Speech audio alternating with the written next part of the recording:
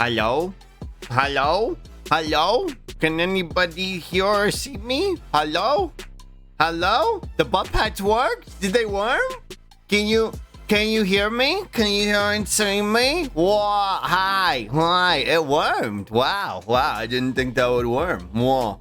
Hello, hi everybody. Okay, don't leave. Don't leave because you might not be able to come back. You might not be able to come back. It sounds like Twitch is breaking. So shelter the storm here. Let me say hi to everybody before everything breaks again. Oh no, it's gone again. Oh no. Maybe today might be fucked. Today might be fucked. I might have to. I'm still here? Okay. I'm gonna try and say hi to everybody. I don't know if everybody's here or not, but hi Bean, hi Shiny, hi Fishstick, hi Traves, hi Vruska. I don't think Vruska can hear me. Hi Shiny, hi Frostbee. Still need some pets too. He's on the opposite side. He's on the opposite side. Here, let me move him over. Okay. Well, here. We'll give him a little head start on the corner. I'm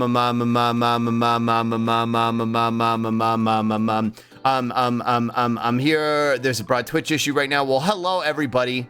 This is not the day for Twitch to be pissing me off. Well, same Traves. I'm still in the void even after refresh. They only need some pets. It sounds like it's slowly taking effect for other people. So we'll wait it out and see what happens. I would say keep refreshing. If anybody who is here, let the other ones know to keep refreshing because it sounds like it's actually working. I had an error this time. Fancy. I don't know if the ones who are here did anything in particular to make it work. Or was just refreshed, or if it just pulled up on its own. Let's see. We got Fishstick, we got Lycan, we got Traves. Who have been banished to the void, mobile or desktop? It's because it's my birthday. This is an omen. Hi, Spippy. Wait, Giuseppe, can you see me and hear me? I didn't do anything in particular. I just let it keep trying to load, and it did eventually. Oh, maybe that's what needs to be done. Also, I forgot I need to do this. Let me join this. All right, there we go. I've tried mobile and desktop, got the same result. But if there's an error, refresh. Whenever you can see stream, just don't refresh again. I just kept refreshing until it was working. I see. We're gonna hang out. We're gonna wait and see if we can get everybody in here. Indie company Twitch. True. This is the company that decides that my streams are not diversified enough to give me partner. So very cool, very cool that this is the platform that I utilize to make a living. Isn't fucking functional. Wait, what? Yeah, they've denied me partner like 15 times at this point. Not diversified enough. On desktop, still not working for me. Yeah, I just kind of apply arbitrarily every month or so, and then they just deny me. I've just kind of accepted I'm probably never gonna get it at this point. Literal Pokemon streamers get partner. We need to be gayer. I don't know. I think they probably just don't like me. They probably just don't fucking like me. If I had to guess. You're too cishet. True. Indie company Twitch. Yeah. Let me end. Vuska. I'll hang out. I'm not gonna talk about anything until we get out. Until we try and hopefully get everybody here. Is everyone else getting a black screen too? Yeah. Hi, Quinn. I don't know why I'm saying hi. Nobody can hear me. Twitch is borked. Yeah. Twitch is fucked. I fucking hate the internet. Yeah. I hear you. Slug says hi, Quinn. Let me end Twitch. Thank you for 22 months. Thank you. I don't even know if you can hear me, but thank you. I really appreciate it. I love the internet. I hate capitalism. True. Hi, Slonky Quinn. Hi. Hi, chat. Hope everyone's doing well. It seems that we are in the void today. Hi, KJ. Thanks, Bean. Thank you for communicating my messages beyond the void. Come on, Twitch. You know you want to let me in. True. Hi KJ. Hi Fish Stick. I'm having fun. I'm like you're like a Luigi board right now. You're a Luigi board. For my messages beyond the veil. I think are the only ones who can hear me. Are the only ones who can hear me, Bean and Shiny? Hi, Nona. Hello. I'm a Luigi board. Could maybe pin a message for people come in. Yeah. Me can hear Frostby can hear me. Okay, I can hear you too. Okay, Nona can hear me. Hi, Frostby. Hi, Nona. I'll do it. You know what? I don't have to see to use redeems. Whoa, true. Hi, Stencil. Whoa, you're a snail. You're a snail. That's so disgusting, dude. You're a snail. The white circle goes round and round, waiting for an answer in the void. I hope it works out soon. Wow. This is kind of fun. Whoa. This is kind of fun. I think the US region may be borked because I'm in Europe. It's weird because I'm in the US, so I mean, I guess if streaming and being able to connect to the stream are two different things. So I guess it doesn't really matter that I'm able to stream, even though nobody's able to see it. But if not everybody can participate, then I don't know if I'll you got it? Okay. It looks like it's slowly taking effect. Upload and download are separate. I'm in. Hi, Traves. Hi, Quinn. Hi, Max. Start furiously looking up a VN. Whoa. I'm joling. True. It sounds like it's starting to work now. Once you're in, don't leave, because I don't know if you can come back or not. I don't know if you'll be able to. But it sounds like if you refresh, I recommend Molvad. That's what I use. I use Molvad for my very necessary reasons that I would use a VPN. Let me in. I made it. Have a stick. Hello. I asked questions to the void and I'm met with no response. Whoa. Refresh, maybe? Sounds like people are getting in with... Wait, are y'all refreshing for those who are getting in? Are y'all refreshing? I still can't see. Whoa, hi, Sippy. Hi, Zeke. Hello. I'm in. Let's go. Also, hi, Damskis. Hi. I'm here. Hi, everybody here. Everybody get in my boat. I refreshed. Okay. Got my emotional support slonkus back. I'm here. I should. Stinky man. Hi, Spippy. Hi.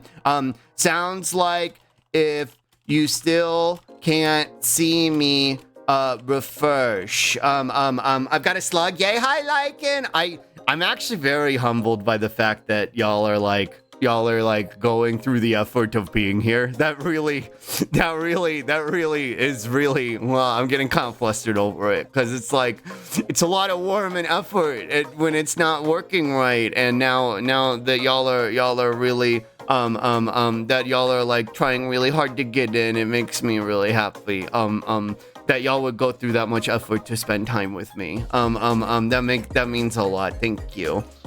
I really appreciate it. Emotional support slug is pretty true term. It's me. Slug, that title reminded me of the goodness of a sloppy Joe. Hi, never mind. I was sitting there slamming my fist on the door, like yelling, "Let me in!" Hi, Traves. Hi, Sippy. Happy birthday, Sippy. I need my slumbus for my birthday. It's true. Twitch can't keep me from Slonky and Melody. True. It's Slug. I have to be here. Whatever.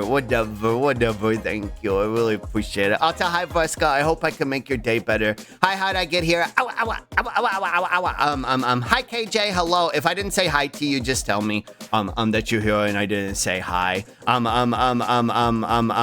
can't pin my message. Whoa. Is it that broken today? Oh no. Me when Twitch won't let me see the slumbus melody. Yes, true. Those of you who are here, we do have a new emote today. Error made an emote. Hi, Lady Virid. Good site, true. Small indie company. I was talking about how, before a bunch of y'all got in, I was talking about how this is the company that's denied me partner like 15 times, so. yeah. My streams aren't good enough apparently, but apparently their broken ass site is. Hi, we multi-billion-dollar company. Yeah, just got back from helping a friend pack our house when they filled her son's Minecraft house with frogs. Whoa. Is it Juice Sippy birthday? It is. It's Sippy birthday. Happy birthday, Sippy. Twitch is made up of connected microservices, meaning parts of the site can be broken even when others work. Whoa. I don't know what that means, but it sounds bad. It sounds like it's not supposed to be like that. It sounds like a bad way to run things. Happy Sippy birthday. Yeah, happy Sippy birthday. Happy Giuseppe day. It's true. Here, hold on. Let me go in here. Did you post in general today? You did. Here, let me give you birthday frog. I kind of want to change birthday frog to birthday horse. I don't know why. Just because. Just because I feel like horses are objectively funnier. Hi, Cat Sally Games. Hello. Hi, Hello. Essentially, it's a lot of different web services stitched together to make one big service. So if one goes down, they don't all go down. I see. Also, hi, Patch. You should. I could do it right now. While we're waiting for other people to get in. Let's see. Rolls. Sub and chat. I take it you are aware of the NFT convention, Fucky Wucky? Yeah. They scrambled themselves. Let's see. Birthday frog? Nah. Birthday hunts. Horse? Okay. Like that. Like that, and then what color should it still be? Wool. My Chadalino discorrected. I keep forgetting to tell you, but you were rocking the hell out of the facial hairs. It's true. Homo's very handsome. Beam radiation directly into Tendy's eyes. Classic tech pro move. True. What color should the roll be? Should it still be green? Horses aren't green, but green's a good color to differentiate. What do you think? What color should it be, chat? Pink? Whoa. Like a bright pink? Custom color. Pink. Green slime horse. True. I'll make it pink. Pink like that. Whoa. Plinko brown. Pink is a birthday color. True. That's true. It's true. I'll make it like a cake topper pink. Yeah, like that one. Okay. Okay. All right, Giuseppe, you're our very first, or Fluttershy yellow. Oh, that's actually a good idea. Hi, tape player. Hi, Joey. Slorb wave, smoking on that shit that made Horton here a who. True. Actually, I kind of want to make it Fluttershy yellow. What color is Fluttershy? Hold on. I'm gonna open Photoshop. Baba Booey. I have to get rid of it though because it requires feet grid shaving. Hold on, I'm gonna open Fluttershy. Lelo. I know what color. I know she's yellow, but I need like the specific yellow. Drive, stream stuff, OBS items, gifts. All right, let me open this horse. And then do this. Hi, Jelly. She's like butter yellow. True. I opened a GIF in Photoshop, so it's struggling. I'm trying to get the hex code. Let's see. The hex code is this. Well, it's like a light yellow. It's this. Faffle. Faffle. Okay. All right. Birthday horse. Complete. Birthday ping. Whoa, wait. Whoa. Birthday ping. Whoa. Birthday. Happy sippy day. Happy sippy day. Whoa. Giuseppe. Wait. Giuseppe. Okay, there we go. Slink slonk. Okay, there we go. All right, Sippy, you're the first ever birthday haunts. I like birthday haunts better. Happy birthday, Breska's dad. Because I'm dad coded. True. Okay, anyway, hi. She's like trying to remember what color Pinkie Pie is. She's pie colored. True. Her specific shade of yellow is called blue. It's true. I'm just happy when things are yellow. Oh, you need her slarpg. It's true. Hi. Hopefully everybody can hear and see me now. Thanks for being patient enough to stick around. I really appreciate it. I know that's a lot of work to put up with Twitch's nonsense. So the fact that you would do it just for me makes me really happy. I don't think I have a whole lot to talk about today because I want to play the video games. Hi, I'm a Scrunt, but I could show you why I'm late. I could show you why I'm late. Do you want to see why I'm late today? Here, let me open Firefox like that. And then, of course you do it for you, silly. Hi, Dolly, whatever. You want to see why I'm late? It's the worst thing I ever made. Here, let me open this.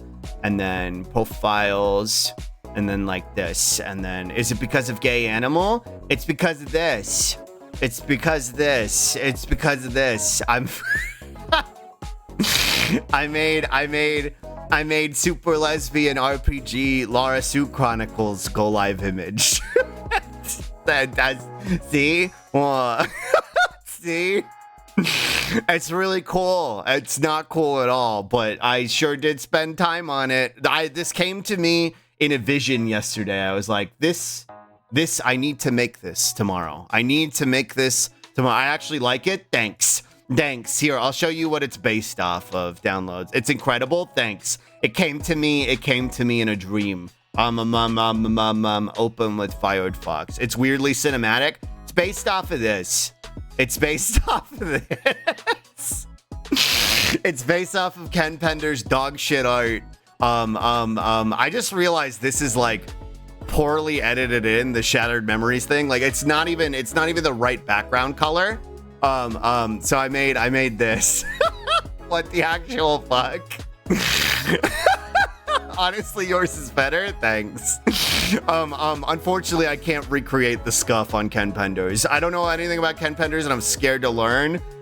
Do we do a Ken Penders Stunlock today? I don't know if I have that in me. I hate that yours is better. Yeah, true. Don't give Ken ideas. Also, hi, Mookie. My laptop adapter got scrambled, so I got a new one, and now I'm checking to see if it works. No? You're a menace, but Ken's a bigger one? True! Yeah, that's true. We need it once a week. I don't know if I'm strong enough. I don't know if I'm strong enough to do Ken Pender's Stunlock today. I don't think I have the energy. We don't need to. I don't think maybe slarpg streams are too sacred for Ken. That's kind of what I'm thinking, even though I made this, but I'll TLDR it. Okay, yeah, you go ahead and go ahead and do a TLDR. I don't feel up to it today. How does this guy get jobs? Well, he doesn't anymore. He doesn't anymore. But now he's just like rewriting the shit that he did back with Archie, and that's what this is. We're all talking about Ken Fender. Hi, lazy, cause I made this. Same applies to the one guy who drew Captain America with tits 5 times bigger than his head. Rob Liefeld.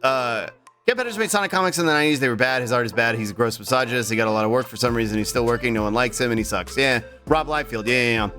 That was iconic of Liefeld. Yeah, true. Also, like, why does Ken suck? I'll just do this quick stunlock. Why does Ken suck? One of the things he like randomly offered up on Twitter when no one asked was that Sally lost her virginity to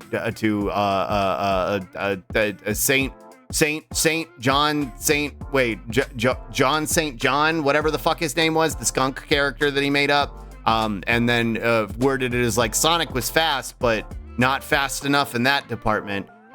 Sally being like 15 at the time too. So just a weird thing to offer up when no one fucking asked. So yeah, Ken's like a weird kind of borderline sex pest kind of type. Look at me, he's telling me you wouldn't have sex completely unprompted. Wait. Combine those messages. Look me in the eyes and tell me you wouldn't suckle from a big booba cap like a mother sow. True. Yeah, I talked about minor characters having sex completely unprompted. Real fucking creepy. Yeah, it's very strange to do. Quick birthday info. It's B Robin's birthday too. Happy birthday, B Robin. Good morning, precious Gooba. Hi, Steph. I'm glad people are being able to come in and hear me and see me now. It sounds like it's fixed. This guy's just proof that it is you know and not what you can do. Yeah, definitely, absolutely. But tell me you wouldn't have sex unprompted as a sentence. I combined them. Was Twitch skissuing? It was. People were having issues getting in. People who think that sex partners is a worthwhile thing to add to characters lore is cringe as fuck. DeviantArt tier. I wouldn't even call it DeviantArt tier. It's just reminiscent of that like misogyny that being kind of detailed in the TLDR, right? Like to indicate which character conquered them, right? Which one took the virginity, as though it's something to take and be conquered. It's just misogyny. Like it's just straight up misogyny. It's just gross and weird.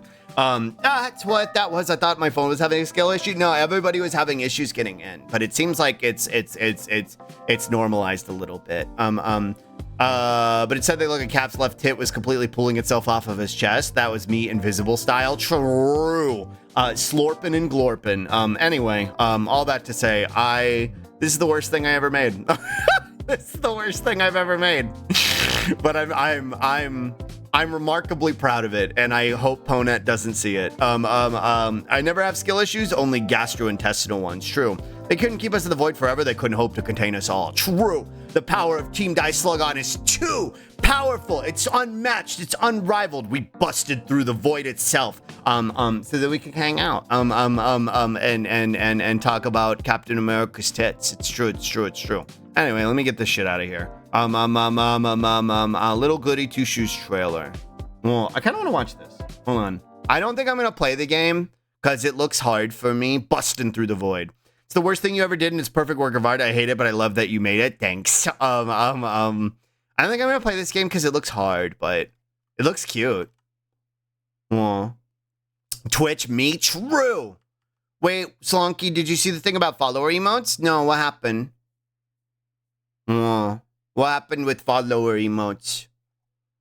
What happened? I think Bonk Bonkman is still a contender for the worst thing you ever made. True. Yeah, you can share a link. Sure. I love the hideous 90s anime style. This looks like a 90s anime. I know, I love it. Is this a new game? It is. It looks like it's got some potential content warning stuff, like trauma and stuff like that. But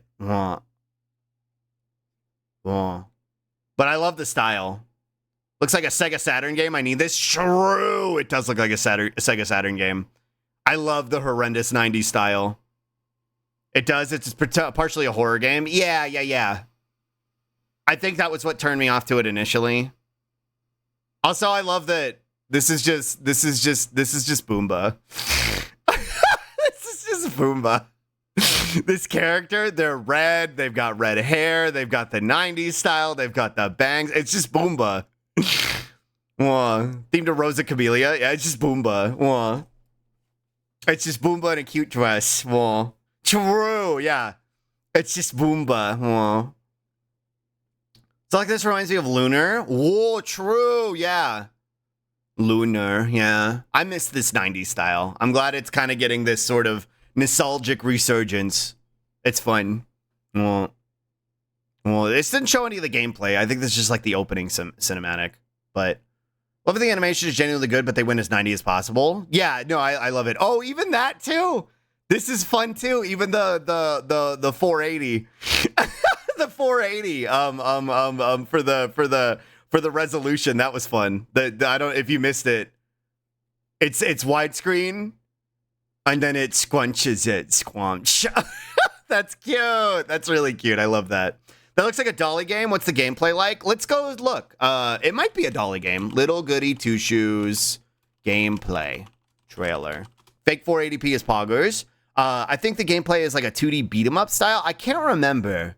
I'm bad at video games, but Dolly's not. Also, I have the link for the Twitch support thing. I'm gonna look at it in a second. That's the launch trailer. Is this the gameplay trailer? Whoa, is that the Loon piece?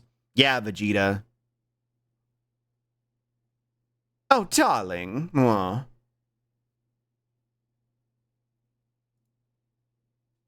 Aw.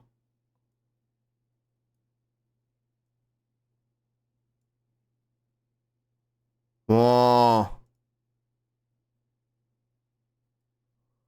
Story reveal trailer? Aw. Hi, Monts.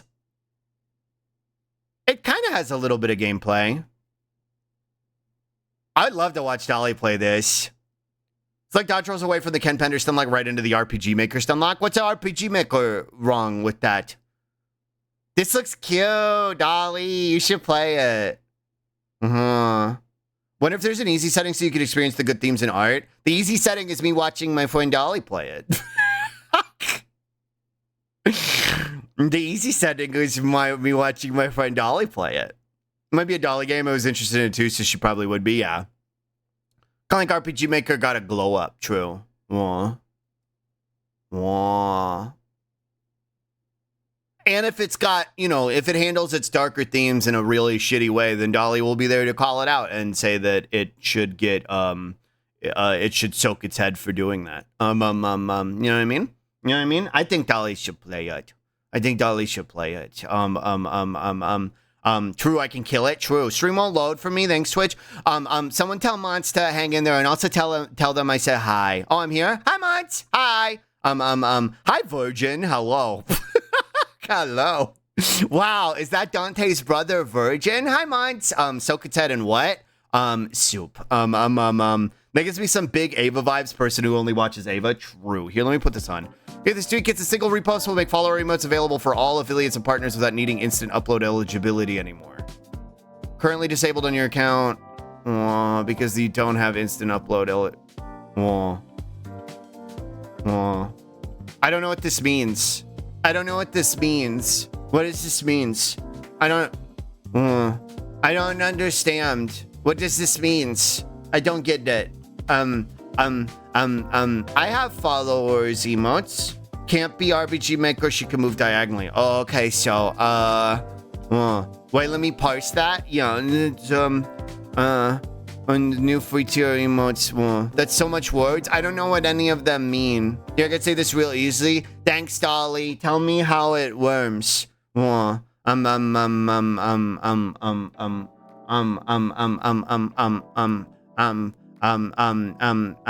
don't know what it means. I don't know what any of this means. Does it impact me? Does it affect me? Am I following? What? Okay, hold on, Dolly. Let me hide Firefox. Hold on. Okay. Look. Okay. Chat, it's so uppers. basically, what follower emotes do you need? Instant emote eligibility requires two things. One, you have to stream a certain amount of days, and in that period of time, you can't have like any emotes removed or any strikes against your account in any way. And that's what instant upload eligibility is. And in the same respect, follower emotes have the exact same requirements. So if you have like that instant upload removed, then you lose your follower emotes. And if I'm all together? Right, it sounds like it's just changing that in a good way. I see. Something that should have been the way it should have been in the first place. Exactly. Okay, bye. Okay, bye. Bye. That's offers. Wow. That's offers. That's offers. That's umbers. Hello, sloppy slugs. Hi, Joey's doodles. Whoa. That's umbers. Okay, bye. She hid behind the stump. She's peeking. That's umbers. It's true.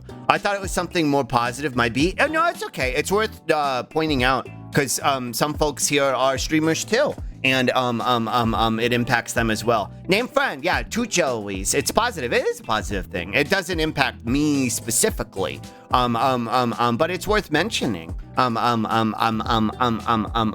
trying to think if there was any other things I needed to talk about. But wow, that was some obtuse corpo speech. Twitch is really good at it. Joeys unite. The Joeys are unionizing. Okay, my brain scrambled. Emotes good. I love emotes. It's true. That was why I was complaining about not having partner. Because again, at the end of the day, I don't really give a shit.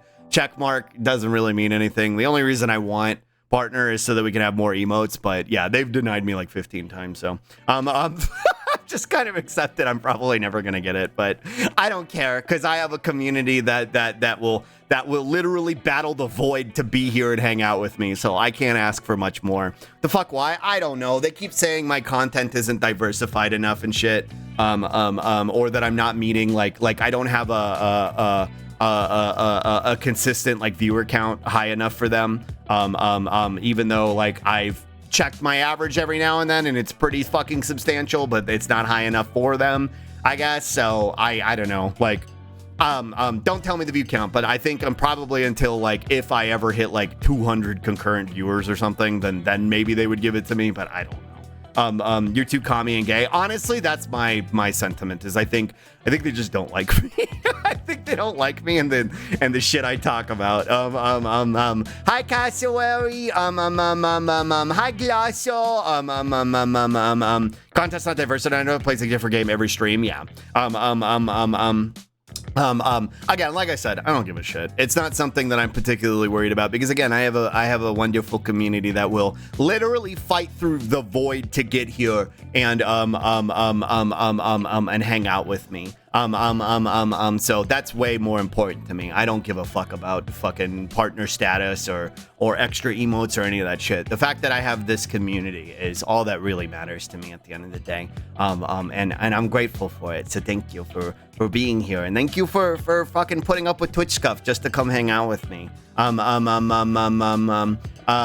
will literally partner someone who only plays LOL in an instant. Oh, I'm aware. Hi Czar. Not to share too much about previous work history, but I have some experience with big test companies like partner programs. Might be able to review stuff for your applications. Whoa. Yeah, maybe my application just isn't good. I don't know. Too many small indie company jokes hurts on Twitch's feelings. That's what it feels like. At this point, they're just being petty. They'll acquiesce one day. It feels like that. But like I said, I just kind of apply once a month just out of curiosity to see what happens. The only reason why I'd want to be partner is so you can eventually get that 70-30 split. And the reality is like the only way you're getting that 70-30 split is if you're like Hassan or XQC. Like you have to be making those numbers to like you're talking like top billing Twitch header numbers, and like I'm not there, and I don't think I'm ever going to be there, and I don't think I really want to be there, to be honest. We will polish your Twitch resume. True. We love you, Slug. I love you too. Yeah, I'm not bummed about it or anything. Like it's annoying, but like again, like what's way more important to me is that I have a community that's like willing to be here and hang out with me despite the website literally breaking and comes and says nice things to me and hangs out with me and spends their days with me. That's way more important to me. Who gives a fuck about partner? I don't care about that shit. That's way more important, having a wonderful community like y'all. The requirements of the crazy like 300 plus active subs. Yeah, for the 70-30, it's like 300 plus active subs, and gift subs don't count, I believe. You have to maintain 350 non-gifted subs for 90 days without dipping below. Yeah. My day is better when it starts with Slug. What the heck? Well, I'm glad, and I'm glad y'all choose to come spend your time with me. It really does mean a lot. And again, like I said, that's way more important to me. Having a community where I can have fun and come hang out with y'all, that's way more important to me than any silly checkmark.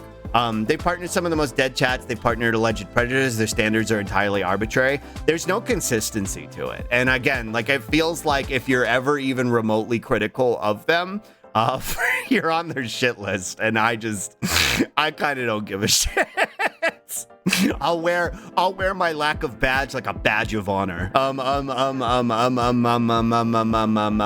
My streamer's too based. Whatever. My chat's too based. I'm just glad Quinn discovered me. Cause you are my morning comfy streamer. Discovered you. I'm glad they discovered you too, Jelly. But I'm glad y'all found me. I love the both of you. My night is better when it starts with you, Slug. Thank you. Yeah, I love that we have so many people who are like starting their mornings and some folks who are just getting ready to snuggle up for the evening. It's really fun. It makes me really happy. Turns out people in power don't like it when you speak truth to power. Who knew? Yeah, I mean, I'm on here literally talking about how Israel is a genocidal apartheid state. So I don't think Twitch probably likes that much. Badgent of honor. True. That's oligarchs for you. Yeah. Considering some recent partnerships, I'm going to agree that badgent of honor indeed. True. Yeah. I'm happy. I'm happy just to be able to be here and hang out with y'all. I feel like they just shove partner apps and ban appeals into an AI box. I think so too. I don't think it really matters, especially if you're below like a certain threshold for them. Like if you're not hitting a certain like viewer count, they just don't give a shit. Oh, I can brush my teeth all by myself. Okay. It's eternally in my favorite clips folder, and it's how I found you. I know, and it makes me really happy. Best part of waking up is the slorb in my cup. I drank all your coffee. I soaked it all into myself like a little hot tub. My hair is too long, chat. It's like getting in my face. I need to get a haircut, but I keep forgetting to schedule one because I've got ADHD. Hi, Labber. I have awoken from my slumber. Good morning, Labber. Splunge. True. Yeah, like a splunge. Wow. No. Quinn's clip fave folder is a great pickup for me when you are sad. A pickup when you are sad. Just get headbands. I have my headphones is headbands. My headphones is headbands. I got fucking mega curly hair, so I gotta see a specialist. Yeah, I was talking about it the other day how I was gonna go get a haircut, and then my stylist canceled because she was like, I got the flu, and I was like, you probably don't have the flu, you probably have COVID, but that's okay. So I was like, that's fine. I don't want to come see you anyway.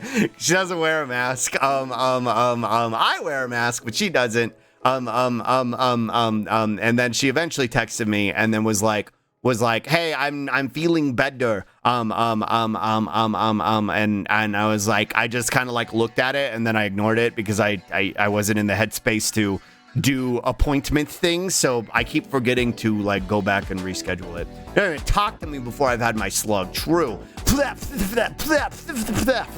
I gotta have my pre-work sludge or the day just feels wrong to waves. That's why I feel bad when I'm like super late to start stream, because I know some of y'all watch me before you go to Worm. And if I start late, then sometimes you don't get to see me.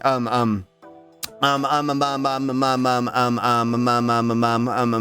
making me consider growing out for a wolf cut. I love a wolf cut. I have a wolf cut. It's really long now, so it's not really a wolf cut. It's just kind of long. Huh? Okay. Well, Roz is getting iced. That's what that sound is. What's a wolf cut? Is it what Yamcha has? I guess Yamcha's hair could be kind of a wolf cut. Yamcha has Arvin hair, and that's why they're both cute. Yeah, true. Cut the VOD of the part of slarpg I missed last time. I just wanted to point out how I noticed Claire straight up doesn't know how to handle getting a compliment. True. Also, hi Owen. Chat says hi Roz, hi Ice. Slug and coffee is my morning. Slug makes coffee taste minty. It's true. When I jump into chat, it's usually right after I roll out of bed and before I get my coffee. What the heck? I'm like the first thing y'all see is crazy to me. Or that's wild to me, rather. Sorry. Hi, Zai. So you're saying Arvin should have had Minoru's voice? Oh, you're cooking, Bean. That may be Arvin with Minoru's voice, but I can't hear of him. I can't hear him without anything other than Trunks' voice at this point. Oh my God, it's my favorite slorg. Hi, movie cowboy. Hello. It's a sleuth. Hi, Quapes. Hello. Also, gotta celebrate real quick wearing one of my first femme outfits today. That's so fun, Nona. I hope you have fun. I love getting to dress up. I don't do it often, but when I do go out, I try and make a event out of it. Because most of the time I'm just sitting at home in my underwears. but when I do go outside, I try and be cute about it. That's really exciting. I hope you have a good time. And I hope it goes well. Sniffer. Yeah, I just sit around in my panties and socks, but. That's usually what I stream in. Maybe when it gets cold enough, I'll put on a tank top, but usually that comes off. Cause it gets too hot with the ring lights in my face. It's a vibe. It's very comfortable. Y'all the best. I hope you have a good day, Nona. I hope you have fun with it. Yeah, you got this. We love a transgender win in this house. It's true. Underwear, socks, hoodie. If it's chilly, that's it. Pretty much. Reject gender conformity, embrace comfy clothing. True. Man, my hair is such a mess. It keeps falling in my face. We love you too. I was trying to remember if there was something I needed to talk about, and I don't think so. I'm trying to remember what I did yesterday after stream. I fell asleep. And I played some Pokemons. I'm slowly but surely training things to level 100 to put them in Pokemon Home. Hi, Coral. And then. Oh, I got a shiny Jigglypuff yesterday. I play Pokemon Go pretty much every night because I go work out almost every night. And are you gonna put me in a home when I'm 100? Yeah, you're gonna go in a home when you're 100. But surely, true. Slowly but surely. But yeah, I found a shiny Jigglypuff. It came out of a 2-mile like shitty nobody egg. You know, like in Pokemon Go, you get like random eggs that you can hatch, and they're based on like how much time you spend walking, and how quickly they hatch. So true, Moobot. And it was like one of those shitty 2-kilometer ones, and it was a shiny Jigglypuff. And then I flowed about it. Bean dance, true. I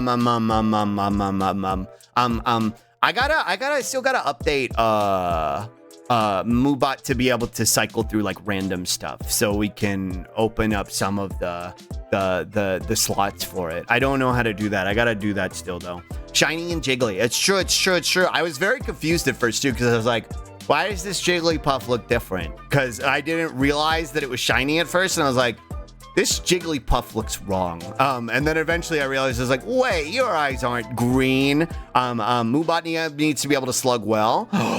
But then I'd have to make it a Twitch emote or a BTTTV emote again, because it's not one right now. This Jigglypuff is incorrect. Hi, love. Hello.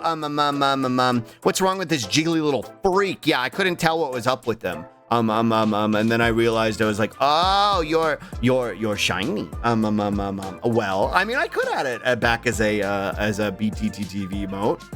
The well emote is so good. It's so fun. I love it so much.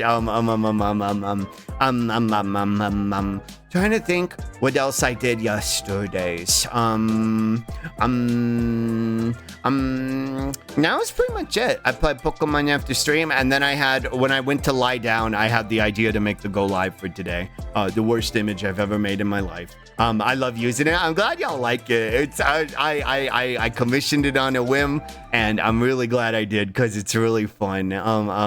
It's really cute and silly. I'm obsessed with it. Well, yeah, as soon as I got it, y'all were like, you need to make this a Twitch emote. And I was like, okay. New favorite. Well. Immediate top tier emote. I hope y'all are being nuisances in other chats with it. I go warm now. Have a good time with the lesbians. Bye, Traves. I'm glad you could come hang out for a bit. Good luck at worm. Oh, tomorrow I'm gonna go see the Digimon, the new Digimon movie. I'm gonna go see that tomorrow. I'll probably do some work during the day. So I'll be like working and goofing off in Dolly's chat. But but after that, later that night, I'm gonna go see the Digimon movie. Are you going with your little brother? Bunker lives a little further away, so no. But I'm going with Chugga and Box. Smug emotes are my favorite because they can be both critical and complimentary. True. Yeah, I'm not going with Bonser because he lives kind of far away. But I'm excited to see what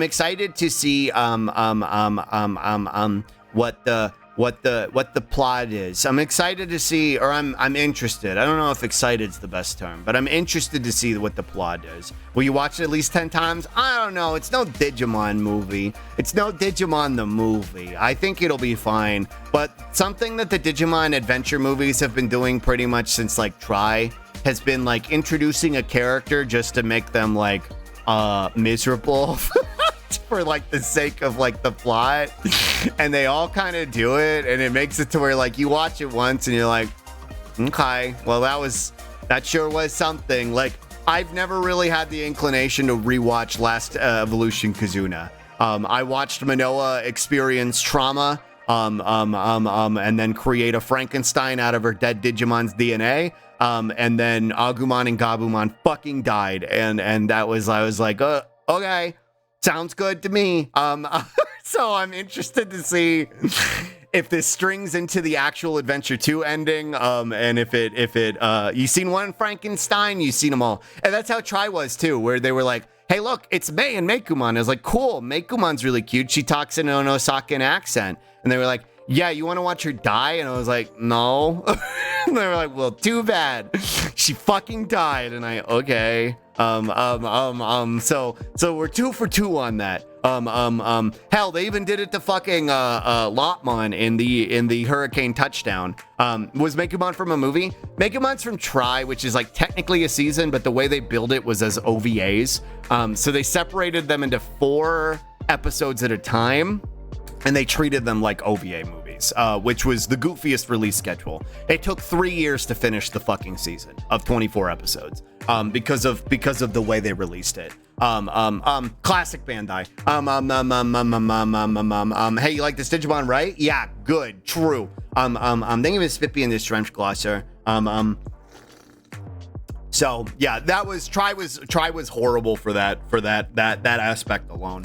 There was some cool stuff in it. We're getting to see the Adventure Crew get all of them get their megas. But there were some plot elements that were questionable at the best. And also the Adventure 2 crew was kind of sidelined like completely in that movie. Or in that series. But yeah, I'm curious to see what they do with this movie, because technically the Adventure 2 ending is still real, where Matt becomes an astronaut and goes to space with Gabumon, and Tai becomes an ambassador for Digimon kind. And he's hanging out with Agumon, and they're both wearing suits. So like, supposedly those are the Agumon and Gabumon we know, and if they're dead right now, then they should be able to come back somehow, with retaining their memories. It's not really clear, but my assumption is there's time travel memes happening in this movie, so maybe, but I'll probably spoil it when I see it, tomorrow, and then come back on Friday. I'll probably tell the spoilers for it. I haven't actually really heard much in the way of anything for it. I haven't really heard like good or bad things, but that's also because I haven't really sought it out, and also I'm not on Twitter, so I'm banned on Twitter now. So well, so in one way that's good because I don't get spoiled on One Piece anymore. And I guess things like Digimon, I don't get spoiled on that either. Yeah, I got banned on Twitter, so now I don't have to, and I don't know. I haven't heard anything. Also, they're supposedly giving away cards at the like for the first like 50 people who come to the movie, you get like a special Digimon promo pack thing. So I don't know. Whenever I've gone to stuff before, sometimes they've been inconsistent about that. But I'm curious to see if they'll actually give me some. I need to keep checking Blue Sky. I keep missing my daily dose of Slore. Yeah, I post there. I don't post on Twitter anymore because I'm banned. Isn't it great? Not having Twitter made my life so much better. I love not having Twitter. Because like there will be moments where I'm like on my phone, I'm sitting on the couch, and I'll check Discord and I'll check Blue Sky, and then I'm like, okay, let's go check Twitter, and then I'm like, wait, I don't have Twitter, and then I'm like, I guess I'm gonna go do something I actually want to do instead. Like, so I'll read manga or something instead, and I'm like, yeah, wow, I don't have to look at Twitter. I'm going both days, so hopefully I snag one. I hope so too. Yeah, I'm only going to the dub. I was gonna go to both days, but I decided I'm only gonna go to the dub, and I'm hoping I get a pack. And if I do, I'll save it for Ham Cam stream. I've been 100% content with co-host and haven't even bothered with Blue Sky or Insta or whatever. I'm on co-host, Tumblr, and Blue Sky, and I like the three of them. Not even banned on Twitter. I just don't care anymore. Totally valid. I banned it because I knew I baited the ban because I knew I lacked the self-control to remove myself from it on my own. So I just needed to get banned to remove myself. And now that I'm banned, I just don't give a shit anymore. A lot less doom scrolling since I stopped looking at Twitter. Same, Fishstick. Like, and I feel way better all the time. I hope you get a pack. I hope so too. I want to open it on stream with y'all. I was using Twitter up until they remembered TweetDeck didn't suck enough for them yet. Oh, true. They've ruined any reason to do it. And I had this hot take the other day, but like, and I still stand by it, but like, pretty much that Twitter is a Nazi website now, right? So like, it's just a website for Nazis.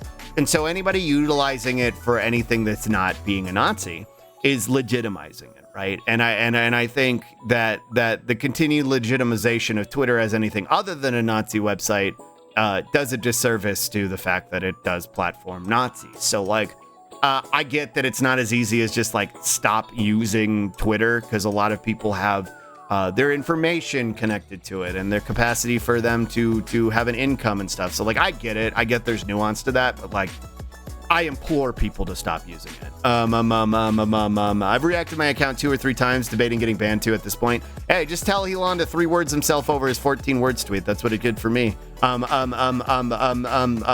Co-host of Mastodon for me, Masto only really because there's tech folks there. Yeah, it seems like Mastodon's really good for the tech infosec folks. I only post alerts to new vids on Twitter now and occasionally look at new sec updates. I stopped using social media for a while, but gradually getting back into Blue Sky. I like Blue Sky, but it's got a lot of the same issues as Twitter, and you just gotta curate your feed in that regard. And again, like, something I've started to see take off more on Blue Sky now that more people are moving over from Twitter is them doing the same thing of like, let's engage with bad faith actors. Let's tweet dunk on people who are saying something transphobic or you know, like in favor of Israel. Like, just block these fucking people. Like, don't engage with them. Stop giving them the attention and the platforms that they want. Just block them and move on. But I still don't have enough people to connect with on Mastodon and co-host. But if I could follow more people, I'll use them more. That's really what it is. You gotta seek out people that you want to engage with. If InfoSec Twitter doesn't move to a new platform, it's gonna suck keeping up to date on security stuff. Yeah, I can see your argument, but disagree. I don't know that I'm curious to see how you would disagree with the sentiment. Again, I'm not saying that anybody who actively engages with Twitter is a Nazi. I'm saying that it legitimizes it as a Nazi. It legitimizes it as anything other than a Nazi platform. Let's put wanton hatred on all of my trans followers. Dash. Yeah, exactly. Don't feed the trolls is something that needs to be taught in schools, literally. Remove and isolate, no need to engage. I realized how much Twitter was hurting my mental health. Yeah, same. After I got banned from it, I was like, holy shit, I feel way better all the time. Don't quote tweet if you must dunk screenshot. And even then, you're just putting it on people's timeline. You're just putting transphobic shit or hateful shit on other people's timeline. That because potentially going to trigger them further than it already triggered you. Also, hi Gopsy. Twitter is brain poison. It's genuinely unhealthy to wade through an app that hate. I mean, it's designed to make you mad. Like, it's designed to make you miserable. Like, it is literally designed to make you miserable and keep you engaging with things that make you fucking feel shitty. Like, that is literally the way it is built. And so with so much more shitty like aspects on the platform, like so many more shitty people who are not getting held accountable for their shitty fucking takes, like literal fucking Nazis. Like, that's what you're gonna see more of. That's what's gonna be promoted to you. It's just not worth being there. I don't know if Blue Sky has an algorithm like Twitter, but engaging with those people will just give them way more visibility. I don't believe it has an algorithm in the same way, but it does. Yeah, it does give them visibility in the sense that you're putting it with the people the people who follow you are going to be witness to it at that point. That is how it made its money before Elon killed it, literally. Twitter has a lot of bounty guys and black hats, and that's part of how I get updates on new stuff. Engagement through anger and sadness is much more effective than happiness and good vibes. Exactly. It's literally why doom scrolling is a thing, right? Like it's feeding on the parts of our psyche that feel the desire to do that to ourselves. And it monetizes it, and it's gross and it's awful, and not subjecting yourself to it is just like a genuinely good thing. Fair, I don't engage in dunking, don't see the damn point, to be honest. I used to, and hell, I slipped up the other day. I came across this guy on Blue Sky who was like doing the most centrist approach to Israel and Palestine while like actively recognizing like Russia as a hostile state, but like humanizing Israel's genocide and like both sidesing Palestine's involvement. And like the way they were doing it was just the most centrist fart huffy thing I've ever seen. And I responded and I was like, you are so high on the smell of your own farts that you don't even know what timeline you're in. And then I just blocked him because I was like, I don't care about this shit. I was like, fuck you. And I just blocked him. But I did engage mildly. And then I blocked them. And the good thing about Blue Sky is when you block somebody, they don't really come up for you anymore. Like they are shadow banned for you essentially. Twitter's been dying for way too long. It needs to just bid it already. It's time waiting for Muskrat to sink the ship. We need a dozen magnets and a server farm. I don't know that it's ever gonna really collapse until he decides he wants it to. Yeah, it's audio funks. Both sizing a genocide is a big smelling one's own farts energy. It's just completely removed from reality. Like you live in just the most obtuse realm of privilege, and you're not even conscious of it. I've managed to secure my Twitter fairly well to dodge out most of the random asshats that get to recommended by the system, but if you have to micromanage everything about your timeline just to keep safe, then you have to step back and take stock. Pretty much, yeah. Like, what's the point of even being there anymore? Also, as somebody like who is, I wouldn't consider myself a public figure, but like as somebody who is a streamer and has an audience, I've been harassed like more times than I would like to count on that fucking website. Like, I've gotten death threats from lolicons and the people who fucking organize them. So I'm just like, yeah, I don't think I want to be there anymore. What's the fucking point? On Twitter, I see dozens of people I've blocked. It's not even a true block. Yeah, exactly. At least on Blue Sky, like they are shadow banned for you. Another important note is that while it's understandable that a content creator might want to continue engaging with the Twitter audience, that general population has now changed, which also means that the audience that you can still reach through it has changed. The more you use Twitter, the more awful people that will follow you, and the harder your life will be.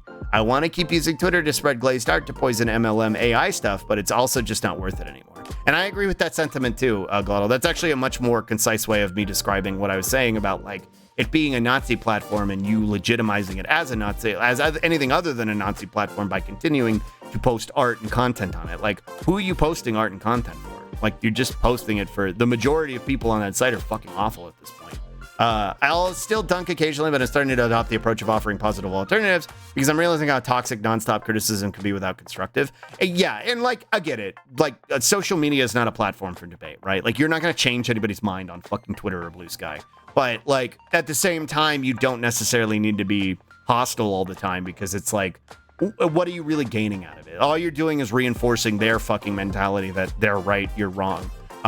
Giving yourself this sort of like brief sense of vindication and then ultimately removing yourself from the situation. Yeah, like what you said, giving a alternative and then blocking is not a bad idea. A screamer, true. Honestly, even people that need social media outreach, I think staying on Twitter will just be a net negative. That's my sentiment. Like, I don't really want the audience that's on Twitter. You know what I mean? Like, I don't really want that audience in my Twitch stream. Like, I don't want them in my fucking Discord community. I want them to be a part of what I would consider my community. Like, I don't know. Like, that's kind of my sentiment. And I know there's nuance to that. Again, like, I understand that. I understand that there's nuance to that. I'm talking about like as a majority at this point. That's just kind of the way it is. And that's why I'm kind of like, I'm glad I'm banned. I'm glad I'm not there anymore. But anyway, I don't remember why I started talking about this. I don't remember why I started talking about this. I don't remember how I got on this topic. I don't remember what we were talking about before. Hi, Sla. Hi, Corby. Hello. I don't either. I don't remember how we got on the subject, but, you want to play video games? We can play video games. Well, we can play video games because now I'm caught up and I don't remember what I was talking about. So we can play video games. You want to play video games? Sure. Okay. Yes. Well, hold on. Let me come back. The idea of social media algorithms in general is kind of dangerous because letting machines optimize for engagement, they will figure out that hate is most efficient. Facebook, for example, is partially responsible for the Rohingya genocide in Myanmar. True. And it's not, yeah. Again, like letting social media in general, like, and I say this with a big asterisk on it because I recognize that there is nuance to this statement as well. But social media in general, kind of bad. Social media, kind of bad, especially when there's an algorithm involved. It's just designed to be, like you said, it's designed to prey and monetize on the worst elements of where our minds go and what we like to fixate on. I'm always saying this, yeah. Social media, hot take. Social media, kind of stinky. All right. Anyway, let me go over here. Oh, slarpg. Oh. Wow, such wise words. True. Social media needs humans behind it, and the gamification aspect needs to be removed. Absolutely. True. Slarpg. Let me go here. TLDR, capitalism, bad. True. Big, hot take. I think capitalism, kind of cringe. Kind of fucking cringe. Not a big fan, personally. I think it's kind of lame. Sladoru? Okay, hold on. That actually helps me because then I can be smaller. There are ethical ways to do social media and organize it, but not when it's monetized. True. Like Sippy said, the gamification. I think I broke. Whoa. Is that the Christmas piece? Yeah, Vegeta. Call me a kooky, silly femboy, but communism, kind of base. True. Tunamianism, even better. Well, true. I love what you've done with the game screen. Thanks. Glossal made this for the game specifically. I want to do more of these for the other games I'm playing. Because it's really cute. Hi, Love. Hi, Saiyan.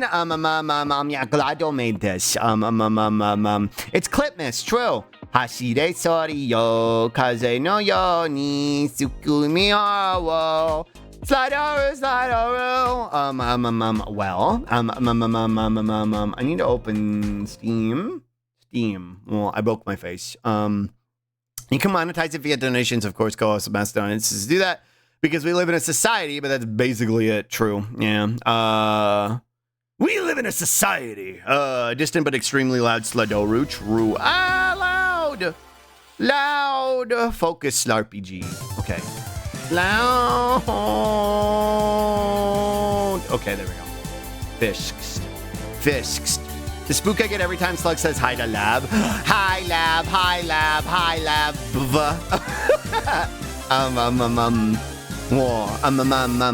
Follow the talented God. Let me know if you are going to play a special game that needs extra love, and I'll see what I can do.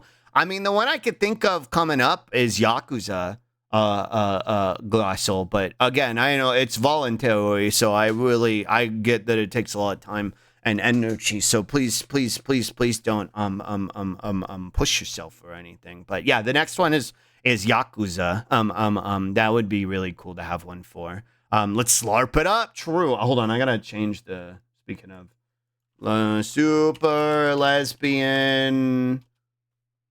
Lesbian Chronicles of Lara Sue. Okay. For the first letter of the two words of RP and RP, you get LARP. Coincidence? I don't know what that means. Sloppy G's are a spinoff of the Bee Gees. True. I don't. What? Yes. Coincidence. All right. Snow. It's snow. Well, yeah. I don't remember what we're doing. Oh, there was a thing. Need a plot recap? Yeah, Glado. Let me do the funny Dragon Ball announcer voice. I love how this emote is called Slug. Whoa. Slug mods. Whoa. God damn it. True. Deckard special. Whoa. Slug mods. True. Yeah. Lesbian action role playing pun. I see. Mods. True. It was very emotional. It was. I gotta get the recap from Glosser. Previously on slarpg. True. I was like, I'll put a space. That'll make it work. Nope. Nope. That's the mods. It's true. That's the mods. Wow. That's all the mods right there. Wow. It's really quiet. I guess because the event hasn't happened yet. So the sound will pick up when we go up there. But kills you. True. Wait, I'm gonna make sure you're actually here again, Dolly, in case you pop in again. Yeah, you are. Okay. Kills you. Wow, that's modders. True. Silence before the storms. True. Hi, Dolly. Hello, Dolly. True. That's uppers. Lady fucking said it exactly like you yesterday. It made me crumple. Kills you.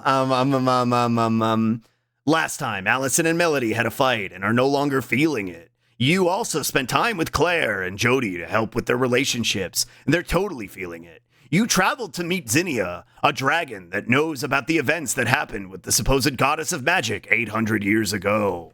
True. Now on Sloppy G, whatever's up here. Oh, it's Paula. Oh. Paula? There you are. Oh, her skylers are black now. Right as you ended, Allison and Jody had a conversation about their previous relationship, which was interrupted by a strange sound. You're currently investigating it. It's Paula. Well, as I was very trans last time. True. Her background is black too. Whoa. Today on slarpg. Well, what's going on with your eyes? Are you okay? I'm better than okay. I'm ready for round 2.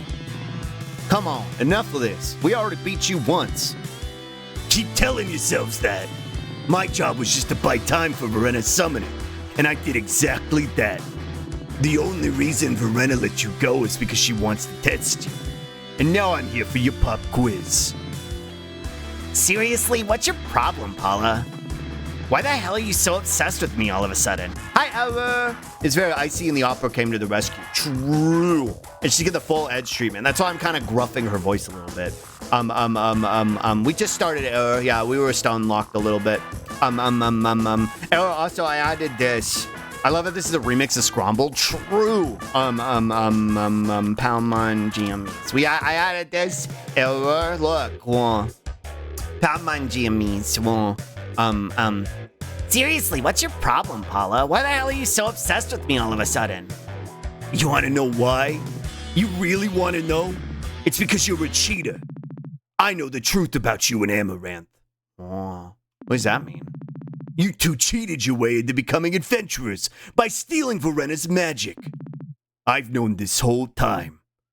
Paula, people like you sicken me. You're no heroes. You're scum. Only took me the last 5 minutes of trying to get to your stream to load. Anyway, hi, Slug, and hi, chat. Oh, Observer, it might be scrambled again. But hi, hello, I'm glad it worked. Chat moved as I pinned that, but it's the same emote, so true. Hi, Observer. Yeah, chat was, or Twitch was having issues earlier. But I'm glad you were able to get in. And thank you for keeping to try. I really appreciate it. That's a lot of effort to go through to just hang out with me. You just think you can use magic to get whatever you want. Well, guess what? Two can play at that game. I proved my worth in the assault on Greenridge, and now Verena's granted me more power. And unlike you, I was chosen directly by the goddess of magic herself to inherit this power. Paula, do you have any idea how dangerous that is? Dangerous for you, maybe. No, seriously, cut the crap. You need to get medical help right now or else you might... You can't run from this, Goletta. If you can't face me like this, then you don't stand a chance against Verena. Now give me everything you've got. Whoa. Whoa. She got a glowy axe now. Paula appears. Whoa. Time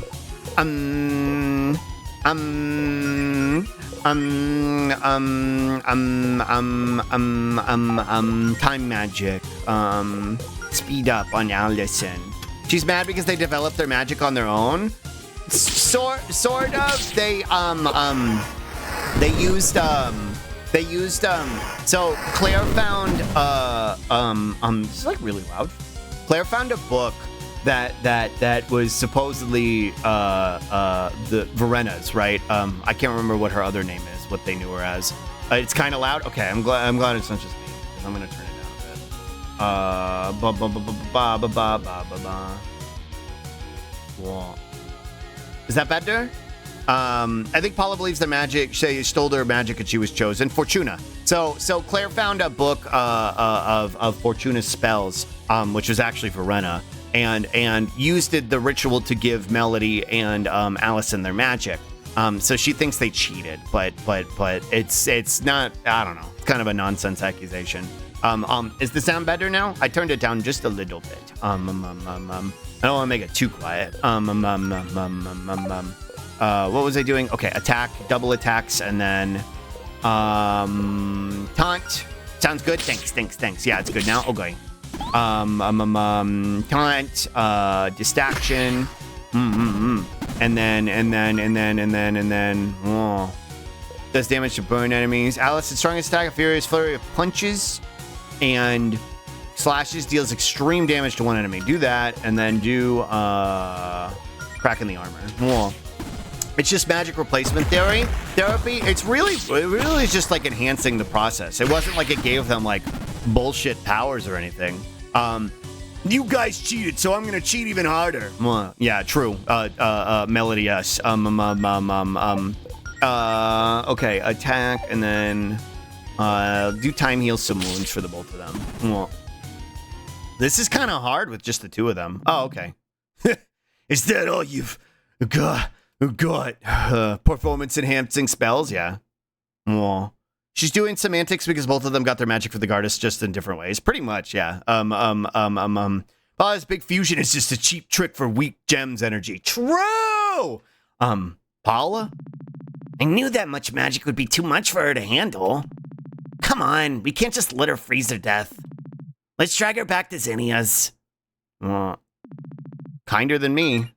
Well, I could have ended on this last time. Jasper moment? Yeah. I wonder if she'll become reformed. Zinnia! Paula? Whoa, what happened here? Is she? Pasta voice. She's suffering from mana poisoning. It's a common side effect of being infused with too much mana too quickly. It's true. A minor case wouldn't be much worse than a hangover, but Paula's so overloaded that she's lucky to be alive. She's a total pain in the ass, but Paula doesn't need to die over all this. Can't we do anything? Zinnia, would draining some of her mana work? Whoa. We're having a great day, true. Draining? Whoa. I don't even know if the magic really comes from Vareska. Vareska, are you the goddess? Or if she just knows how to give people mana that's already around. Yeah, I don't really know either. Your Zinnia pasta voice is very cute, Slug. Thanks. Well, draining. Zinnia, would draining some of her mana work? I might be a magical goddess. It's true. I know a spell for that. Yes, that would do the trick. Come here, I'll guide you through it. Wait, how is the name? It's Verena. I thought it was funny that you made it Vareska, though. Where am I? Don't try any funny business. Oh, great, I'm in hell. Whoa. I could go eat. Me very sick, so need to rest. Thankfully not COVID. Good night, silly goobers. I hope you feel, Phosphie. Wait, I hope you feel. I hope you feel better, Phosphie. I hope you don't feel sick. I hope you feel better. Thanks for hanging out. Have a good rest. She casts it. She goes, true.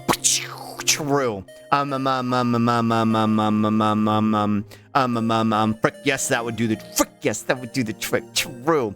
Also, hi, Kazu. You're welcome for saving your life just now. Wait, something's missing. Where's my magic? What'd you do to me? You're recovering from a life-threatening case of mana poisoning. You're such a frick. Whoa. Your lucky Melody was here to help drain your excess mana. Whoa. Ugh, gross. Don't assume that I owe you or anything. I'd rather kick the bucket than get help from a magic thief like you. Magic thief? Yeah, it's right. I know your little secret about how you got your powers. I've known this whole time. Overheard you two blabbing about it on the hiking trail a few days ago. And boy, did it piss me off. Oh. Yeah, let's fuck with her. Oh.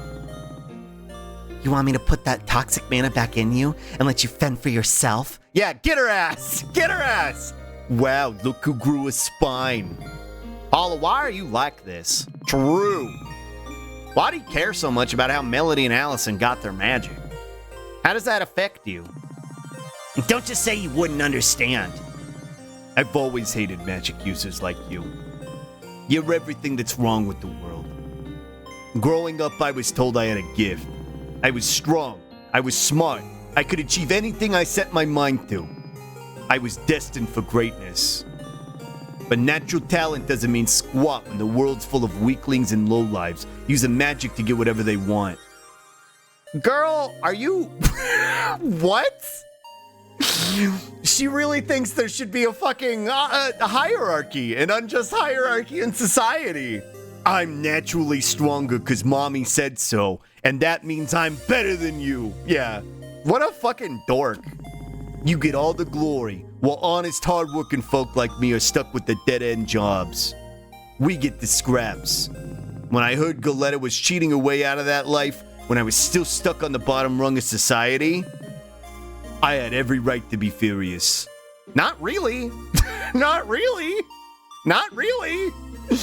This is such a fucking awful perspective. Cheating? Yeah. Yeah, like, you could have been like, hey, could you do the ritual on me? That would be cool. Classic, I had it tough, so everyone else should too. Yeah, everybody else should fucking suffer because I did. You know, Paula, I actually considered inviting you into our guild. Is Galetta Melody's last name? It's Allison's.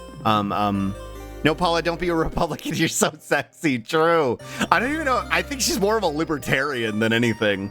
This is D&D Wizards versus Sorcerers versus Bards versus Warlocks all over again. Whoa. You're a good fighter. We could use someone with your skills.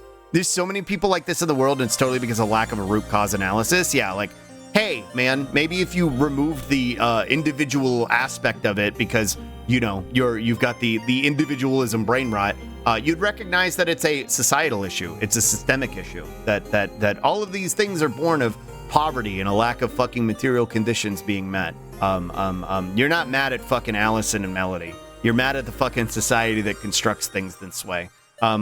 Which even this society is like less damning of that, in my opinion. It doesn't seem like it's struggling from the horrors of capitalism to such a degree, but I don't know.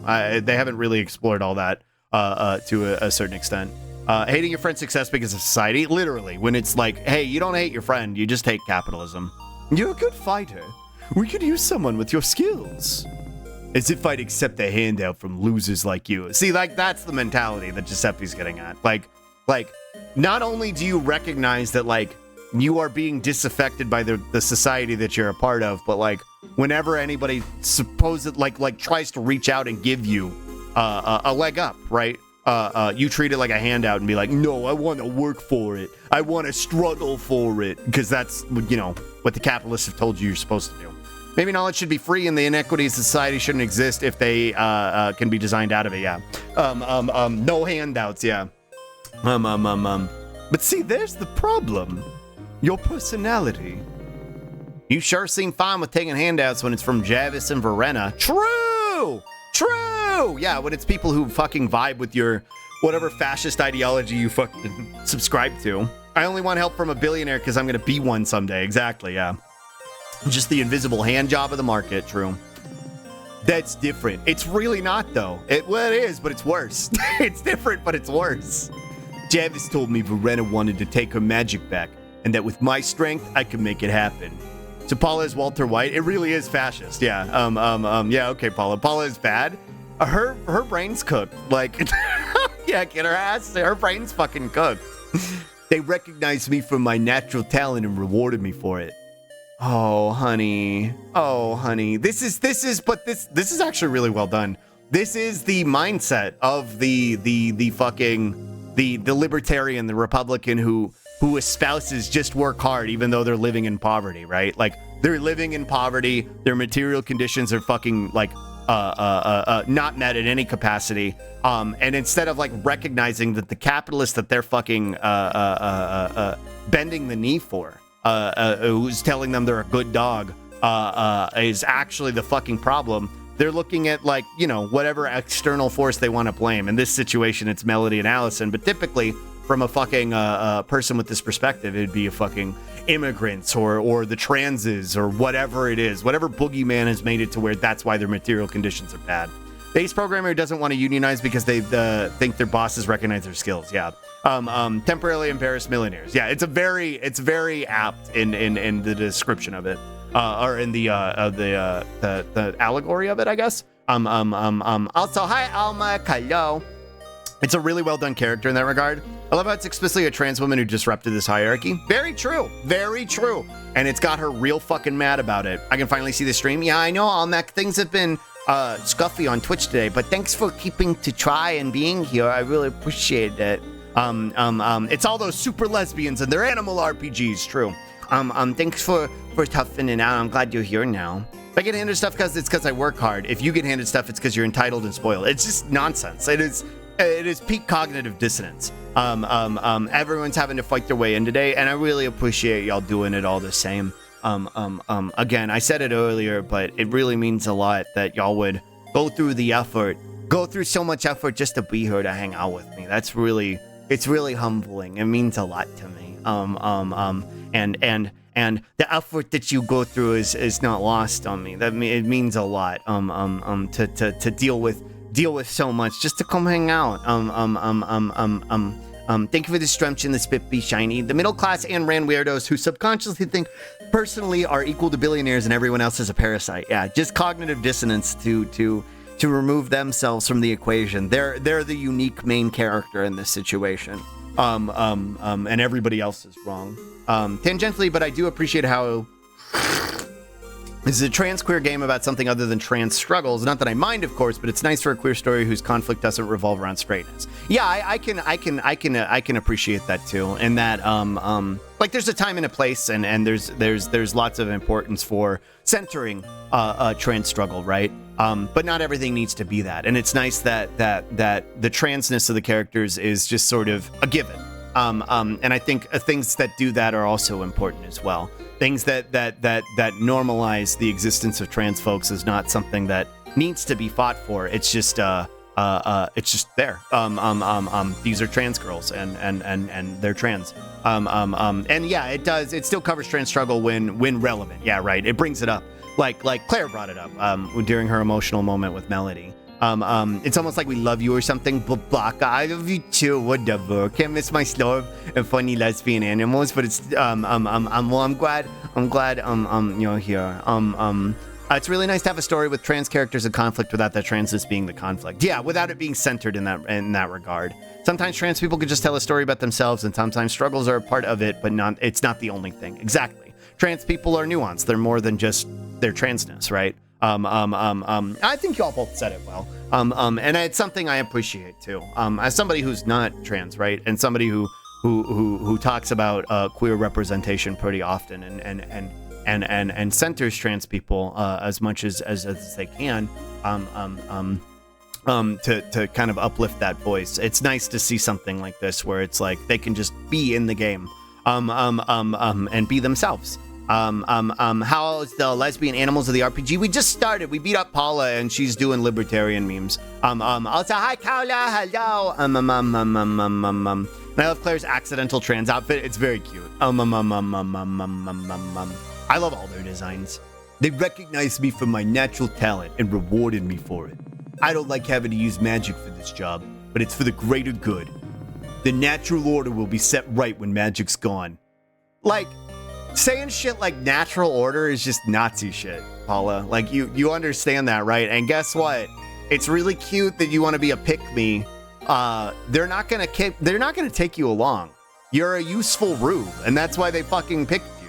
And that's why it's the same reason capitalists fucking look at the disaffected, like, racist southerner and appeal to that person, because it's like, you're a useful fucking tool for their agenda, and they don't care about you either. Natural order, yeah, it's literally just imposing an unjust hierarchy. What websites have you been on recently, Paula? Yeah, stay off of fucking Pola, more like, You know what? I actually kind of understand where you're coming from, Paula. Don't patronize me.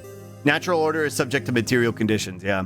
Everyone likes to talk about sacrifices for the greater good until they're the ones to be sacrificed. Exactly. It's really easy to make sacrifices when you're the one making, like, sacrificing other people. Don't patronize me. No, I mean it. Well, hi, Ace, hello.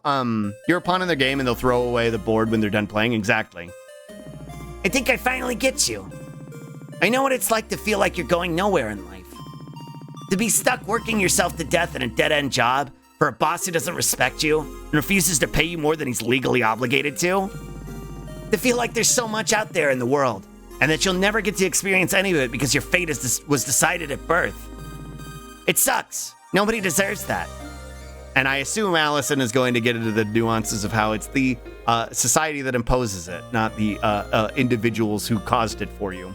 Worst case, you get incel, I'm eugenicist, and I don't make the cut logic. Yeah. And then they actively, like, work in service of that. What happened recently, Sluggo? What do you mean? Well, we beat up Paula, and now she's doing libertarian memes. That's why I'm doing my damnedest to get myself out of that life, any way I can with the support of my friends. But you don't actually care about that struggle. You don't think that nobody should be treated like that. You just think the world owes you in particular.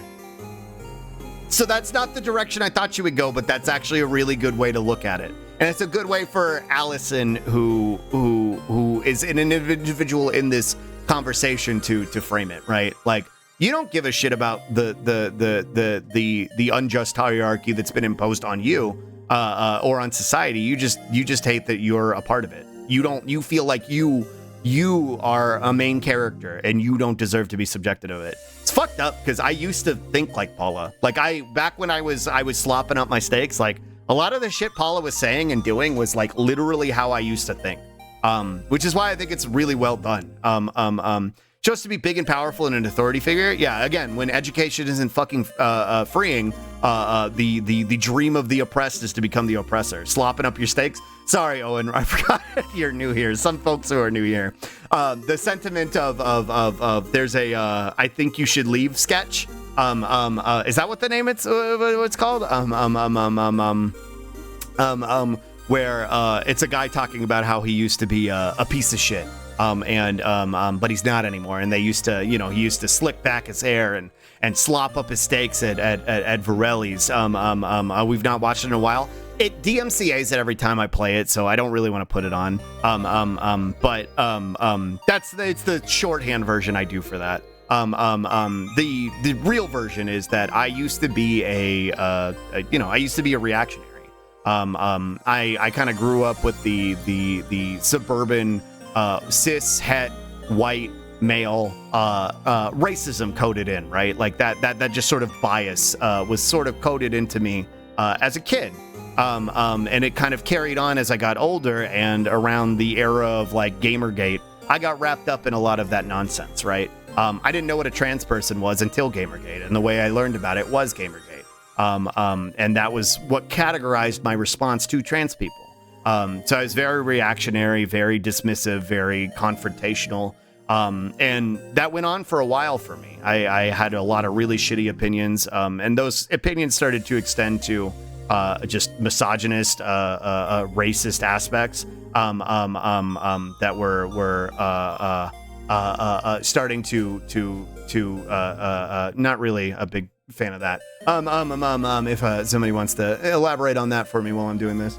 That was what started to categorize the way I kind of engage with the world around me. And after some time, I recognized that I was literally like rubbing shoulders with fucking actual Nazis, people who were espousing like Nazi sentiments, and a lot of it was like the indicator was like the anti-Semitism that they were subscribing to, and that was my indicator. I was like, oh, I'm really deep in the rabbit hole here. I'm really deep in the rabbit hole, and this is not where I want to be. And that was where I started to walk back, the things I believed and recognized like how far gone I was. A lot of this coincided with Trump getting elected and me recognizing, yeah, exactly. Thank you, Giuseppe. And that was what began like sort of my liberalism, right? Me becoming much more liberal. And then after that, it was a gradual radicalization for myself that got me to this point to where now I'm a communist. I'm a queer femboy. I want to see everybody's basic needs met. All right, let's get into this. Let's see. I grew up in an evangelical cult. Even after leaving, the inertia made it so that I kept feeling like I was somehow better for refusing to experience life, but because that's basically what I was taught. Yeah, no, it's not a trauma dump. I think not to put Dolly on the spot, but Dolly, not in the same capacity, but a similar experience. She went through something similar. And it categorized some of her early life as well.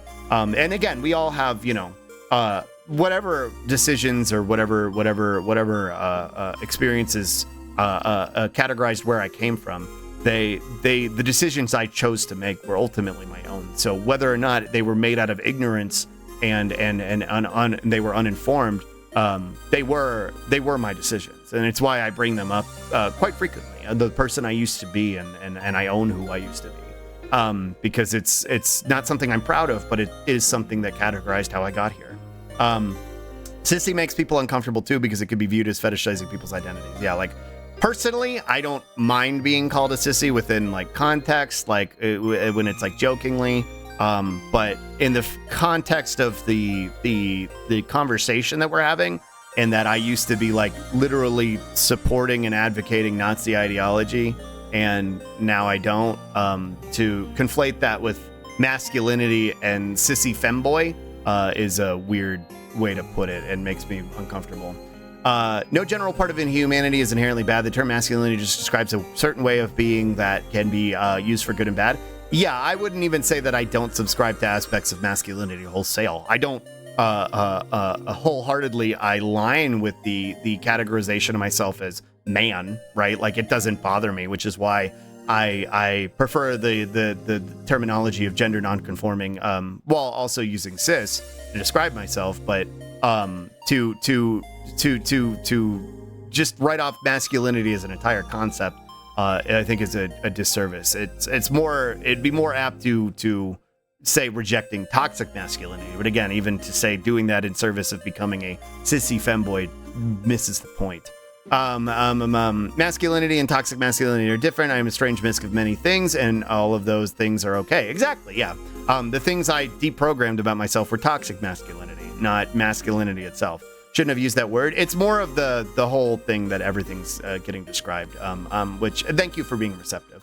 The traits of masculinity are fine. Restricting them purely to not gendered roles is not. The traits of masculinity are fine. Restricting them purely to gendered roles is not. Yeah, exactly. Reject toxic masculinity. I grew up in a cult myself, and it took years to get out. I was watching Slug show off the thumbnail. Blinked. Now I'm here. That was a good nap. Hi Z. Good morning. I think girly boy is cute, but personally reading sissy is an insult. Well, and again, the other aspect of it too is being mindful of like how it might impact other people here, right? There's two things that are being talked about here. Sissy as a term, right, in terms of how it can make other people uncomfortable. It's been used in a way to be derogatory towards trans people as well. And it's not something I particularly like to see get thrown around. But again, directed at me in a joking manner doesn't really bother me particularly much, but you have to be mindful of how it might make other people uncomfortable. The other aspect is the conflation of masculinity with toxic masculinity. They're not the same thing. So that's the two facets that we're kind of discussing here. I'd argue I'm more manly because I'm being my own kind of man. I would agree too, Giuseppe. We are the manliest men I know. I mean, sissy is an insult stemming from toxic masculinity, not manly man and such. I could see wanting to reclaim it. I could see rejecting the word completely, and it's also used on porn a lot for some reason. Again, it is a very fetishizing term, and it has been used in a derogatory way towards trans folks, more than it is directed at someone like me in a derogatory capacity, which is why, that's why I'm more uncomfortable with it. It doesn't make me uncomfortable specifically so much. It does in the context of this conversation, but it makes me uncomfortable in the way that it gets used against other people. So that's why I kind of side high at it. I was listening while getting ready, wanted to weigh in, but I think y'all are handling it well enough. Thank you. And if anybody has an issue with anything I'm saying or wants to add anything to it, I appreciate the additional perspectives. Thanks, Dolly. I've mostly seen it being used against trans femme people. Likewise, like very. When I see it directed towards femboys like myself, it's usually in like a fetishistic sense. Like with porn, right? Usually, which again, it doesn't necessarily irk me, but it is a weird thing to reduce somebody to. And then, like you said, more often than not, I see it used as a slur essentially towards trans folks. It's one of those things you need to take on a case-by-case basis, lest it descend into identity policing. You get people like ardently claiming never call anyone this, even yourself. Sure, and we've talked about this before, Owen. Some things that are terms that I am even more uncomfortable with.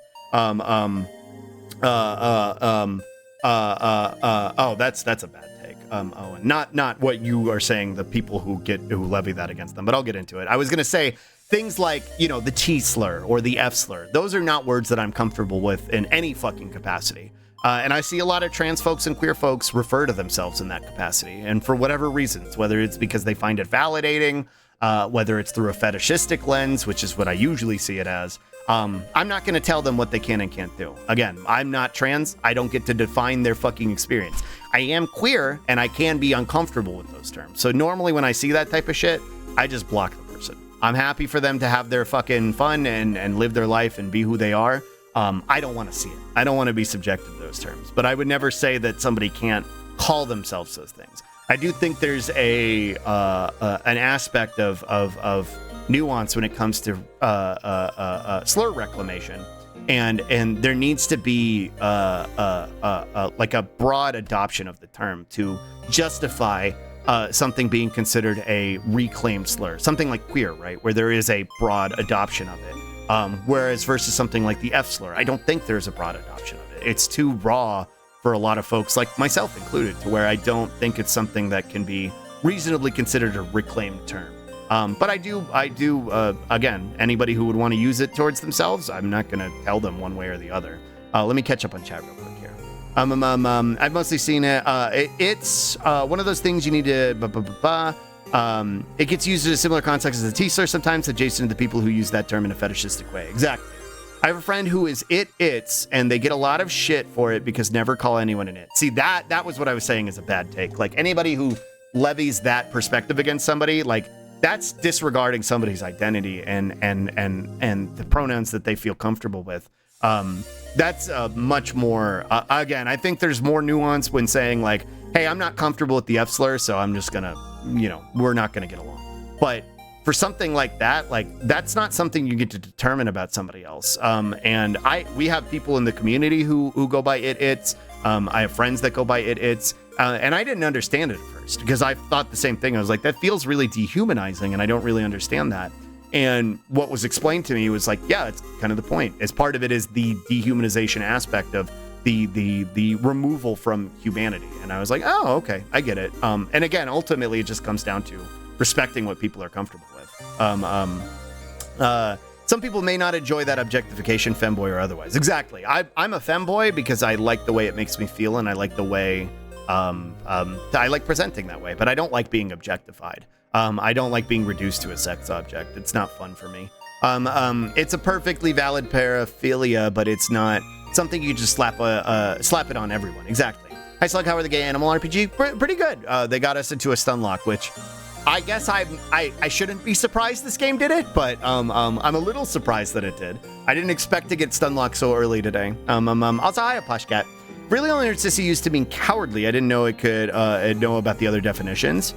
Yeah, it's been used in a lot more of a pointed way, especially these days. F-slur is very triggering. I get why some people use it, but even among the gay community, I don't like what I see in the groups that use it. I would have to agree, Fishstick. Just from a personal perspective, and this isn't necessarily a criticism of them from the lens of like, they're not good leftists or not good queers or whatever. Like, it's just, it makes me very uncomfortable, and there seems to be a lot of Venn diagram overlap with the ones who use it and the ones who engage in sort of like mean girl behavior. Again, this is what do you call it? Anecdotal and doesn't necessarily go to serve any point other than just, yeah, I agree, and it makes me uncomfortable. Objective language bothers me. Sometimes it gets thrown around in a generalized way more than as a self-descriptive way, which can make people very uncomfortable. Trans femmes being reduced to our genital or language that stems from that is going to make me uncomfortable, especially if it's being applied to me without my consent. Exactly. And what, again, I think if people can recognize the discomfort that applies to you and go their separate ways, then fine. But more often than not, what I see is people express their discomfort with it, like you or myself, and then receive pushback for being uncomfortable with it. Claim that we're tender queers, or we're prudes, or we're trying to police their identities, which is not the case. Again, I'm allowed to be uncomfortable with terms that I'm not comfortable with. I personally don't like the reclaim slur idea anymore, but I am not going to police people who use that for themselves, even though it's uncomfy to me. Again, I understand that there's nuance to it because queer is a reclaim slur, right? Like, queer is a reclaimed slur, so I have to approach the concept of the conversation with nuance and recognize that it's not as simple as just don't say that word. Like, there is relevance to that conversation. But for the most part, I kind of agree where we're coming from, Aaron. Kim for 4chan, of course, the F-slur is going to make me uncomfortable. And again, this might be a hot take, but when I see folks utilizing that word to refer to themselves or others, the T-slur to refer to themselves or others, it gives this sentiment that, like, you're not reclaiming the slur. You're just kind of like a reactionary, and you've been a reactionary for a long time, kind of how we got on the subject. You know, you grew up in a white, cis-het, male, suburban capacity. You never really got rid of that language. You spent a lot of time on 4chan and spaces like that. Never really got rid of that language, but somewhere along the way you realized that you were trans, and that's great.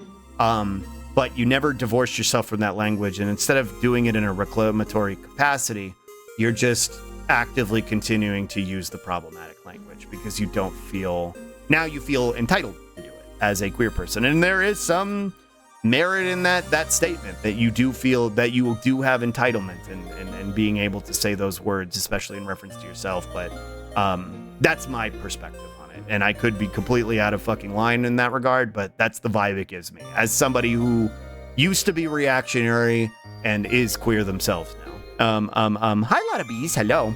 We don't need to reclaim slurs. There's no benefit to it. Well, like I said, like there's nuance to it in the sense that, like, queer is a reclaimed slur. And I like queer. I like queer to describe myself. I think it, because, I'm a gender non-conforming cis male femboy bisexual, right? That's a lot of terms, and I'm happy with all those terms. But queer is a much more comfortable way to refer to myself. I'm queer. You know what I mean? My golden rule for slur reclamation is that if it's commonly used to define fetishized NSFW content, then it makes me uncomfortable. Otherwise, go ahead. No, I think that's a pretty good way to approach it, Poshcat. Again, femboy could fall into that category as well, and it makes people uncomfortable in the way that it gets applied to trans women as a fetishized term, especially when it comes to, like, porn and NSFW content. One of the terms that I would say makes me uncomfortable in that regard would be fuda. Like again, like I don't really like that word, and I don't like the way it gets utilized to, again, fetishize and reduce trans women to their genitals. So yeah, I'm kind of on the same concept, because I've seen other people try to claim that they're reclaiming that term as well, which, you know, go off, have fun, but like it makes me deeply uncomfortable. I'm definitely not going to please people trying to reclaim it, but I will tell people how it makes me feel. If that makes those people uncomfortable, that's kind of a red flag to me. And that's sort of the sentiment, right? Like when you say like, hey, can you not say the F slur around me or to me because it makes me uncomfortable? And if they get on their soapbox over it, then that's sort of an indicator that like, you don't want to reclaim this as a slur. You just want to be able to say this word, and you don't care how it makes other people feel. Then again, sometimes it's a word that sex workers have to use because outreach fucking sucks. Tags and labels are the bread and butter of the industry, as much as we loathe it. Speaking as a former amateur sex worker, that's also true. That's not something I really considered, and there is validity in that regard. Again, I will probably block them myself because it's not something I wanted to be subjected to, but I can understand the sentiment. Using that slur is like breathing to 4chan. True. I think it's a very personal thing. Just because people use it in their own circles and in a way that makes them comfortable, we've no right to police the language of those crafting their own idea. That being said, it doesn't mean you have to be around it or do it yourself. Exactly. And that's, yeah, I think that covers pretty much everything we've been talking about. I do think there's a difference between that and going to a place where people are comfortable with it, go to keep it in containment, and then complain that they found people using it. I think so too. And again, that's why I say that, like, when I see people using it, I typically distance myself or remove myself. If the community that I've stumbled upon, if there's a group of people I've stumbled upon, or if there's people I'm that are coming across my social media feed or in the Twitch sphere, whatever, that have it in there as their you know, like I've seen people use the as their pronouns F slur and F slur's self, and like it's stuff like that where it's like, you know what, go off, like have fun. I'm gonna block you. I don't want to be subjected to this. I'm not gonna say anything one way or the other. I'm saying something on my platform now about how it makes me feel personally, but ultimately I'm just removing myself from the situation. Queer, and I guess even gay was a slur. Gay has been used as a pejorative, and I would say gay is still specifically used as a pejorative in a lot of ways. It's just lost a lot of its bite, I want to say, but that's not even necessarily the case. It depends on what region you're in, and especially in a place like America. I'm just speaking from an American perspective, but like, depending on where you are, gay as a pejorative can still have a lot of heavy connotation.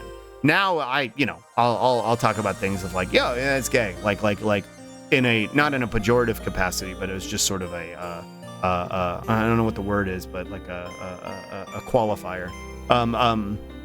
It's true. I should have specified that I personally don't think we need to, and I'm sorry I came across badly. No, I think it was understandable. I also want to get back into Ed's citing statement, which suggests that the idea that you can become a sissy femboy, that you can just choose that, it takes away a lot of the struggle in an individual choosing to accept that about themselves. And the fact that it's not just something you can decide to be. Some people just vibe with masculinity, and it isn't inherently toxic, as others stated. Yeah, that's very well said, Bean. Again, like, I like to present femme. I like to consider myself a femboy because it's something that makes me happy. But I don't think it's like the objectively correct way to live your life or anything like that. Like, it's just something that makes me happy. And I also think it's independent of my capacity to recognize my failures as an individual prior to this, right? Like as a reactionary and somebody who was engaging with Nazi fucking ideology. They aren't reclaiming anything. They're just refusing to change themselves. That's sort of my sentiment when I come across it. But again, you know, that's their cross to bear. It also bears noting, and I'm not calling you or anyone out in particular, both just made me think of it, but a lot of normalized insults in this day and age seem to have a history of being racist, sexist, or ableist slur. Typically, the modern day is so far removed from the original context of, say, the word used for a certain robot in Pacific Rim that people don't even know it has a basis of racism. And it's why I do my best to call out those terms when they come up. I'm glad you brought that up, because it's sort of tangentially related to what we're talking about, but it's why I actively have stopped using stupid or idiot or dumb, or I'm trying to move away from psychotic and crazy as descriptors for people I don't like or make me uncomfortable, because ultimately they're just ableist language. And they might seem innocuous, but it's only because they become so normalized as part of our vernacular as the acceptance of ableism in our society.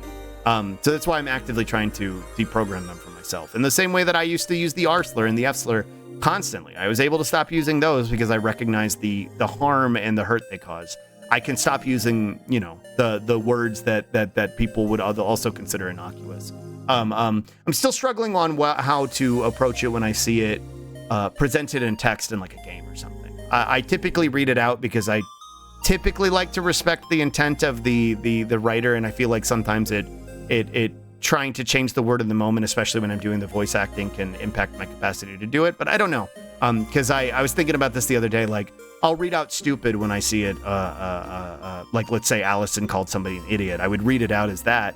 But I wouldn't make that exception or that excuse for, the R slur or the F slur, right? Just because it was written on the screen. So I don't know. It's something I'm still struggling with, but of how to approach, really, I guess. Somebody used to say all the slurs. Yeah, it doesn't hurt to reprogram yourself. I think vastly different from how I used to, and I'm happy for it. Likewise. I like queer a lot myself because it is so inclusive, and I personally don't like nuance labels anyway. They feel weird to me. And like, I don't know that the nuance labels feel weird to me, but I like that the inclusivity of the term queer, personally. I think this is a very broad statement about a relatively nuanced conversation. It's dangerous to fit an entire group of folks into a box based on something we personally don't like. For very valid reasons, I'll add. I'm still blocked on site when it comes to slurs or anything. Sure, and I hope that's not getting lost in the nuance of what I'm talking about. Because again, I recognize, and I stated it at the beginning, but I'll restate it, that like, this is just my personal opinion when I see folks doing that. And it's just the personal vibe I get. I don't know what their life is like. I don't know what their struggle is. I don't know what has got them to that point where they resonate with those terms for one way or one reason or another. I know what mine was like, and it's sometimes that'll be what categorizes my capacity to engage with something like that, right? So like, in a lot of ways, me seeing that and assuming that they haven't done the work themselves is just my own bias coming to the fore. And I have to recognize that too. Ultimately, at the end of the day, it's just not something I want to be subjected to, though. I don't care much about it if a slur is reclaimed so much as if everyone in the room is comfortable with it being used as a self-descriptor. If it's not reclaimed, I'll self-describe with the F slur, but only around people on the same page, but I won't do it around people who I don't know are cool with it. And that really is ultimately what it boils down to, right? It's respecting what other folks are comfortable with. And that's really all it is. And that's my threshold, right? As long as I'm not being subjected to it, then it's not really, it doesn't really matter to me. The comfort of those around you is paramount. Exactly.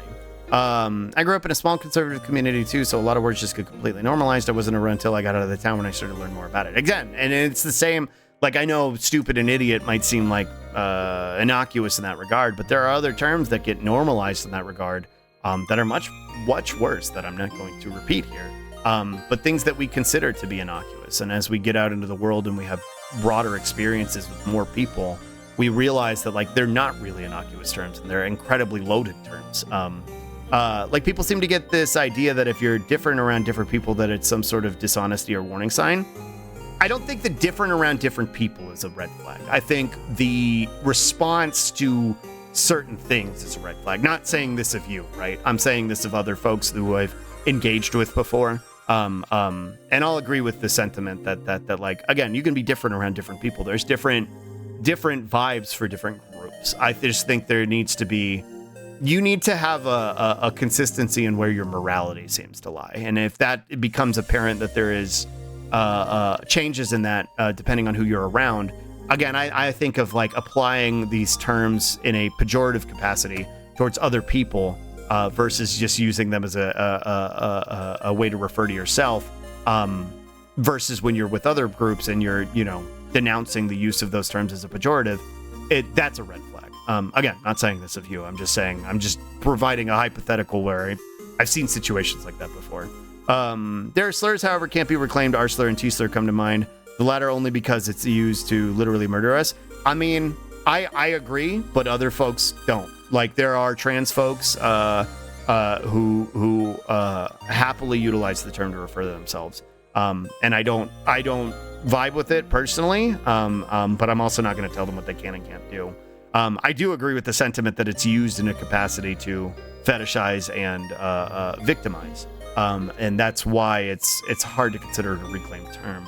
the R slur in the same capacity. It's pejorative and derogatory. So, when folks like Keffels say that I can say the word because I have ADHD, like, it's just very telling of where your mentality lies. And again, like, sure, you can say it all you want, but you can't call other people it or call things it, because it just kind of defeats the sentiment of what you're trying to convey.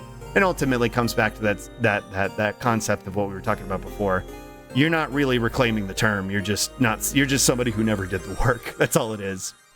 In my hometown, when I was growing up, they were both very much a slur. It's been a long time, so I don't know if it still is, but that is why queer still makes me flinch a little. But I'm trying to get more comfortable with it. I think you're valid. Again, like, I think I'm not going to necessarily change my usage of it, but I can understand people get very mad when older folks are like very iffy about queer, right? And I'm not talking about our age group. I'm talking about like elder gays, right? Who get very uncomfortable with the term queer. And I think it needs to be approached with some nuance, because you have to recognize, like, for them, a lot of times it has the same bite as the F slur does for us.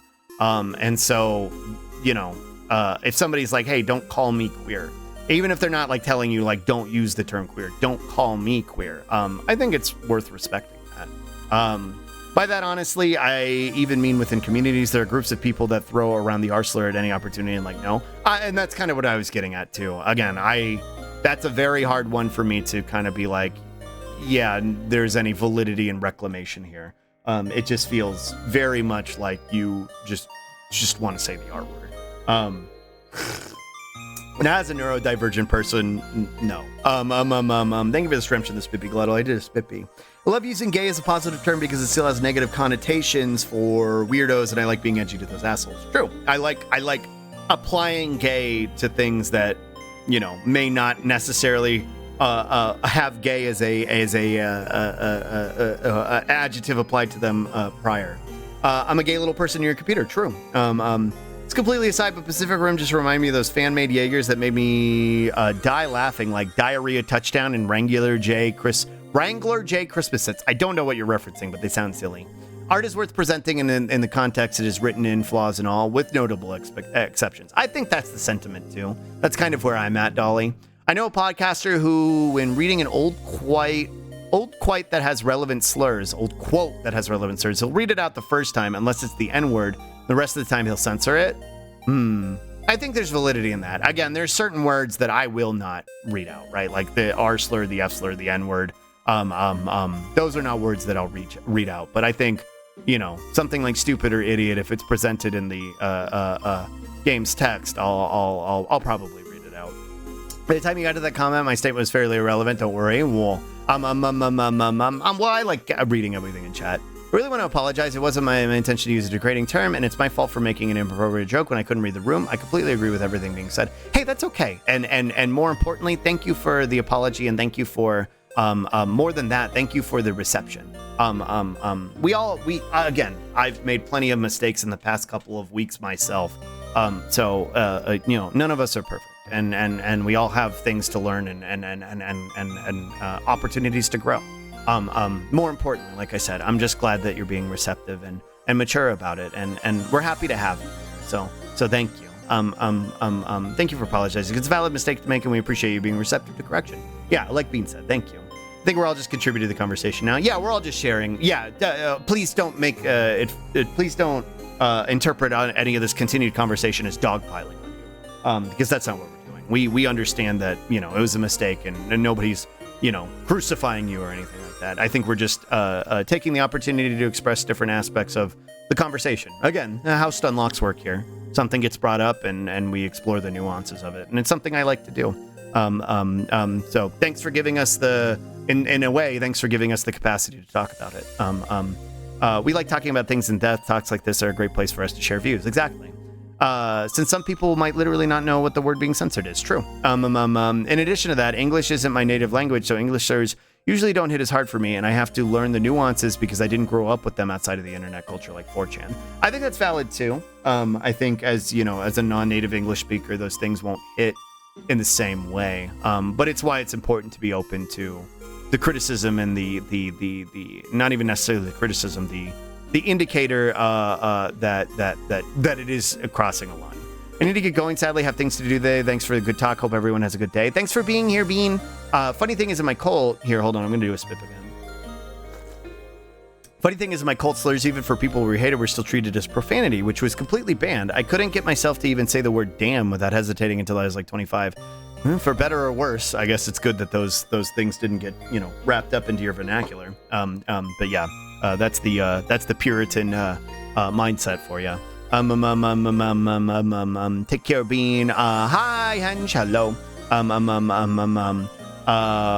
We don't want you to think we're dogpiling anything. We just like to die. Yeah, exactly. Thank you, Damascus. So what exactly happened in the game to start this Stonelock, and what have I missed since Allison and Jody did the ice puzzles? We beat up Paula, and then Paula's doing this rant about libertarian entitlement to being the main character and doesn't like cheaters who get handouts, but also rejects handouts herself unless they're coming from, the billionaire capitalist who has a monopoly on magic. Not knowing something isn't a flaw and taking the opportunity to learn when corrected is a great thing. Nuance and conversations like this matter so much. I agree. Come back to the game soon. Paula showed up and did libertarian memes. Yeah, I think I covered it pretty aptly. It's impossible to know the background of every term in common usage. People use terms without any knowledge of its original use, so it's fine to trip up on them. Ignorance doesn't mean malice. Exactly. Like a term that I used for a very, very long time, maroon, because I thought it was just a funny way of saying moron, which is, again, an ableist term in its own right. It was pointed out to me that it's a racist term, right? It's a racist term to be applied to black folks. Same with something like peanut gallery. Every time I bring up peanut gallery, people don't realize that it's a racist term. So things that have been normalized in, I thought it was a really pretty color shade of red. Maroon as the shade of red is just a color. But I picked it up from a Looney Tunes cartoon where Bugs Bunny would refer to somebody and say, "What a maroon," and it has racist origins and its usage, which shocker that Bugs Bunny would be doing racism, as though he's ever done it before. Different word that happens to be spelled the same, guess? Yeah, exactly. Maroon equals red, brown, right? Yes, but it's used in a that's a racist term. Used in the context of how I'm saying it, yes, like, yeah, what a maroon, that is a racist connotation. And same with, unless you're referring to peanut gallery, but yes, peanut gallery is a racist term as well. Less contextual, pretty much in every capacity that's used. But again, these are terms that have become so normalized in our vernacular that we don't even give them a second thought. Yeah, it sucks. Yeah, and it's terms that a lot of us just use without a second thought and don't realize the inherent problematic nature of them.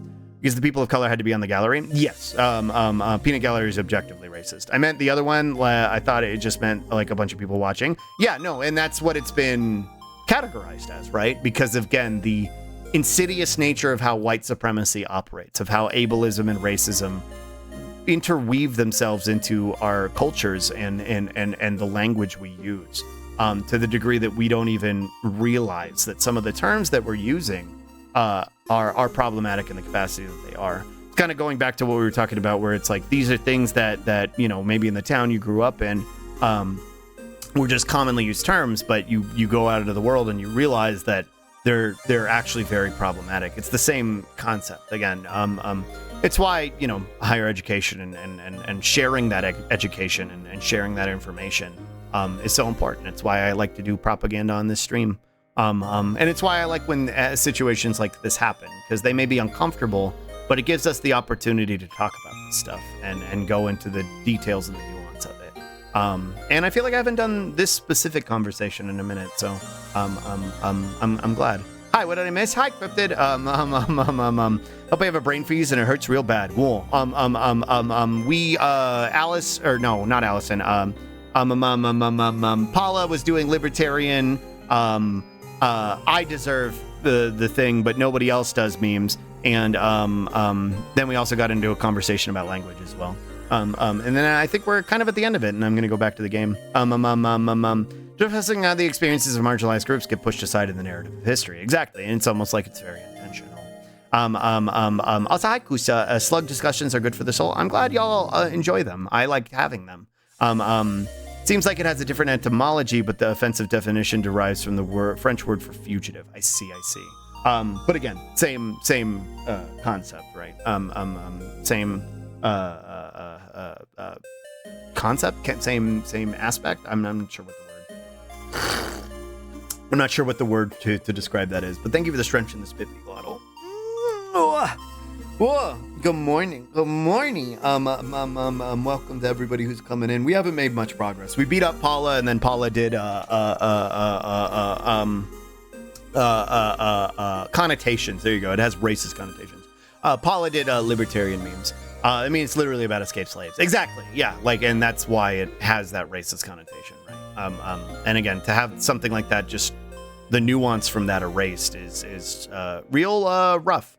There are a lot of words and phrases like that, unfortunately, spooky being one, but it's more complicated because it came from the original Dutch word for ghost, later used as a slur against black people after World War II. Sure, right. I'm not going to say the word, but that word without the Y, where it can be used to refer to as a ghost. More often than not, I usually use it, hear it used to refer to, black folks as a pejorative. And it's something that makes me flinch when I hear it in that way. Like I can say like, there's a spooky ghost or whatever, or like that's spooky.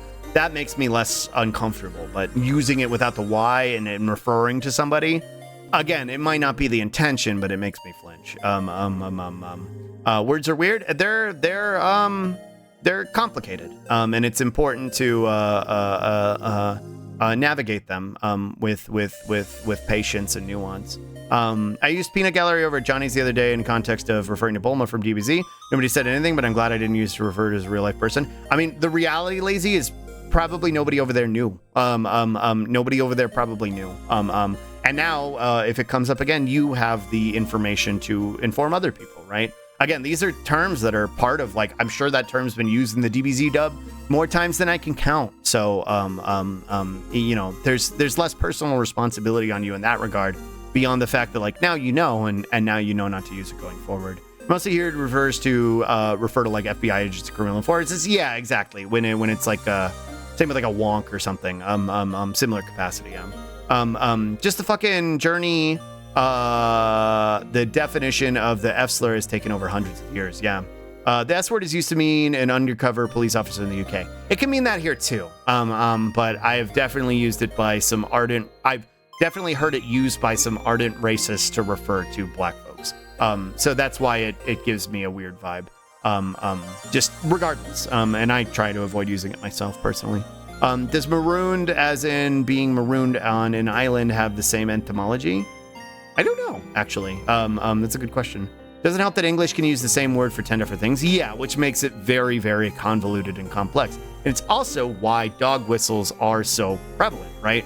It's why Nazi dog whistles do interweave themselves into our vernacular and our culture, even now, like even in the modern day, because they operate on plausible deniability.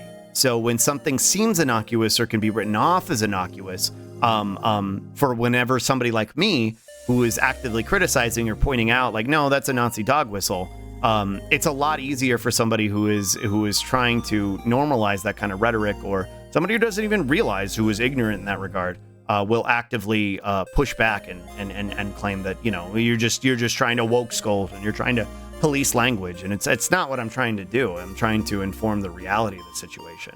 But that is why, Nazi dog whistles operate that way.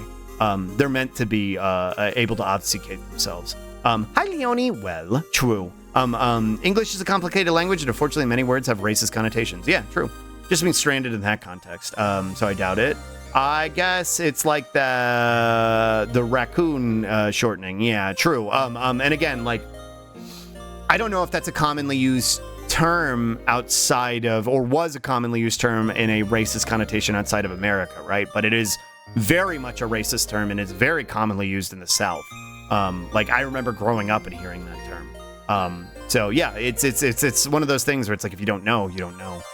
There's a reason every list of hate symbols will have these don't need to be considered in context. Doesn't immediately assume someone's a Nazi just because they wear Chuck Taylors. Exactly. You don't know what the intention is a big part of it, but also the obfuscation is a big part of it. So slarpg is true. English is a fucking mess of stitched together quilt of many languages. True. And in that way, it's interesting. There's a lot of interesting aspects to English, but it can also be very complicated. It's not just an American thing. I've heard it here in the UK. Gotcha. I didn't know if it was only American, but isn't that the whole character in South Park? It's yeah, lazy. Which is why when people like defend South Park as this sort of like centrist, incredibly smart, better than everybody because it doesn't take sides.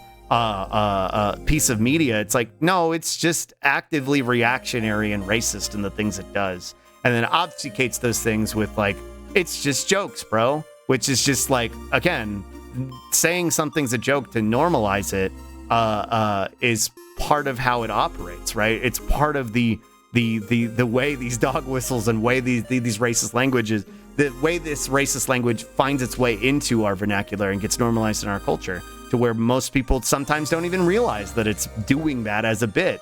God praises South Park praising in 2023. South Park is a whole other stunlock. Yeah, and I don't know if I'm equipped to do it today. That's what the term red flag means, after all, and indicated that you should be suspicious, but that doesn't seal it as truth. Sometimes it's just, again, we've had people come in here and say, you know, off the cuff things, and we're like, what dost thou mean by that? And sometimes they elaborate, and we're like, oh, okay, never mind. Or their name might be something that's an indicator of like a red flag. And it's worth just being approaching with caution, right? That's what it's supposed to be. It sucks that so many common words are rooted in hate. The more educated you become on the topic, the harder it is because so many common words are bad in origin. Doesn't mean we should try to cut them out. I just wanted to note the fact that so many common words are hateful. True. South Park isn't racist. They mock everyone. That isn't better. Shooting blindly into a crowd is still shooting. And it's also just not true. Do you know what I mean? Like, it's not true. The people who make that statement are just objectively wrong. Like, South Park is very much racist. Like, again, there is a difference between punching down and punching to the right of you or punching up, right? Punching at a billionaire and punching down at the marginalized trans folks, black people. They do not have the same weight. And to treat them as though they do is disingenuous. And again, it is very much the mindset of the centrist libertarian who doesn't actually believe in anything to act like they're the same. Gambit, thank you for the resub. Thank you for the 15 months. Thank you. I really appreciate it. Same with dog whistle. It's meant to be vague enough to not be immediately recognizable as problematic. True. Dog whistle seems more insidious. Usually it's dependent on the intention, and also it can be dependent on who's using it and for what reason. Dog whistle is more intentional for sure, definitely. Yeah. I do think it's unfortunate how many people have a very rigid block on sight of the first red flag reflex. There's a value in learning to be inquisitive about people. I don't know that I agree. I think I'll get, like, even with here, because again, something you have to consider. For somebody like me, I have to maintain the safety of a community. Right? Not that you're necessarily calling me out specifically, but like, I have to maintain the safety of my community. And so while there might be merit in giving somebody a chance, if I can't parse their vibes in the first couple of messages, and they're giving me bad vibes and they're giving me red flags, I'm going to remove them, because ultimately I'm not going to give that person the opportunity to necessarily prove themselves at the detriment of the rest of the people in my community, at the safety of others, at the comfort of others. And I think the same sentiment can be applied for people's personal level of comfort. I think people are perfectly valid in recognizing something that squicks them, like somebody on a social media platform, and saying like, nope, I don't even want to deal with that. Because I've seen it before too.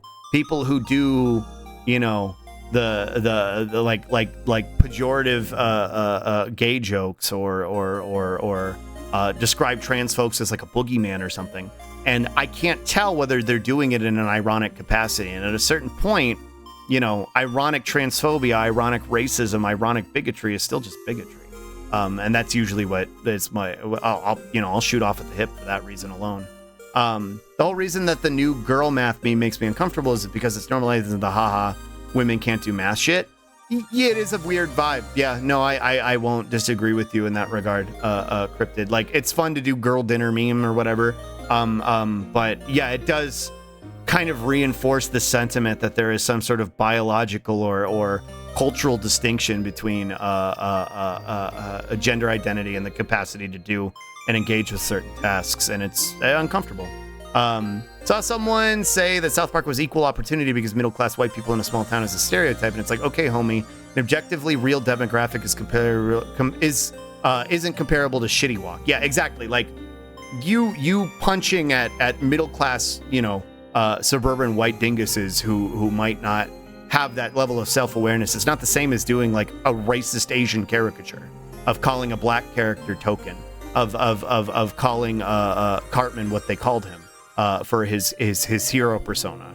Like and to conflate them is intentionally disingenuous. Like I know that there has to be a level of ignorance with some people who do it.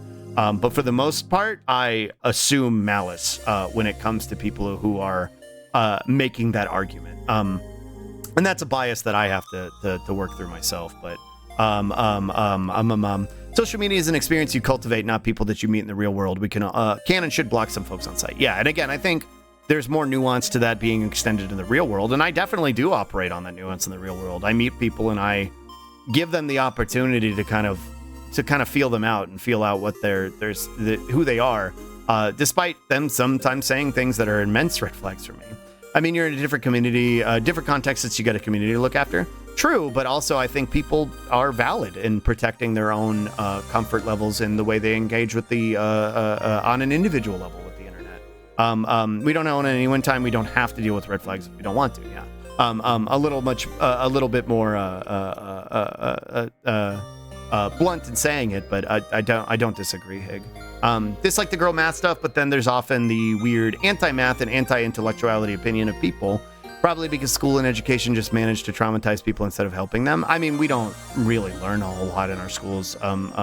Speaking as a teacher and a participant in the Texas education system, a lot of it is just the reinforcement of propaganda. I mean, there is basics that are taught there, but yeah, a lot of the school experience is trauma on its own. Talking about don't talk to me if you're under 17 or 23 sort of thing. I've seen that in sincerity.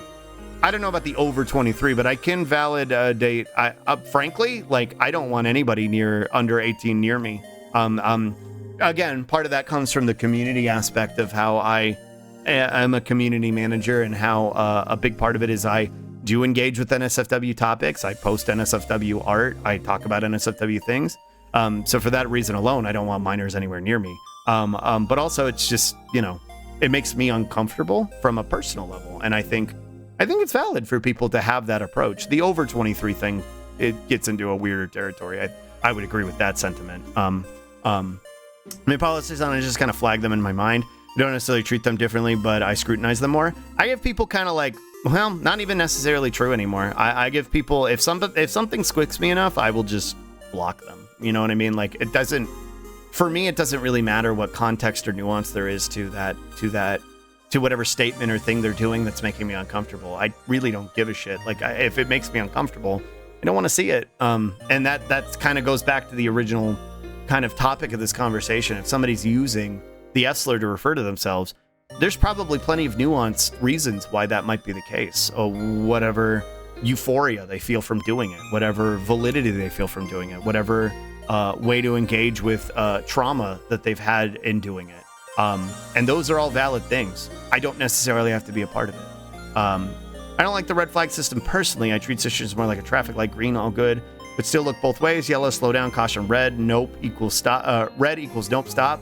But more to the analogy, but that's just the gist. I think that's valid, and I think people can have personal distinctions in the way they approach it. Me, I like the red flag sentiment. And again, a lot of it stems from kind of what we're talking about. I have to manage a community. I have to be mindful of who comes through the door and who I allow to stay after they walk through the door, and what conversations I allow to continue to persist, right? What conversations I'm comfortable navigating with as a community manager, and what conversations I'm comfortable subjecting my community to. Because again, to reiterate, it's a big deal to me that, there are so many of you here today who literally had to fight to get in here, to get in here and spend your day with me. And that's not lost on me. The gravity of that, the importance of that, and the responsibility that comes with that to me. And I've lost sight of it in certain times. and it's why I have to be actively engaged with the sentiment. And hopefully that makes sense. The way I put it is, do I think this person would give me the time to explain myself if they had a problem with me? If not, then I'm going to give them I'm not going to give them the time. I think that's also a valid approach too. And again, a lot of times you don't know what that person believes or where they come from, but you do know what makes you uncomfortable, and you're valid in what makes you uncomfortable. Slug says that when it comes to protecting community, you have to be more strict about it. True. They derive from the same place in the English language, but also note that the indigenous languages had non-racist use of the word around the 17th century, which is when the non-racist English usage began by pirates, likely borrowing from indigenous people. So it's just a mess. Hey, yo, new here, but it's been nice to lurk and hear about this. Well, thank you for listening. Also, hi, Sachi. Welcome in.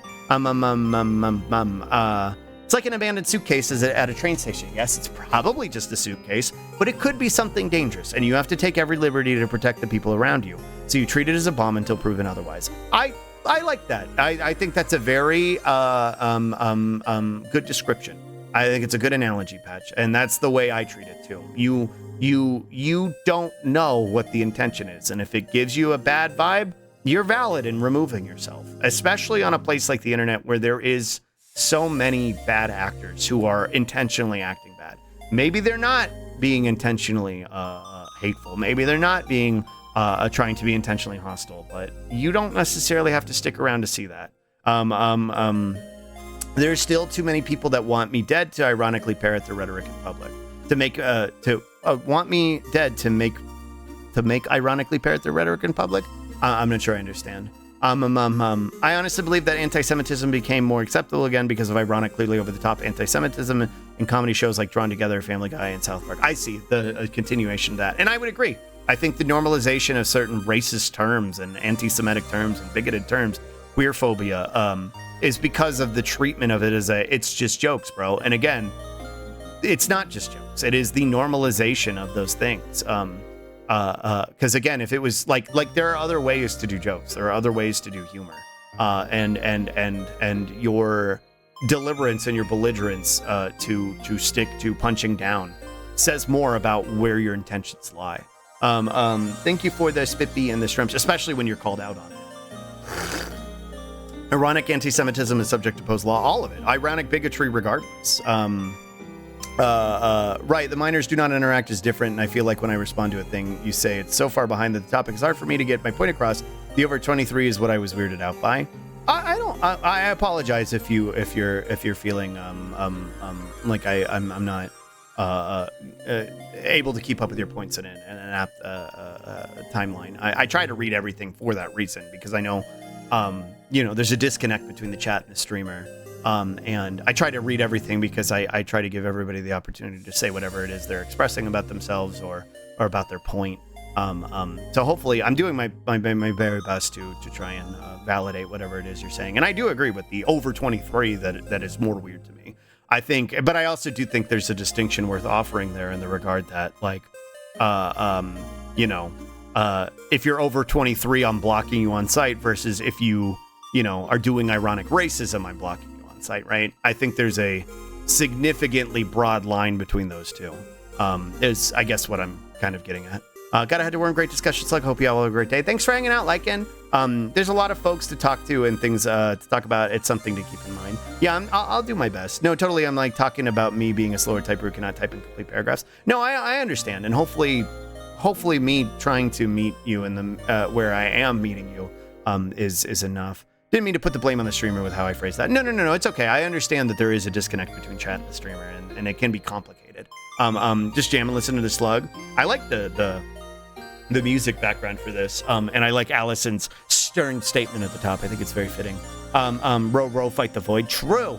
As a Jewish person, I remember when I was a kid and no one cared at all until South Park made an episode about it when I was like in third grade, and all of a sudden that was every conversation and joke around me for like a week. Ironic anti-Semitism absolutely breeds actual anti-Semitism. It opens up the conversation, right? It opens up it platforms the topic to be conversed about. So it starts off as a joke, and then people start to actively consider it in a meaningful and deliberate capacity. And I wholeheartedly believe when people like the South Park showrunners or anybody else, or like Seth MacFarlane do those things, I think there is intention behind it to perpetuate and spread that ideology and that mindset.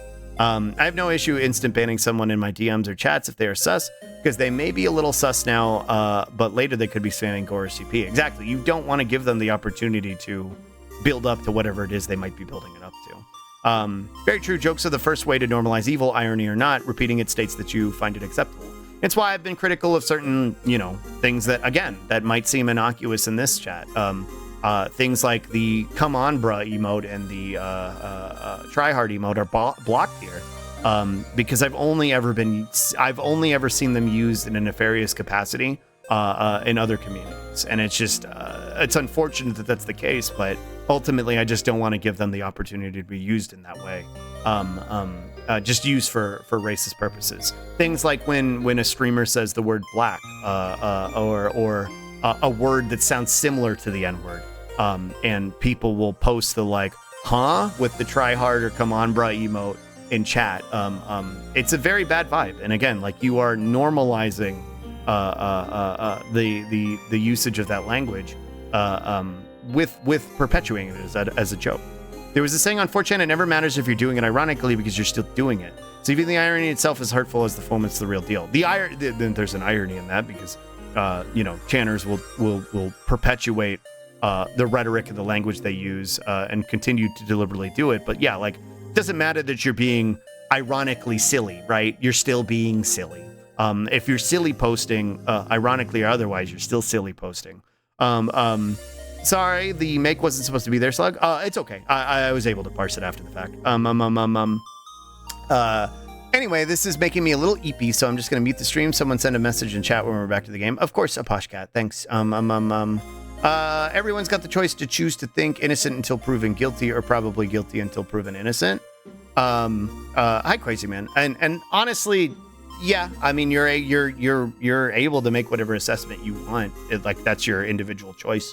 And I make the assessments that I make. Sorry, I'm feeling weirdly antsy today, so I'm going to recuse here before I start coming off as pushy. I think you're fine, Colin. And I apologize if I made you uncomfortable. But I think you're fine, and you didn't make me uncomfortable. So, if that's what you're worried about, you're totally fine.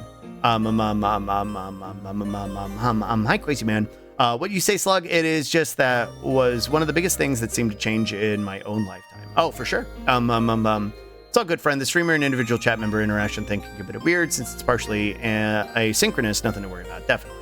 Sometimes the hardest part of conversations like this is that people just don't want to acknowledge that things they do might be rooted in bigotry because they want to think bigotry is going into the streets and yelling at people. Sure, definitely, Sachi. It's and not that anybody's doing that here specifically, but it's why a lot of this conversation is worth having. Because there is very much a sentiment that bigotry is not the nuanced, dog whistly, subtle things that get normalized in a society. It's not racist. It's not, you're not being a Nazi unless you're Sieg Heiling in the street, right? And that's not necessarily true. How we got on this subject, right, to begin with, platforming and subscribing to Nazi ideology, whether regardless of how subtle it might be, is part of the problem, and that's how you get to the point where people are Sieg Heiling in the street, right? And we see that now. So it's important to call it out in all its forms. I think the problem comes from when someone thinks discomfort equals safe, and they unsafe, and they think I'm not comfortable with people older than me. It must be unsafe to interact with people older than me. I can understand that distinction, and I think discomfort doesn't necessarily equal unsafe. I think discomfort can manifest itself in a lot of different ways, whether that's safety or whether it's just somebody curating the things they want to see on their timeline. Personally, I think blocking anybody over 23 is a little obtuse as a 32-year-old myself. And I think it's hard to necessarily know, especially for older folks, to what reason that would be the case. Is it just because I say cringy things, or I talk about Toonami as though it aired yesterday? And I'm talking about 2004 Toonami, not modern Toonami. I don't know what the reasoning for that would be, but again, at the same time, people are valid in whatever decisions they want to make. Never heard of that memo. Good to know. They are Twitch standard emotes, and they get used in that capacity. Hell, there's one that depicts I believe they're an Arabic person, and it gets used in a similar capacity. It's been proven that if you do something ironic too much, you start to do it unironically. And from experience, joking about having a kink I do not have. Yeah, exactly. Yeah. No, there are things that are much more innocuous and less harmful that I've kind of engaged with in an ironic way that are kind of like, maybe it's not as ironic as I thought. Also, hi, Benzene. Channers were happy to see the irony because it helped advance their awful bigoted causes. Yeah, exactly. A little dubious about that to some extent. It seems a little too deterministic, but I do think you could put yourself in a position where it could become ironic. I genuinely think, again, if you engage with ironic racism enough, you are starting to actively perpetuate real racism. Like you're perpetuating real racism, and you might start to subscribe to the mindset. That just seems too hard and fast to be true. I mean, there's obviously nuance to it, but I think when it comes to something like, racist ideology, you do it enough, you're going to start to believe in it. These things that you thought were jokes. Again, speaking from how we got into the subject, my perception of trans folks was the angry blue-haired SJW. That was what I put anything that was considered different from the norm, which me being a cis-het white male at the time, that was the norm, and anything that deviated from that was weird and bad. And that was the jokes that I was engaging with, dunking on those people, making fun of those people. And it got to the point where that included any, trans person in that box as well. And so what became, ironic transphobia, if you want to call it that, became legitimate belligerent transphobia, recalcitrance to the concept that trans people weren't just, making it up or whatever it is, or whatever the concept that I was espousing at the time. 1-star sex instructor, thanks for the follow. I'm way better. I've got at least 2. It's like gaslighting yourselves. Yeah, exactly. I think so. In the person's case, it stated their stated logic is I don't want any interactions outside of the half your age plus 7 heuristic. I wasn't talking about racism per se. Sure, and I guess that's kind of where I went because that was the topic of the subject. But yeah, that person, kind of odd. I'll give you that. It's kind of vulnerability to propaganda. Yeah, making yourself more vulnerable to propaganda. The ironic engagement with it. Actively allowing it to become more subtly ingrained into who you are. Not 100% this is fully relevant, but it might be. It's also important to note that discomfort isn't always rational, like being uncomfortable with LGBT people in general. People using discomfort as excuse for bigotry. I don't know that that's particularly relevant, because that's not really what we're talking about. We're talking about when somebody does something that makes them uncomfortable and distancing themselves from it. Having a uncomfortability with queer folks is that's just a form of bigotry. And granted, if somebody, I'll say this much: if somebody's uncomfortable with queer folks and their response is to block queer folks rather than to actively engage in antagonism, I'll take that. I'd like them to understand their bigotry at the end of the day, but more often than not, I don't see people who are uncomfortable with queer folks actively removing themselves from situations. I see them engaging in hostility, and we see that manifest from social engagement, social media engagement, all the way to literal legal documentation with the intention of outlawing them. Because ultimately, when it comes to something like that, it's not a discomfort. It's just bigotry and wanting to erase and genocide people. Fool me once, fool me twice, etc. Yeah. What are your thoughts on making racist jokes possibly with friends, but in a self-directed manner? I don't care for them. Unhealthy, in my opinion. Again, I'm white, so I can't tell you what to do. You can do whatever you want at the end of the day. One, I don't like them in my community, and I won't tolerate them in my community because I never know what the intention is. And from a personal perspective, ultimately, I think they're harmful. I think it reinforces this self-depreciating mindset that white supremacy wants you to have as a person of color, as a marginalized individual. It's why I kind of coming back to the same topic. I don't like the concept of applying the F slur or the T slur to oneself, because I think it falls into the same category. You're reinforcing the white supremacist mindset of what you are, of who you are, through the lens of a white supremacist society, of a patriarchal society, of a cis normative, a het normative society, whatever it is. and you're reinforcing that aspect. That's my personal take. Maybe that's out of line, but that's how I feel about it.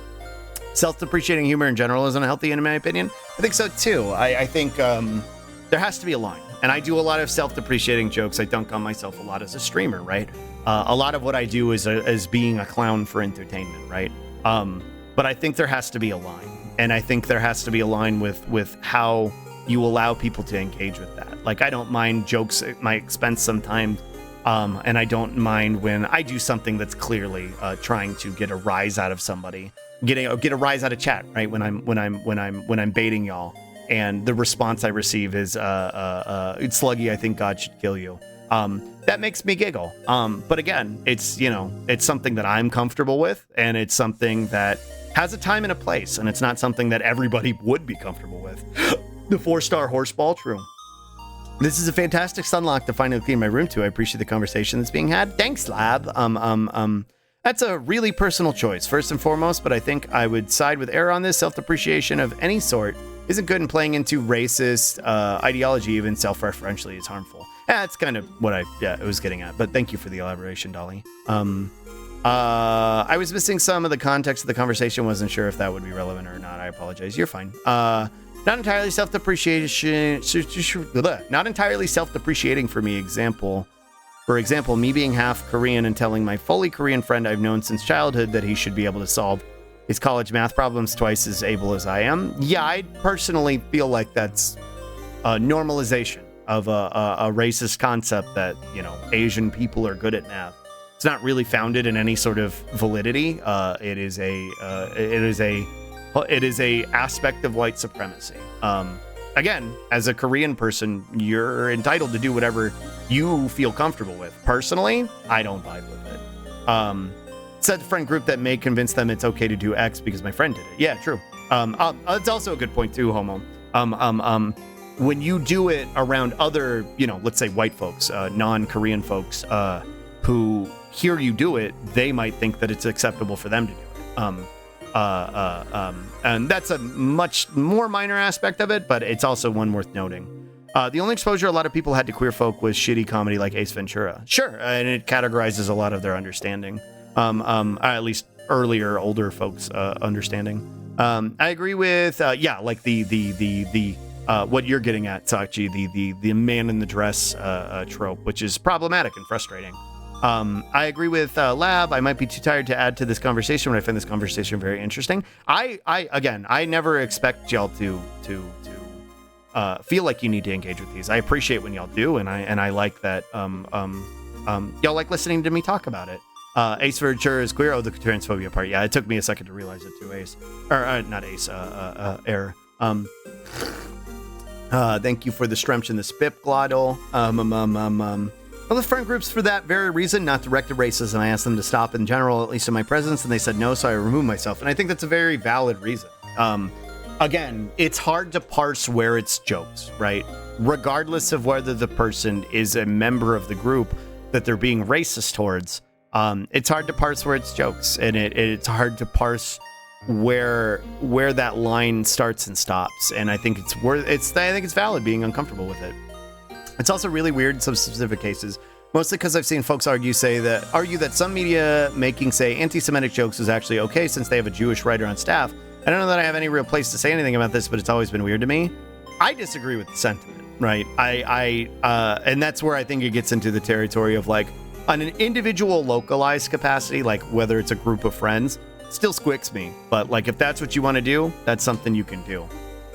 When it comes to media presentation, we have a black person on staff. We have a Jewish person on staff. A Jewish person wrote that joke. It doesn't really matter because ultimately it's being misinterpreted by people who aren't part of the joke. They're not in on the joke, right? They're not in on the joke, and it's a joke being made at the expense of other folks. So, like, whether or not that was the case, whether or not it was meant to be a joke that it's meant to be like wink wonk, everybody's in on it, it's now being used to actively be derogatory towards other folks. The same kind of concept happened with, like, Chappelle, right? And fuck Chappelle now, he's a transphobic bigot, but, like, at the time, Chappelle did a lot of very apt criticism of white supremacy in America. And a lot of it was through the lens of comedy, and a lot of that comedy was self-depreciating towards black folks.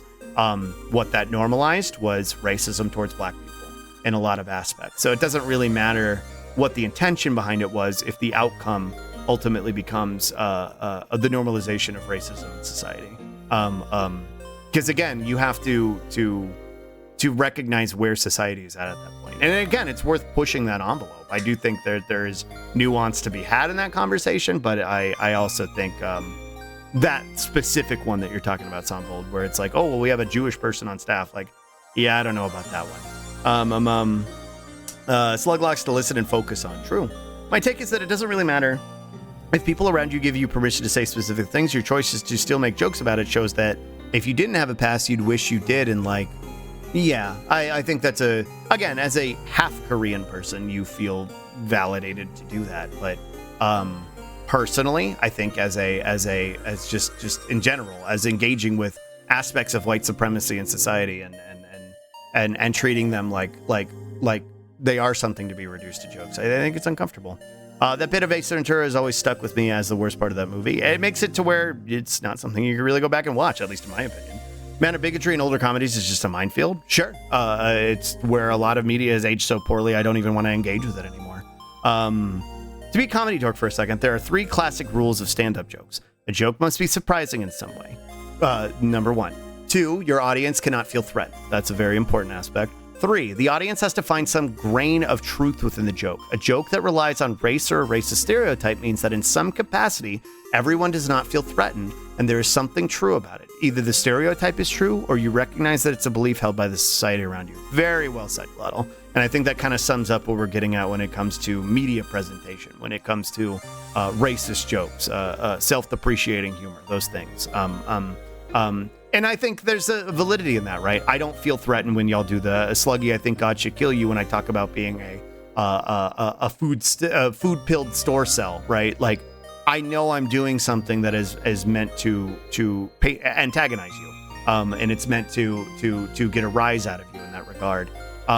So for that aspect, like, there's a I don't want to say that there's some truth in that God should kill me, but I think it's a reasonable, disproportionate response to the silly thing I'm saying, if that makes sense. A difficult conversation to have, establishing a boundary between when someone has identities and can make those jokes about those identities and what comes off as fair game for those not holding those identities. You should be able to do what you want in regards to humor and your identity, but with history and patterns and repetition, some asshole is going to think that's giving them the go-ahead and to build from it. And that shouldn't be the only indicator in why you choose to engage with it or not, but I do think that is a relevant thing to consider.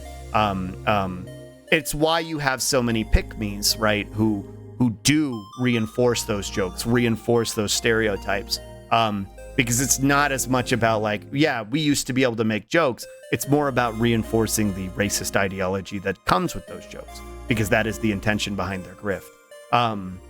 It's very much a Boondocks might be funny, but is it okay type of thing to me, to use a well-known example. I would say the Boondocks more than Chappelle's Show is a much more apt satire, but it does require some level of critical thought and some level of self-awareness that I think a lot of people that engaged with the media did not have. And so I think that's worth bringing up, but also it's something that I think, you know, when it's satire, right? When it's trying to criticize things through the lens of satire, and it's less of a self-depreciation and more of a criticism of white supremacy and its tenets, that I think has more validity. That feels weird because it's likely an example of how the status quo power structure assimilates critique into itself. So it will just cast the same tropes, racist stuff, and hide it behind representation to shield itself and further normalize tropes. Yeah, I think that's valid. He's still going. He's trying to catch up with chat. Go, Snail Boy, go. Hi, Snail. I just said Snail has the 3 face. Yeah, he's very smug. He's very smug. He's almost here.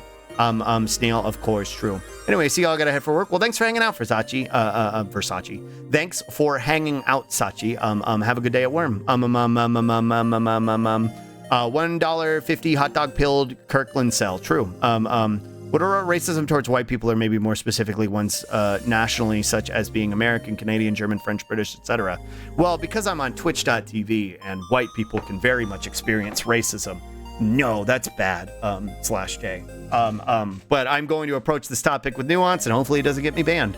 I don't think white people can experience racism. I think white people can experience bigotry, but racism and bigotry are not the same in the regard of the power structure that comes with systemic racism that's levied against queer folks or black people or other marginalized groups. So in that regard, I don't think it holds the same level of weight. Again, making fun of the group that has the majority of power in a society, that has the majority of sway over how society operates, of how other groups are subjected to the rules of that society. I think, saying the C word in reference to a white person does not in any capacity hold the same weight as saying the N word to a black person. In that regard, I think making fun of white people is valid and doesn't hold the same level of weight for that reason. Speaking as a white person. Keep in mind the definition of racism. You cannot be racist towards white folks, but you can be prejudiced. There you go. Yeah, Bucky got beat me. Beat me to it. Well said.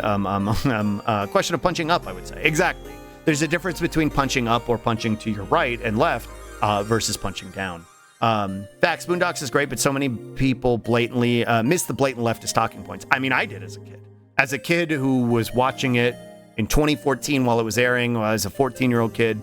2006, I think, is actually when it was airing, so 16. Again, as a kid inundated with my own suburban white supremacist biases, I was missing the point.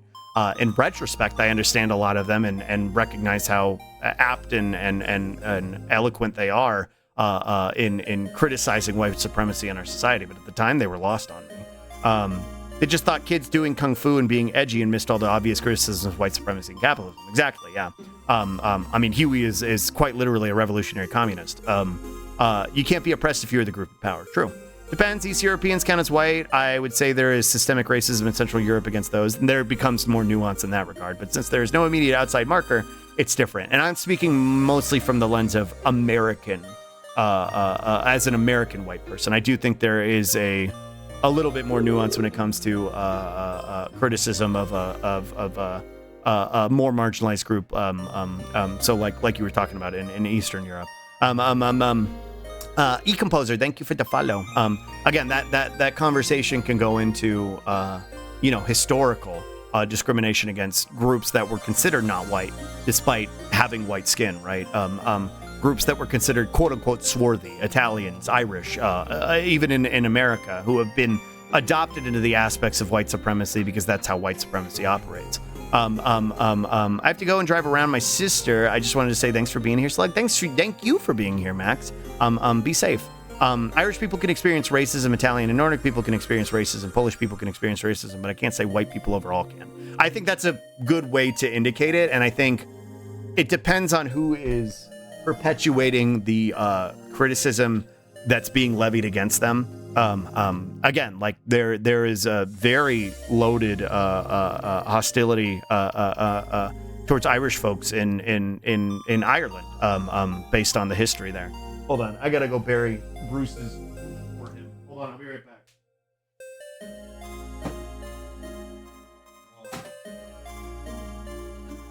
He never learned how to bury, so we have to do it for him, and it stinks. Definitely, which is why I think it's more interesting to use it as an example for that type of conversation as compared to, oh, Chappelle's just doing a racism again. Oh, for sure. And again, I think there's more nuance with Boondocks versus Chappelle, but I do think Chappelle had some apt criticisms of white supremacy. It's hard for me to, gotta hand it to him because he is he's off the rails now. He's just enforcing the aspects of white supremacy himself.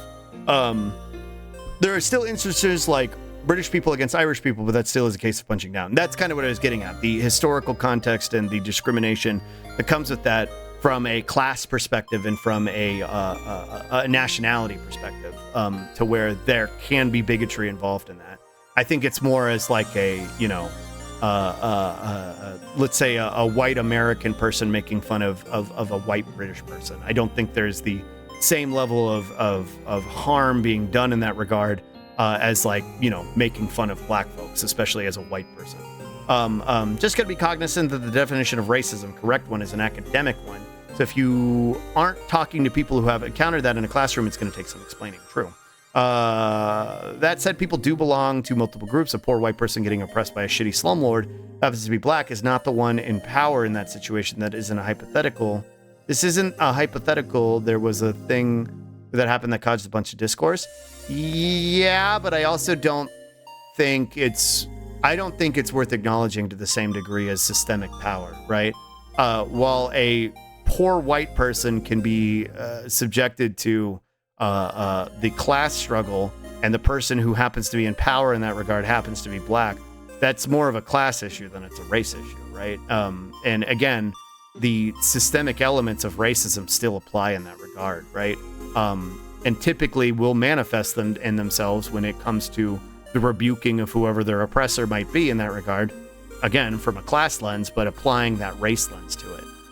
White folks, again, still hold a disproportionate level of power in society. White folks are the ones who impose the capitalist white supremacist structure that person is being subjected to, that allows that landlord who happens to be black to benefit from that structure. Again, that has less to do with race and more to do with class. My Canadian friends like calling other people that live in the more heavily French influenced regions of Canada Frenchies. I mean, I think that's relatively innocuous, but I could see somebody taking offense to it and being valid in their offense to it. But is it racism if it's white people versus white people, or is it based on another discriminatory factor? It's less about racism, and it's more in that regard. I think it's more bigotry, and because I would say Irish is a race; it's a nationality. Thank you for this, Spip. White is an umbrella-style social construct that encompasses quite a lot.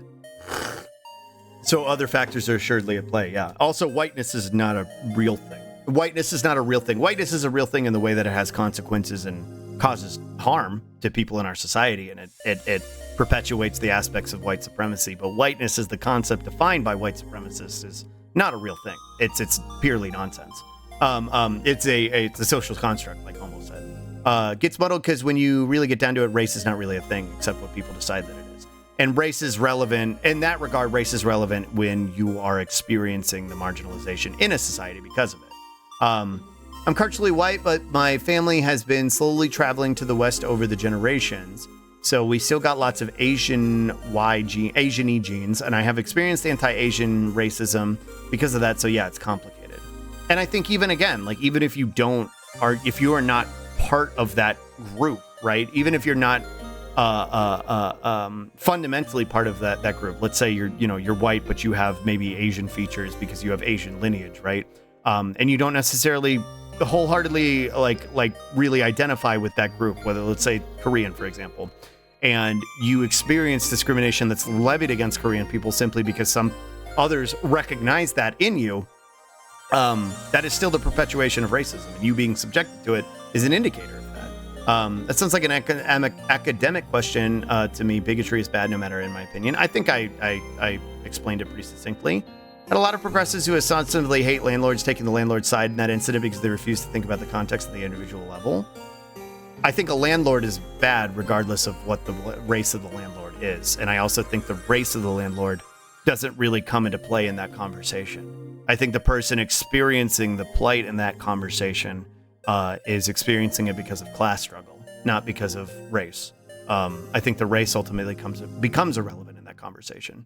That's why I'm saying it's hard to say that different cultures under the white umbrella experiencing discrimination, oppression outside of skin color, which is often what people chalk up to what race means. Sure.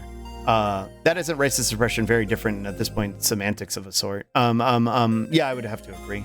Anybody making that argument that there's worth having a conversation about race in that regard, that is semantics. That is the beginning of unraveling the concept of race as entirely social and not biological at all. And I think the way I described it, I think is apt, unless anybody disagrees. But I'd say I honestly lead towards yes, because, for example, British prejudice against Irish is still largely based on ancestry and blood, but there's a lot of room for nuance. I think the reason why there's nuance in this conversation and racism is not necessarily the term that I would use in that regard, is because there's not necessarily, your skin color is not necessarily indicating your race in that regard as an Irish person. Your nationality as an Irish person. The bigotry is still very much there, and the bigotry is still very prevalent. But there is a disproportionate level of bigotry and hate levied against folks with darker skin color, specifically black folks, throughout the entirety of the world. And it's why racism, I think, is referred to is reserved in that regard. What I will say is the discrimination that an Italian person experiences, that an Irish person experiences, is an aspect of white supremacy that is happening under white supremacy. Goop Chump, thank you for the follow. It's an unfortunate circumstance, but it sounds like this is an issue of classism and a landlord being an inhuman monster instead of a normal, caring, empathetic person, not necessarily institutional racism on a broader scale. Yeah, this is what intersectionality is about. True. I finally have cold medicine. I think it hit harder than it was supposed to, but at least I can breathe again. How go stream? Hi, Avari. Welcome in, Avari. Have cold meds. We were talking about a lot of stuff right now. Settle in and get comfy. White people aren't real. Whiteness as a concept is not real. White folks exist in a very real way, in that they impose, white supremacy through a systemic capacity. But whiteness as defined by white supremacy is not really a thing, because it's fluid and it makes concessions for whatever conversation needs to be had in that moment. Again, as the concept of what a quote unquote pure white person is dwindles, which again did not used to include Irish folks, Italian folks, German folks. It starts to dwindle. The broader scale is extended to include even larger groups. Again, this starts to extend to white Hispanic folks as well, in a way that it wasn't extended to before. Which is why I say whiteness as a concept is not real. It is a social construct. I was mostly talking about a specific example of when different axes of oppression intersect, and how that can only have problems if you're only considering one axis, and some people unfortunately do. I'm not trying to make it a broader point re white racism. I see. I don't think that point was conveyed very well, and I question what the relevance of bringing it up was, especially in the context of the conversation that we were having. I don't know. Maybe I'm lost and out of line in that regard. But I think the framing of that specific situation is very much one that gets brought up to platform the concept of quote unquote white racism, especially when in the context of the conversation we're having about how do white people experience discrimination. Yeah, maybe I'm just misunderstanding. I'm half fake. Okay, I'm gonna move on. It's very important to be cognizant of intersectionality. I have privilege as a white cis person, but not as a poor mentally ill person. So broadly speaking, I'm not a target of racism, but I am for ableism. Likewise, I'm a queer person and I'm neurodivergent and I'm mentally ill. So I'm a victim of ableism and queerphobia, but I don't experience racism. And I don't experience the same level of disproportionate hate that happens under white supremacy, because again, the worst of it is reserved for black folks, specifically black women, black trans women. Not really something to joke about. Yeah, it kind of, yeah, it shifts all the time. Irish folks were considered people of color when they were first coming to the U.S. Exactly. Which is why, again, I would appreciate you actually listening to the things I'm saying instead of turning it into a joke. Whiteness is fluid in that regard. And it's why white supremacy and you engaging with jokes about your own culture are so problematic in the way that you asked and posed the question. Like it's a nonsensical concept, and it gets reinforced by those things.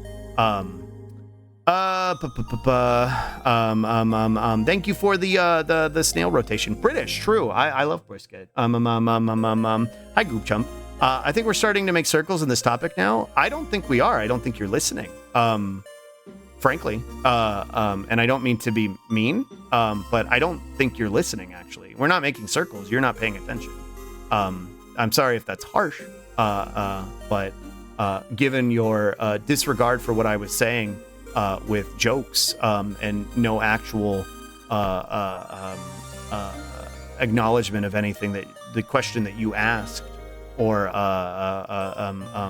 the concepts being discussed further, I'll talk about a topic as long as I want to. If I feel I want to, right? This is my stream. I can talk about whatever I want for as long as I want to. Please be mindful of that. Race is just a reflection of society's perception of skin tone and traits. Science has disproven race of having any biological component at all. Doesn't mean you're half fake. It certainly means perceive things in certain ways, yeah. It's a conversation about a specific section of power, right? While classism is a completely worthy topic, there's a lot of bleed over between racism and classism. In this context, it seems a very left field addition while we're speaking actively on racism. I don't mean to sound diminutive here, and I apologize if I sound like I am. I'm just explaining further. That's kind of a more apt way of what I was saying as well. I don't mean to be dismissive of your statement, but it does feel odd to bring it into this conversation. I think that it's possible for the oppressed to be racist, but it comes from a different position of retaliation rather than oppression. Makes a lot of difference in the context. Discrimination is bad all around, but context is the defining factor. I also, again, I think it's worth noting that while a poor white person is maybe not having the same level of power in a society as a rich white person, or maybe a black person who has more affluence than that poor white person, they do have privileges that extend from their whiteness to allow them to engage with the society that they participate in, more than that black person, regardless of whatever affluence they have. So it does come from an aspect of oppression, and it comes from a power structure. And I think that's important to be conscious of. The fact that the conception of racial whiteness has changed so drastically over time in and of itself is one of the strongest arguments against its existence. Its function is to have an in-group and an out-group. And in the in-group becomes too small, they lit a piece of the out-group in to inflate their numbers. Exactly. Which is why it's not real, is what I say when I say whiteness isn't real. I have a very hard time telling what is relevant most of the time, and I tend to roll the dice on a tangent because otherwise I'll hardly ever say anything. I think the important thing is to be receptive to what's being said here in this moment. Whiteness is not a real nationality or race. It is a dominant in-group in a society based on supremacy of one group. Whiteness is a made-up concept that expands its members when it's losing majority to perpetuate its power over minority segments of the population. True. I sort of made a bad call bringing up what I did, how relevant it was. And again, like I said, the reception to it is important. It wasn't a bad call to bring it up. Your response to the new information was not ideal, however. I would say that it was a bad call to bring it up, but I think they are, again, I don't think they've had a bad response to being told about it. I think they're being receptive to it in this moment, and I think that's valid. I can empathize with that, but in the context of this, as Slug said, it came across in a very contentious manner. Sure, and I know that I can recognize that might not have been the intention, but us conveying that now is why it's important to receive it in this moment. I'm listening. I just said that earlier since I heard something reiterated another point, then my message got read much later, and on my bad if what I said came across badly. Again, like I said, I don't think you've acknowledged anything that I've said. You haven't acknowledged any of the questions that I've answered on your behalf. You've made jokes about them. Again, like I'm not sure what other message that I was responding to at the time. I don't know that you've taken anything away from this conversation, and I can appreciate your apology. But more than that, I would appreciate you taking the information away that you asked for me to convey. If I remember correctly, whiteness wasn't a thing until very recently, historically. Sure. Yeah, until I mean, it's been so fluid in its implementation, which is why it's not real. Like Slick said, he'll talk about what he wants as many times as he wants. It's not if what you said came across badly. It's that you were trying to talk over him. Let him cook. Yeah. There's one of the wrong person in regards to learning the new information. Thanks, I'm sorry. I see. Yeah, I was gonna say. I think Owen is being completely receptive to the new information, and I appreciate that. I'm not against him talking about what he wants. I just said that in the context of what I heard. At the risk of escalating and making myself angrier, I'm gonna drop it. I'm just gonna let it go. I answered your question. You're fine, Owen. And I appreciate the reception to being pointed out. Crazy man. I answered your question. Whether or not you want to take anything away from it, that's up to you. I'm gonna move on, and I think it's a good time to do it because it's lunchtime. So I'm gonna go feed my kitties. I'm gonna go grab my lunch. We'll come back. We'll watch a couple videos, and then we'll get back to slarpg. Because I do want to continue playing this game. And I appreciate y'all having this conversation with me and being patient with me as I parse these things out and helping maintain the vibe in the community as well as we have these, very, very heavy conversations. So if you need to get up, if you need to get a spit, get a food, take your meds, piss your pants, now would be the time to do so. So I'll be right back, okay? I'm gonna go over to the BRB screen. I'll be right back.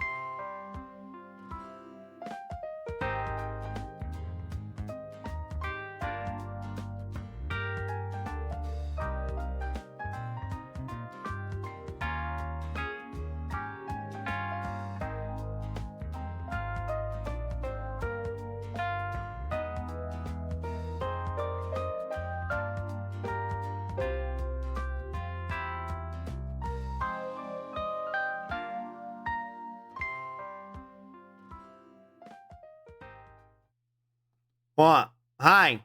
Hello. Hello. Let me catch up.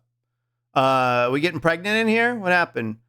I already pissed my pants. Going to piss yourself. Gotcha. I guess I got the trash real quick. Thanks, Glossier. Let's get my cat off the sofa. Does that count? Hi, Ray. Plap, plap, plap, plap. Congrats on the pregnancy. True. We got Gregnan. My girlfriend made me Utopia and made one of the battle cries. Plap, plap, plap. We ate the plap, plap fruit and became a pregnancy human. True. The plap, plap fruit. Sent it to be printed out and hung in the Louvre. Hi, Double. Mods just found someone with bad vibes and wanted to take care of it before. Gotcha. Thank you, Mobs. Mods, true. Well, wonder if Slug will hit the corner of the screen. I don't know. Did I? Well, it's Slug. Hi. The Lorv Slug. True. The Lorv. Hi. Hello. I'm back. Hi. I got a Sam bitch. I want to watch this Chugs video. Chugging the hottest sodas on earth. I want to watch this Chugs video. Whoa. Chugs. Whoa. Spicy. Whoa.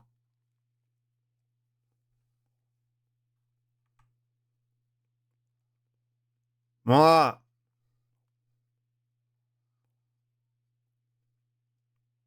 Whoa. True, that's me right now, Ace. I'm going to snack while it's lunch. Oh, I shouldn't talk with my mouth full. I choke. Okay, about that. I got food but drinks, yeah.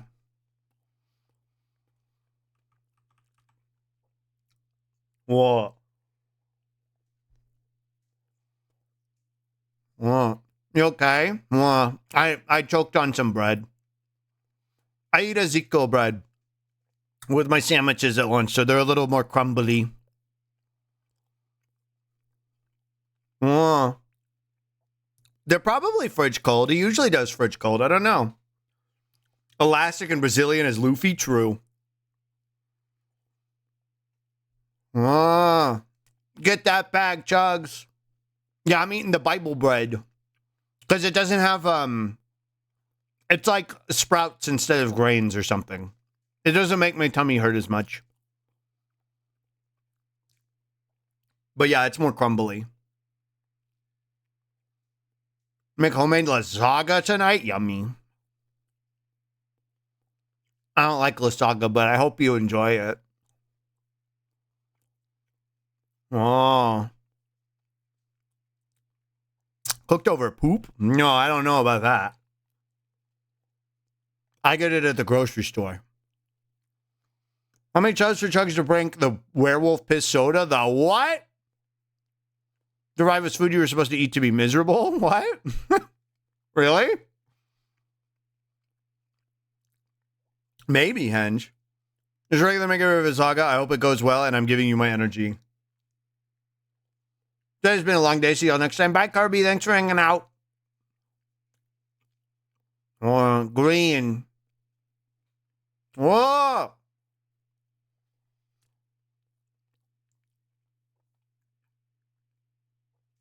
Jalapeno.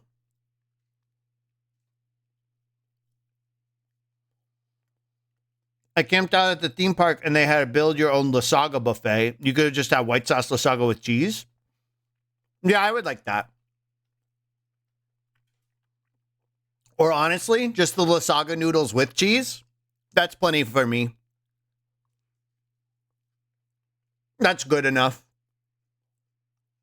Oh. So I'll see you in a little bit. Bye, Ace. Oh. I see.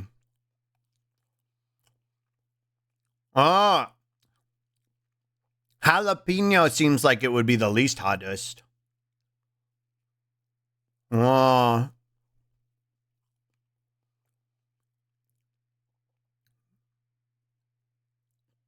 Oh. I don't know what a Nevada Reaper is. Is that hotter than a ghost pepper? red sauce and white sauce layer of noodles and basic cheese pizza slices. Whoa. Whoa.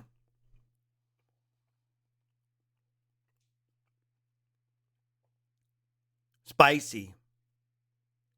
Whoa. Pure capsaicin from the pepper, like diluted essence. Whoa. Like a reaper, perhaps grim in nature from the state of Nevada. Hope this helps. Whoa. Heard that, it's so fucking funny. Whoa. Ghost pepper. Scormchin. Scormchin. Whoa.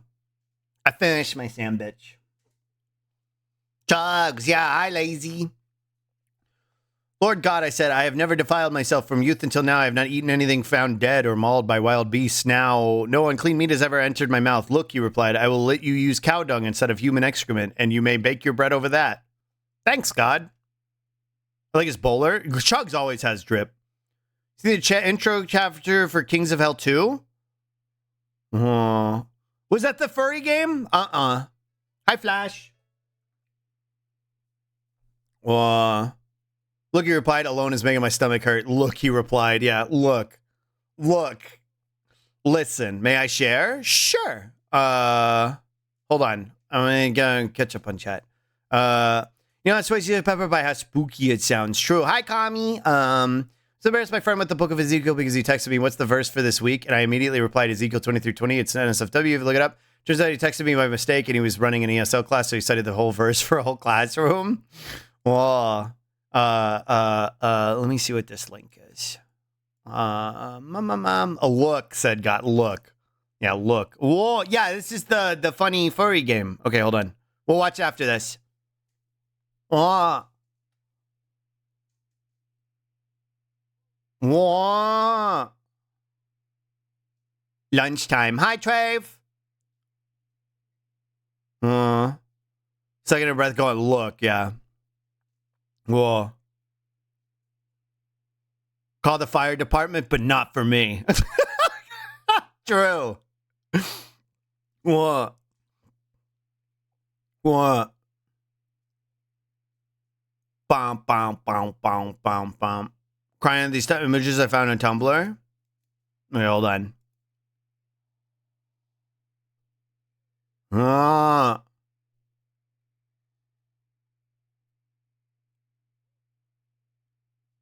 Spicy. Oh no. Oh no, spicy. Whoa.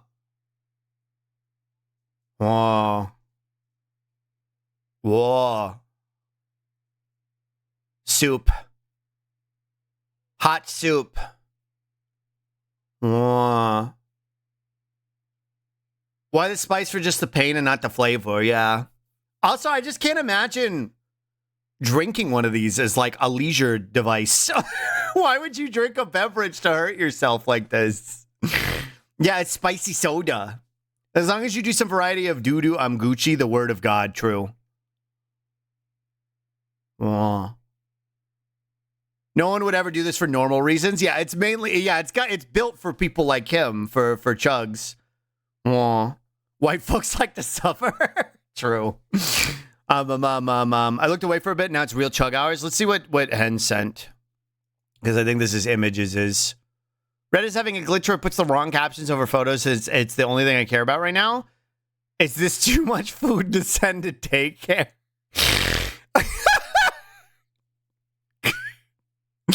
I don't know why, but this has Germa energy. This right here, this has Germa energy. This feels like Germa posted it. Ariana spotted at Ethan Slater's gig. True. True. There she is. That's her. Someone worked up a big thirst making a burrow this weekend. True. Girl, same. Where can I find eyeshadows that are these colors? Bug warning, bug warning, bug warning, bug warning. 7 weeks post-op. Transition goals. Let's go. Woke up and found these. Any clue what they are? Middle of the living room. No pellets in sight. True. Mood, yeah. Oh, man. Goals? Help me choose a plush. You slay, King. Aw. Dinner for my 2.5-year-old. Yeah, go eat the mushrooms in the yard. That spider HRT hits hard. Yeah, the Weevil HRT. I'm in this picture and I don't like it. All right, let's take a look at this. God, I wish that were me. Whoa. Super cool short clip from a DJ set? Sure. Whoa. Well, Bruce is eating Bubs' food, but he didn't eat his own food, so.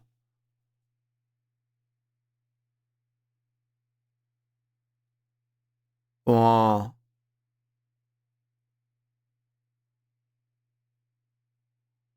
I like how shaped this guy is.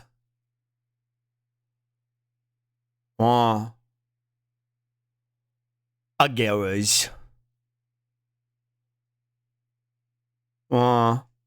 Is this the whole intro? Here, let's see. Photosensitivity warning? I just wanted to see the characters. His snoot.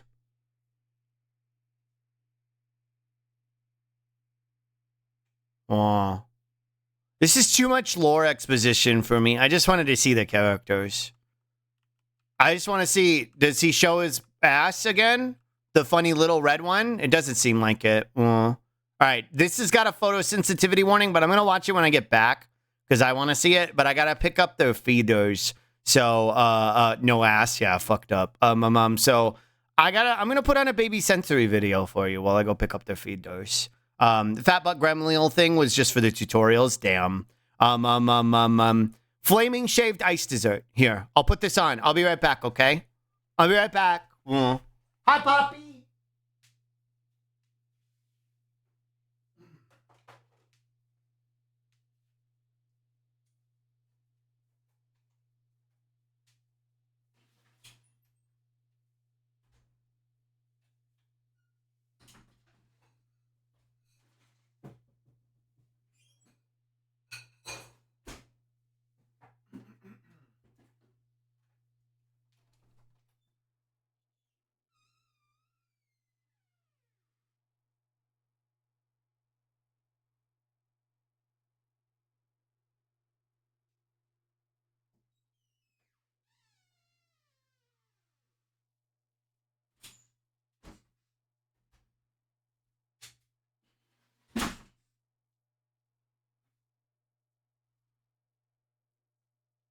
Hello.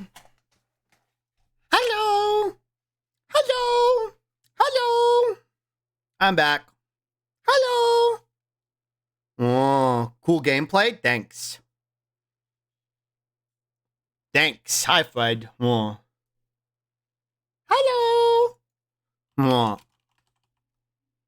Thanks. Hello. Is it frozen alcohol flammable? I don't know. Hello. Hello. People look so cute and silly. Hi, silly goof. Thanks. I'm a silly little guy. It's true. I'm a silly little slonky. So you just activated my Google Home. Okay, bye. Dolly. Okay, bye. Hello. Dolly jump scare. Hello. Anything is flammable if you're determined enough. True. Thanks for the follow. Hello. I like the way this looks. It's very shaped. I forgot I was hidden behind the fridge. Yeah, I like when you pop out from behind the fridge. It's cute. Really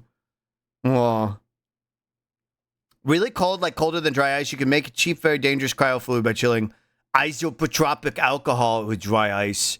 Shows up behind random objects. Yeah, I made Dolly join a call with me a while back so I could position her in random spots for when she joins the stream.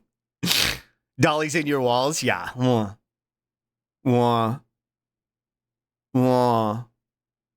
Egg. It looks like the egg from Alien. We literally think Taki just wanted me to position me in random spots. Yeah. We were just both muted. Liquid nitrogen because it'll stick with napalm and give you a grace period of vapor insulation. Oh. It looks like the alien egg. Oh. What the heck? That looks really yummy. Oh. She's so cute. Oh. The Stardew Valley dev said that they wouldn't let a movie adaptation happen unless Gidley was interested or something. Oh. Edible plug. Oh. Oh. Mint. That looks tasty and disgusting. What do you mean? I want ice cream now. Ice cream. Oh. Marshmallow shell? I think it's cream. Like whipped cream. Stardew Valley movie couldn't be made by anything other than Hallmark, and I'll take no notes. Dolly, you're so right. Holy shit, you're so right. And it's got to star like the most mommiest fucking white lady who's in her 50s. You're so right. I'll play the role of grandpa in his fucked up bed. Do you know the solar system is continuously moving while rotating the sun in a spiral since you know but gravity, but without mass, you can make your own gravity? That's how a drill works. Oh. Looks tasty. The liquid on the inside triggered a weird reflex in me. Oh. Cookie. Oh. Cookie. Yeah, slug grandpa in his fucked up bed. Oh. Orange. I don't like the orange. That squicks me, but soup. Mint syrup. Oh. Condensed milk. So maybe I have to have a 30-minute segment of nothing but brewing wine to sell, or it ain't watching. Slug Gilf would be cool. True. It's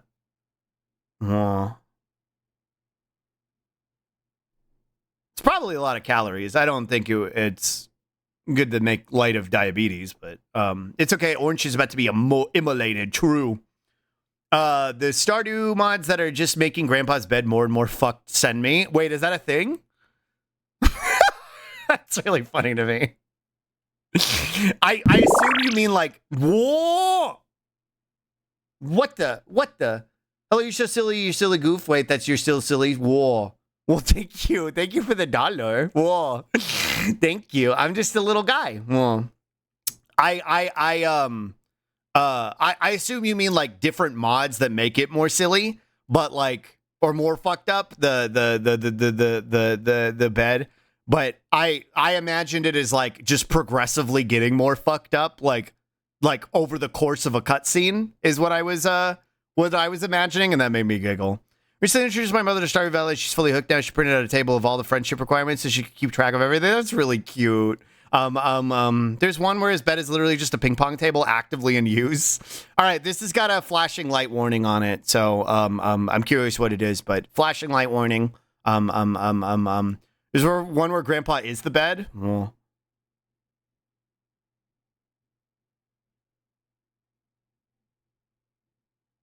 That's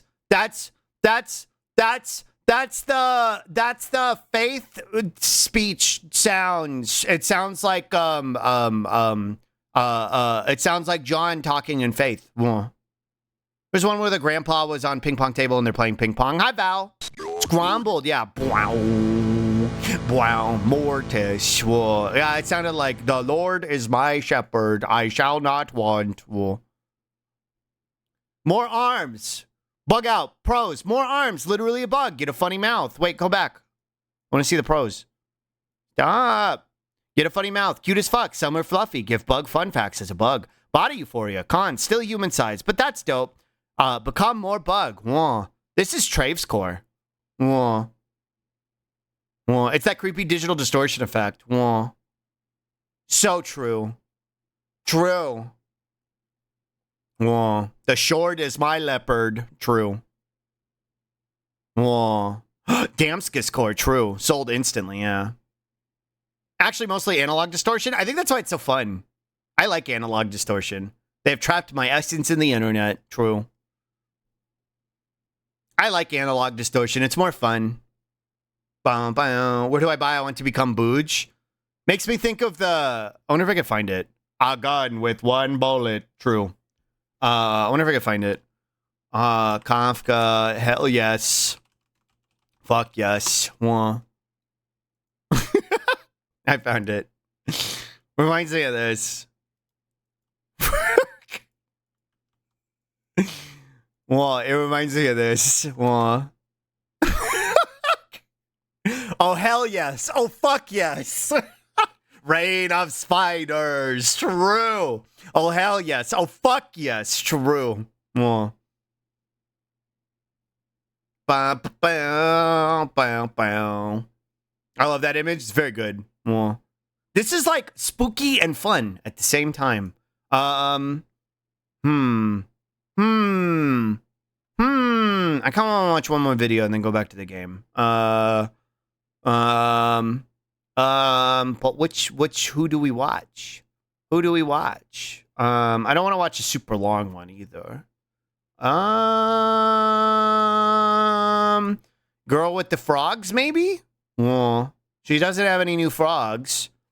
The person who made that has a really good freeware horror game that's surprisingly sincere. Really? Well, you're right, Hemj. Kafka was so real for making a guy transform into a bug. Roaches. True. Apollo. Maybe there's a new Apollo. He hasn't done one since Millipedes.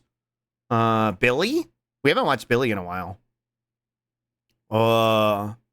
Whoa, lick. Whoa.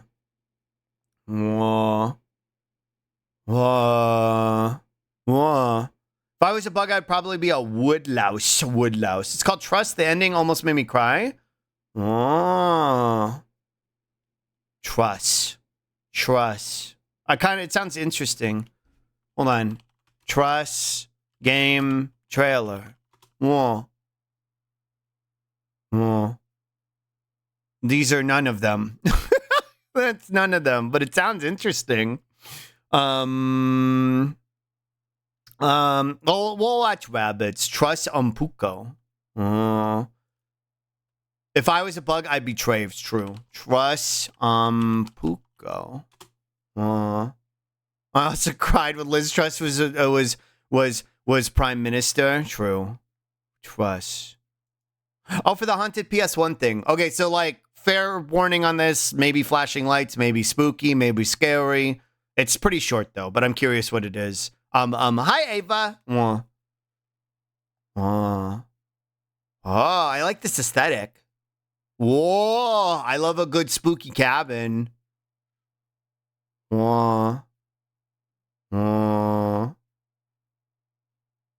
Spooky and scary and skeleton warning. What did it say? Tonight, all your demons will join you. I love PS1 style games. They're so gender. True. Did the effects for Manifold Garden and Yo Noid too. I follow Umpuko on Twitch. She's a VTuber too. Is that who made this game? Is it a Slender type where you gotta go find the pages and stuff? I was doing stuff. My phone must have been lurking for a few hours. Hi, Kane. Hello. Thank you for the spippy and the strench. I'm going to bookmark it. It seems interesting. Like something I would enjoy. Thanks for the spip and the strench, Kane. Let's watch these bunnies. Oh my gosh. I haven't watched bunnies in a minute. We'll just do my cream colored fur is beautiful. Elegant breakfast. These human pellets are now. What's the name of this delicious red grass? Okay, we'll watch these, then we'll go back to the game. Bunny. I'm not familiar on Puko. It's Allison from slarpg. True. Hello, Allison. Elegant Breakfast sounds like a lo-fi group. True. Follow on Puko on co-host. He's really cool. Puko. I'm opening it on another thing. I'll check them out. I'll check them out on my own time. Bitrate reduction streams are so fun. $1 donated equals minus 5 kbps stream bitrate. Dog food. True. Banoy. Brunch. Bunny brunch. Eat a lettuce. They're so shaped. Well, true. They're so shaped. Creatures, branches, true. I love the way rabbits eat. I love the way creatures like this eat, like rabbits and gimme pigs. Hello, Allison. I wanna hold your hand. I haven't been the same man since I saw you coming in. Let's have a toast to the girl in aisle 10. Hello, Allison. True. Hampters. True. These are Hampters. Hello, Allison. I ain't been the same girl since I saw you coming in. True. The song's so good. I think about it whenever they say hello to Allison in slarpg. Thanks. I'm the one disrupting the... That's Bucky. Well. Creature. Hi, doing, Gar? Get out of there! What is your problem? Get out! Hope you like feet pellets, true sniffer. Aisle 10 is on constant rotation for me. Bunny step on the food. What a goober. Okay, last one. Carrots. What? This one's so shaped. He's sticking up the whole way, though. Relatively small animal, so full of love and creature. True. Wait, go back. Bucky, this is your album cover for when you drop your new single. This is straight out of Hopton. Two of them. True. Well. Straight out of Hopton. Hopton. Bun killer flow. True. I'm eating carrots from an gregarious angle. What the sneef I'm snorfing here. That's what he looks like. This one right here. Look how bulbous their noses is. They are snorfing here. Bulbous noses. Rabbits. Wow. They look so comfortable. Buster makes that face when he lays on my chest, and then he wants pets. He makes that kind of like zonked face.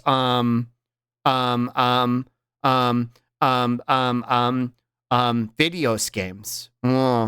Top Shelf Veggies got me in that lagomorph state. True. Just things are real. They're so cool. True. Here, I'm coming back onto the desk. Move. Move over.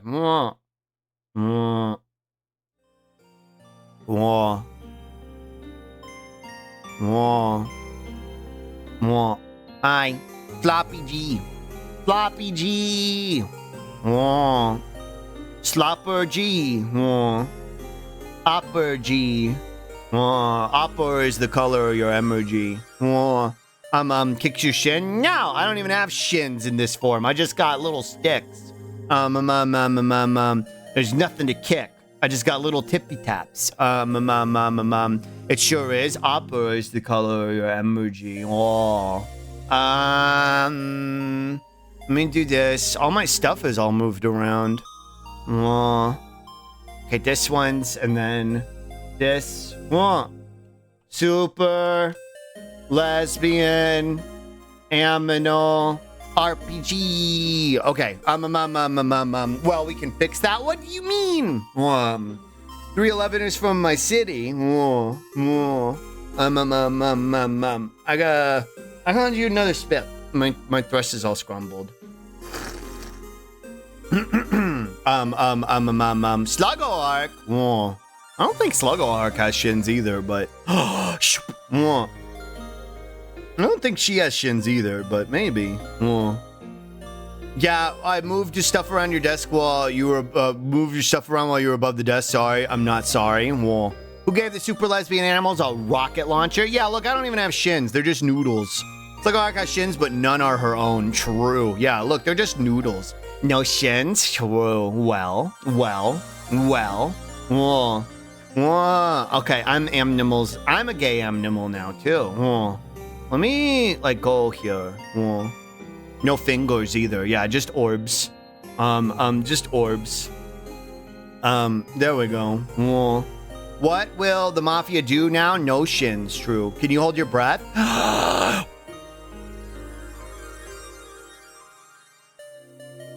I don't like not talking. I don't like not talking. And the only way I can do that face is when I don't talk. But I don't like not talking.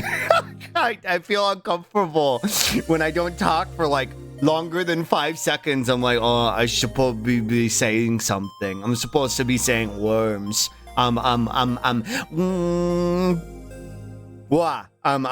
was the best way to rig that mouth. Shut up, Colossal. Thanks for rigging it though. Let's go back to the game. Worms, true. You can try talking.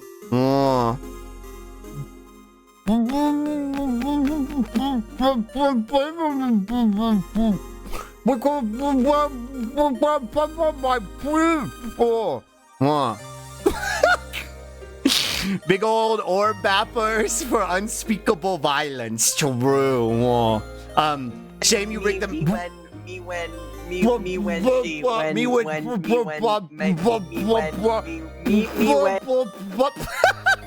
Bye, Dolly. Bye, Dolly. Oh, +5. True. Me when your mom, when your girl, when she, when I. Okay, bye. Whoa. She's in the game. I love Dolly on this screen. That's my favorite thing that I've done for Dolly with the keys is when she pops up in the game. It's really funny to me. Okay.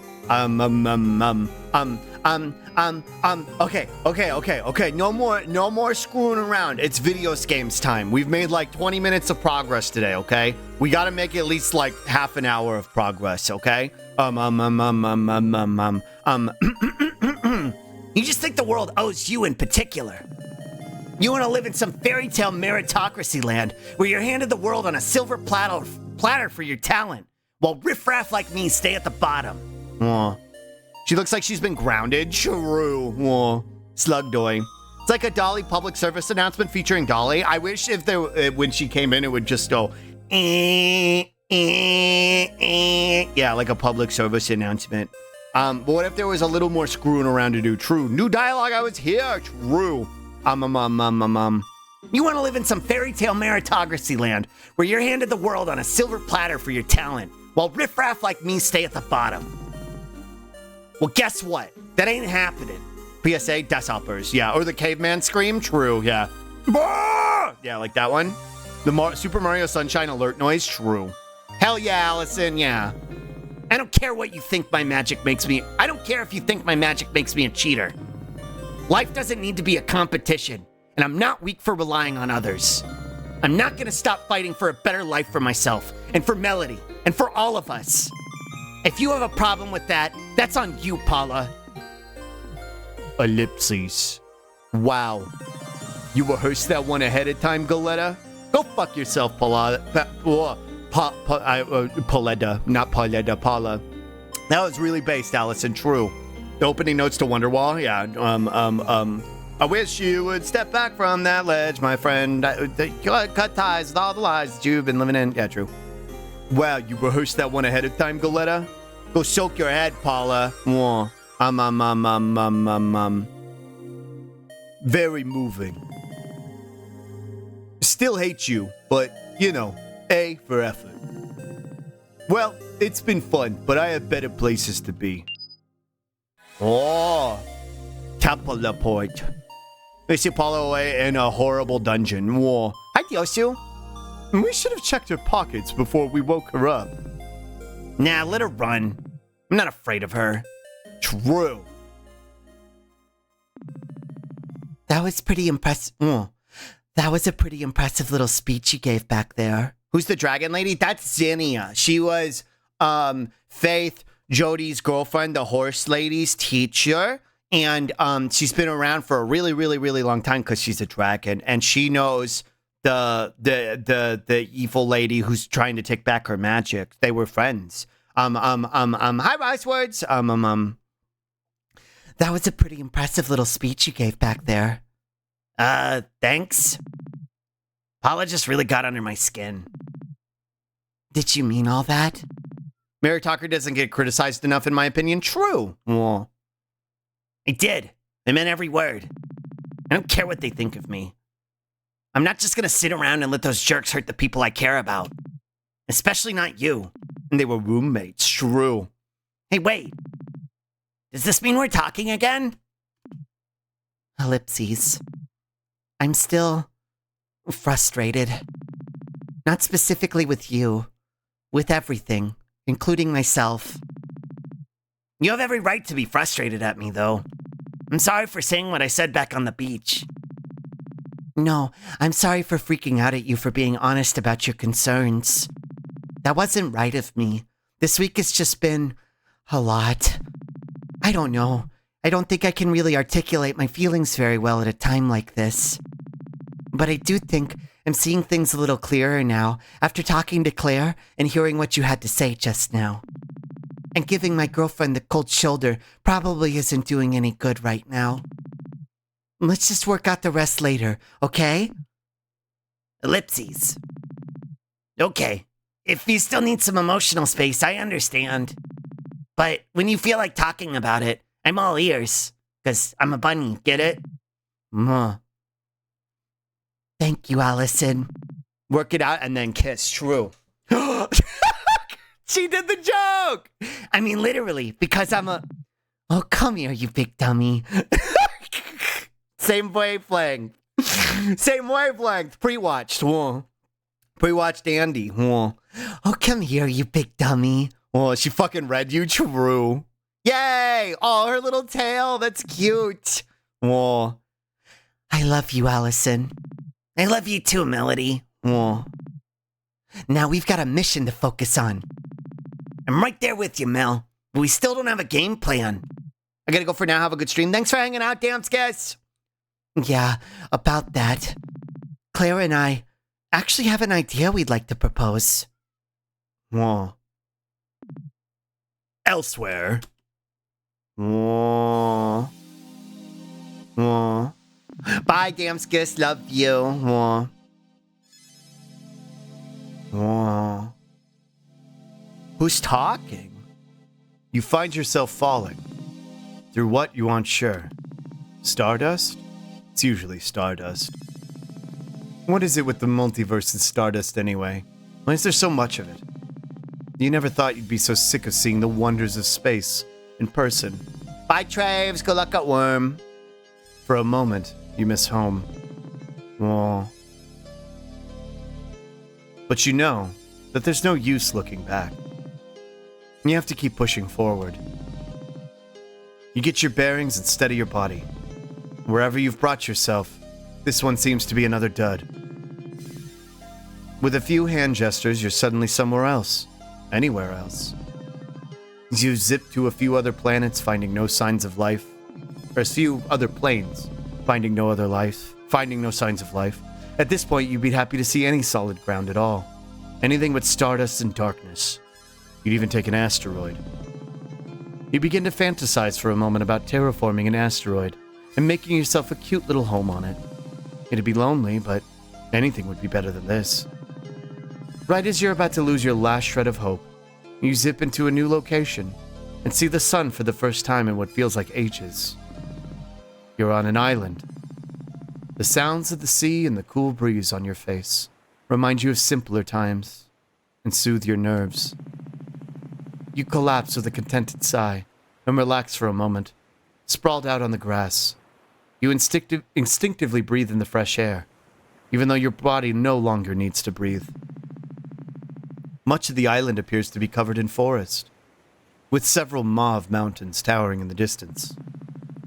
The sky and the sea are a deep blue, the fluffy clouds a bright white. Higher in the sky, you faintly see that the planet you're on has two moons, one larger than the other. Yes, this one will do. Not wanting to be an intruder, you wonder if I think this is Verenia, so I think I'm going to try and read it in her voice, which I think I gave her mommy voice. Not wanting to be in an hold on, let me do a spit. Not wanting to be an intruder, you wonder if there are any locals you can introduce yourself to. Perhaps someone to tell you more about this unfamiliar world. After blinking around the island for a bit, you eventually come upon a larger, scaly creature, the likes of which you've never seen in real life. Bye, Vuska. The creature is startled by your sudden appearance and drops an armful of firewood to the ground. Oh, I'm so sorry, you say. I didn't mean to scare you. It occurs to you for a moment that you should probably be the one who's more startled in this situation. In an effort to be nice, you don't point this out. I'm a bit lost and wanted to ask you a few questions. Is that okay? Sure, I suppose, the creature replies timidly. For starters, can you tell me what planet I'm on? You're kidding, right? You maintain a straight face. Wow, you really aren't kidding. What's your story? Are you an alien or something? Something like that. Wow, I've never met an alien before. Well, we call this planet Reverie. Well, you ponder this for a moment. Reverie. Huh? That's a new one. It has a nice ring to it, though. What's your name? The scaly creature asks. My name's Zinnia. Nice to meet you, Zinnia. I'm... Verena. Verena! Hey, Verena! Oh, Verena. Hey, Verena. Oh, it's Paula. You in there, lady? Oh. Hey, there you are. Sorry, I must have dozed off. Oh. I never figured a goddess would need so much sleep. Well, my body was specially modified to handle more magic than you can fathom. It can be tiring. She was daydreaming, yeah. Plus, when you're 1,034 years old, you start to realize how few things are worth being awake for. Ellipses. What happened to you? I'd rather not talk about it. Don't make this difficult, Paula. Ellipses. Oh. Ellipses. Galetta kicked my ass, okay? And a girlfriend took away the magic you gave me. Galetta? Allison Galetta. The rabbit? Oh, yes. She's that strong, huh?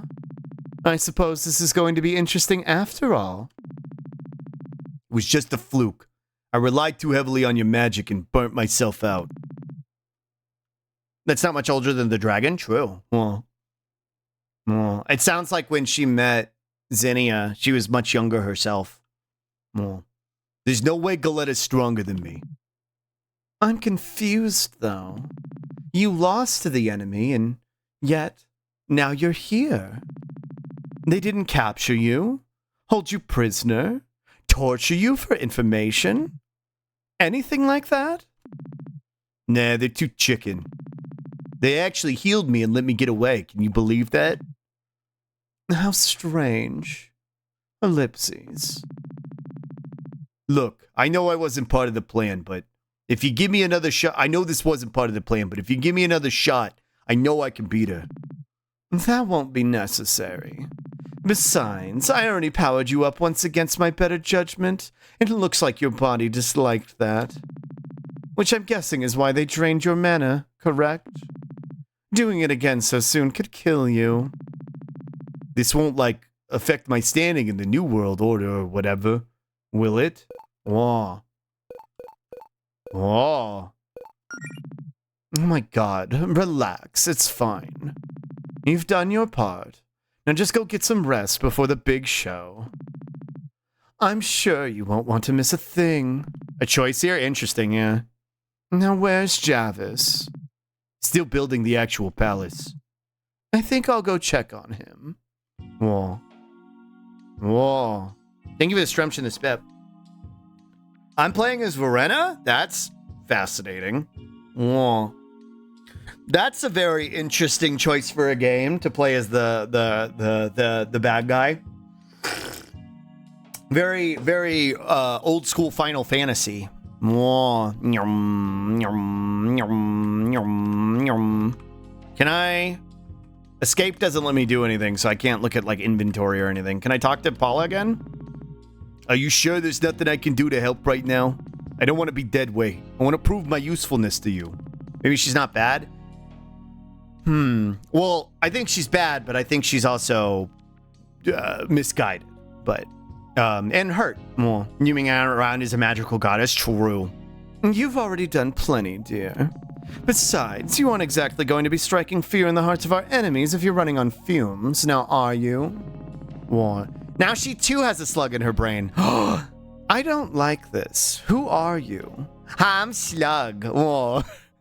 What kind of interdimensional entity are you? I'm a slug on the internet. Whoa. I'm blue. Whoa. And my pronouns are he, him, and I've been talking about politics all day. How droll. How long will you be here? I don't know. I don't know how long this section of the game is. Game? I don't know what you're talking about, but you're amusing, at the very least. Hi, Sluggy. Hi, Carnage. Whoa. Yeah, I haven't seen enough of her backstory to know. Reminds me of a cool corner trigger rhyme hack where you play as Magus after the fall of Zeal. Oh, that's cool. I'm blue. Yeah, true. Very meta +2. I love you, Slug. I love you too. Whoa. Yeah, but I could at least, like, I don't know, help with cooking or sweep the floors, anything. I have magic to do those things, Paula. What about... Your eagerness to debase yourself is kind of adorable, but it's unnecessary. I'm craving backstory, Mommy. Who are you calling Mommy? Whoa. Hello? My queen, look! I've just put the finishing touches on this statue of you. Oh my, how marvelous. You've really captured my likeness, dear. It's like I'm looking in a mirror. Thank you so much, my queen. The locals were very disparaging of my art, so your words of encouragement mean a lot to me. If you really love it that much, I think I'll start on a second one right away. If you'd like, but don't tire yourself out now. Whoa. Wow. She may actually know what you're talking about because she mentioned coming from reality and calls herself human. True. Are you one of those VTubers? I remember those in my world. She's a supportive evil boss. Paula, like me, can't feel right around unless people I'm acting like a butler. True. Oh, she is level 99. Whoa. Oh, true. There's a boss battle against that jelly would be funny. Against this one in particular. It's quite impressive, but do I always look this tired? Aw. You should sleep more, Verena. Slug, shut up. Whoa. Clinston. Whoa. Not so killer now, huh, Ray? They're playing video games. Whoa. What voice did I give Ray? I don't remember. What voice did I give Ray? I don't remember. Clinston's my favorite of the boys. Whoa. Always tired, definitely human, true. I don't remember what voice I gave Ray. Whoa. Level 7 Harry versus level Queen 99 Mafia boss, true. Hillary Clinston, true. There's the Archangels from this Cassette Beast, true. I can't remember what voice I gave him. Did I just give him Raditz voice? I think I did. This isn't fair, brother. I'm using the inferior third-party controller. Should've called dibs. Javis only made you a few weeks ago. How do you boys already have opinions on these things? Father created us to be highly knowledgeable, to aid in your conquering of reverie. And it doesn't take an interdimensional entity to know Mad Catz is bullshit. Uh-huh. Give one of them Vmon? Whoa. But the blue one's Pops. I could give the time one Vmon. Whoa. Father has taught us, and now it's my turn on the slug box, true. Uh-huh. I'm sure this will be really crucial for the mission. You never know. Shouldn't you boys be out on patrol? We are on break, my queen. Oh, okay. Cool. Well, have fun. Whoa. Hey, do you feel left out, Big B? They're just a few weeks old, so the voices can still change a bit. True. Since you don't have hands. Not at all! My ability to manipulate air currents is more than adequate to simulate the fine motor skills required for gaming. Yeah, he already beat Ray twice. Whoa. Sorry, ma'am, not now. Gaming. Babe, I'm gaming right now. Listen. I must focus on the game right now, my queen. Father will be very disappointed in me if my win-loss record dips too low. Well, true. Oh, hello, mother. I'm not. I already told you. I'm not your mother. Oh. Dolly and me. Oh. The boys need my help, queen. We're getting our 7th prestige tonight. True. I'm glad the bad guys have a union, yeah. Does the TV say anything? I'll go look. It's me and Dolly. I'm not your mother. Oh, shut up. Shut up, Shrew. Hello, mother. Mother, hi. Whoa. But I am your mommy. True. Hi, Bass. Whoa. I'm not your mom. Bye, Mom. Okay, bye. Whoa. Bye, Mom. Whoa. Shut up. Whoa. Ellipses. No, I didn't mean it like... Look, I'm sorry. I know you're still figuring things out. Oh, bad guys union, so police union? No! Bye, Mrs. Slug's mom. True. Well, I know you're still figuring things out. I just don't want you to get the wrong idea. Mommy 50 slice. True. Ellipses! Aren't perhaps? Sure. Fine. Whoa. What's on the TVs? Nothings. It doesn't say nothings. Whoa. The TVs doesn't say nothings. Have fun gamering. Whoa. Whoa. They're playing Smash Brothers. Travis! Whoa. Good morning, my queen. Or afternoon, I suppose. I apologize to your current accommodations being so rugged, but I'm pleased to report that progress on the palace continues smoothly. It's truly my most magnificent work to date. But please, no peeking just yet. Very me, or does her log look very Pokemon Team-esque? Her log? Her logo. I think it's supposed to be like a goat head and an inverted star at the same time, which is cute. That's what I'm getting from it, at least. But please, no peeking just yet. Javish, you're not Davish. Yeah, no, they're similar. The King, Bill Cipher voice and Vmon, but they're a little different. There's less in the Bill Cipher voice than with Vmon. These beast folk are strange, Javis. Did you hear that instead of letting her succumb to mana poisoning, they actually healed Paula? Oh, piss baby. What do you mean? Hi, Berserk. It does kind of look like a Pokemon Evil Team logo, doesn't it? True, kind of, a little bit.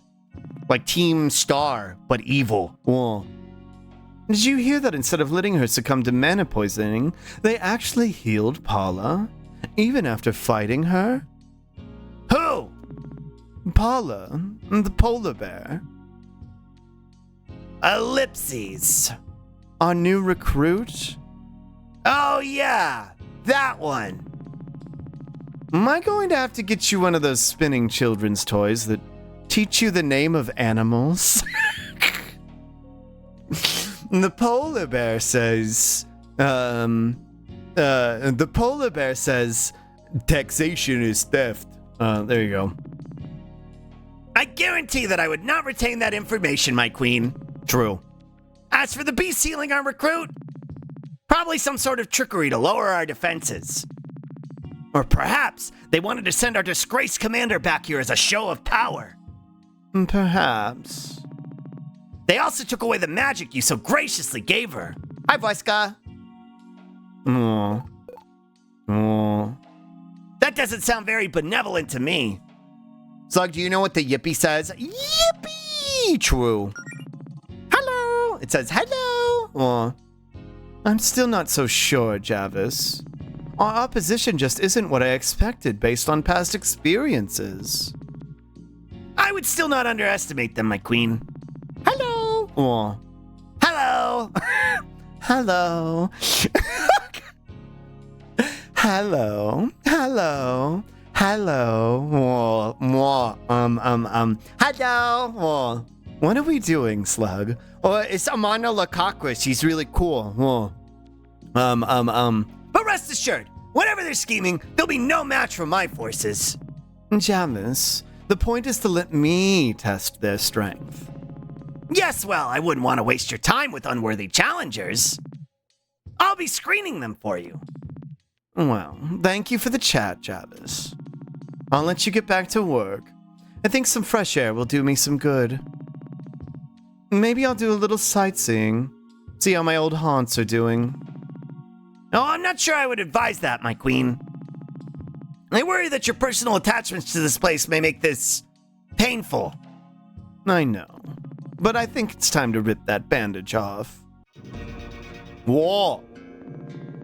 Well, this place sure wasn't here 1,000 years ago. Whoa. Whoa. Ear toggle, true. The technology certainly seems a lot more modern. But is that thanks to my magic or just the passage of time? Seems as if life has been completely sucked out of this land with magic, though. How dreadful. Wait, the elves here look different. Why are they... Oh my god. Is magic being used to raise the dead? This is too much. I need to go someplace else. Wall. Oh, my old gardens. Still as beautiful as ever, but it seems like they've seen better days. But if the gardens are in ruins, then... Well, true, shiny Palmon jammies. Ellipses. Oh, come on, Verena. If you can't face this, then you're hopeless. Here goes nothing. Whoa. Ellipses. What? This is it. My old magic school. It really was destroyed. Left in ruins since that day. This is where Zinnia... Where? Oh. I mean, of course this is the state it's in. Why did I allow myself to hope otherwise? God, why did I have to come back to this place? What the hell am I doing here? Stupid Verena. Stupid! Whoa. Her and Zinnia were absolutely gay. That's the vibe I'm getting, considering it's super lesbian RPG. My queen! I was worried I would find you here. Oh, I'm sorry you have to see me like this, Javis. I thought I'd buried this pain deep down centuries ago, but it's all coming back to me like it was yesterday. No need to apologize. Permission to speak freely? As a friend? Of course. You know you don't have to ask. You've always been a very giving person, Verena.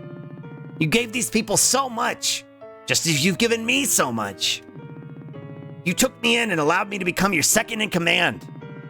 But you've come a long way since that fateful day we found each other in the void.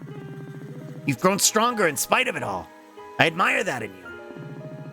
I worry, though, that returning here is making you regress. It's noble of you to want to give this planet a second chance, but these people have done nothing to deserve it. Look around you. Your kindness was wasted on this horrid world. You're right, Javis. I wanted to believe that maybe, just maybe what I did had improved the world after all, in spite of everything. But it didn't. This world really did just use me and discard me. Because I let my guard down. I was soft. It won't make that mistake a second time. Thank you for your words of encouragement, Javis. Now come along. We've got preparations to make for the final phase of the plan. Aww. Mommy, no, true. Aw. Shut up, Javish. So now that we're all here and we've had time to clear our heads, what's this idea you had? Aw. His ass is using her? 100%. Manipulator. Also, I think it's just... I don't know, no spoilers, but I think it's just misunderstanding, probably. Aw. Okay. Ease into the proposal. Aw. So I can say more worms as Melody, because it's fun. Well, Claire and I got to talking about Verena. And something seems off. Think about it. Verena had Greenridge.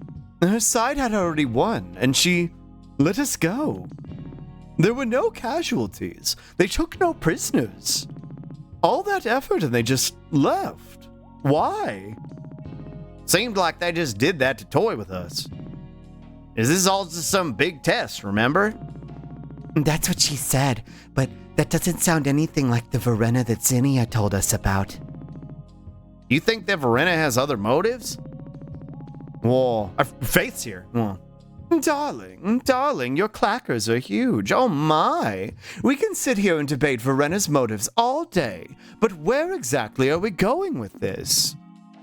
This might sound crazy, but what if we were the ones to face Verena? But instead of fighting her, we just tried talking to her. You know, she did have some valid points back there about the damage people have done with magic. I love that's how you get into the rarity voice. You've broken me irreparably, Dolly. It ain't no lie, bye, true. Haunts, yeah. It's your fault, Dolly. It's your fault. It's your fault. I guess technically it's our fault. We share this burden. Well. You know, she did have some valid points back there about the damage people have done with magic. It sounds like she wants to clean up the environment and stuff. I'm here to interrupt your story event to talk about balls. True. Okay, bye. I love that Dolly doesn't get jump scared by me, but I get jump scared by her. She scares me. She doesn't get scared by me, but I get scared by her. Also, hi, Gabber. Well, that's uppers. That's uppers. Balls. True. Okay, bye. Okay, bye. True. Whoa. Sounds like she wants to clean up the environment and stuff. Dolly has a slug detector. She knows when I'm approaching. It's true. It's only for normal for Dolly to scare someone. True. Perfectly summarize your dynamic. It's true.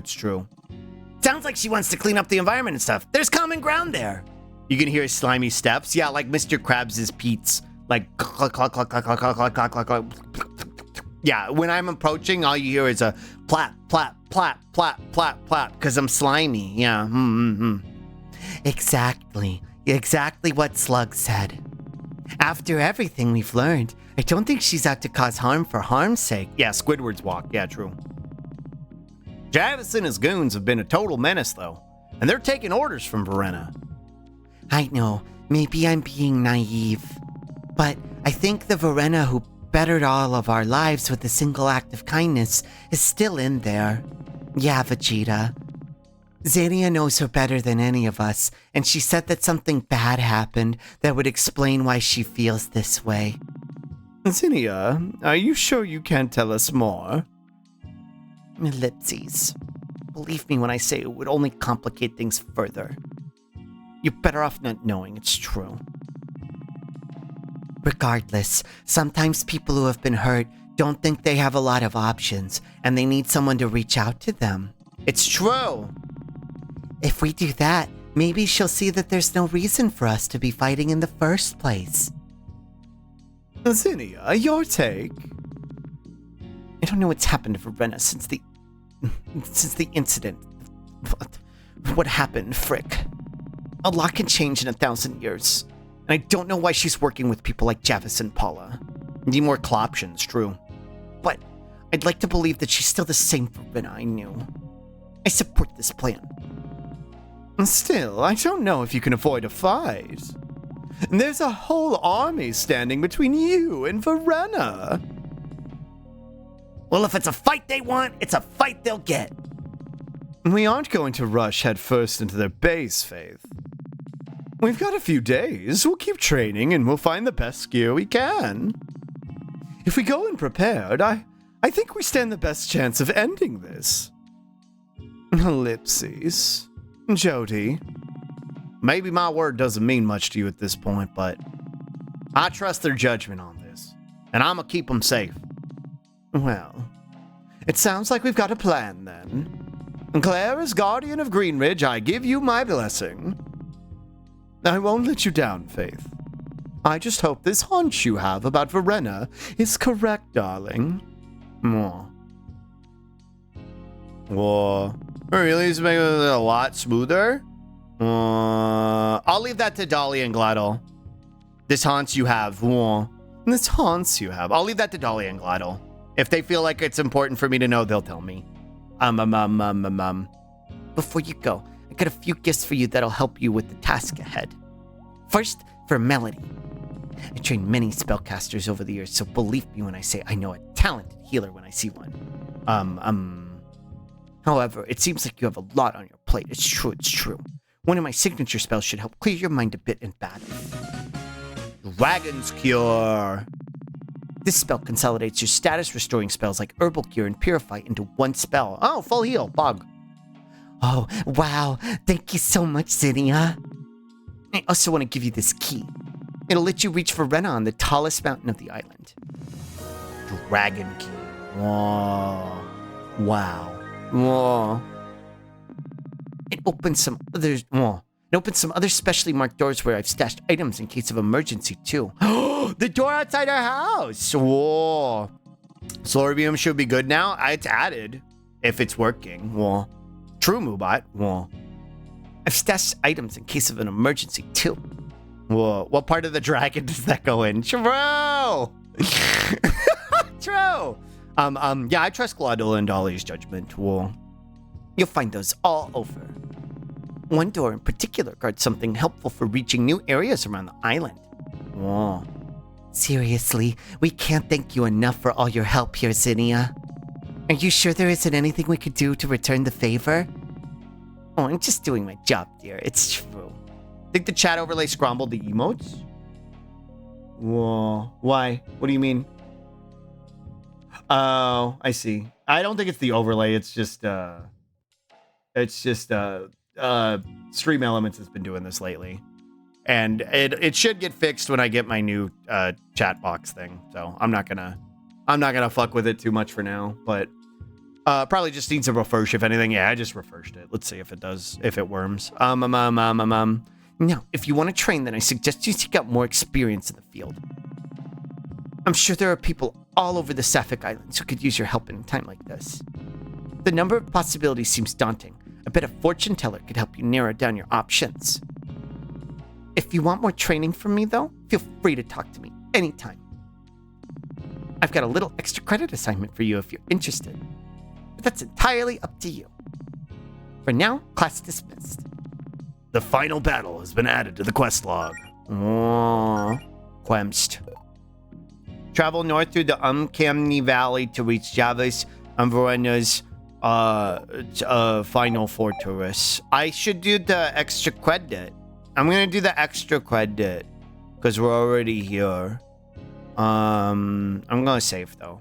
Melody's in charge again. Aw, she's the one leading the group again. Aw, she's got her self-confidence back.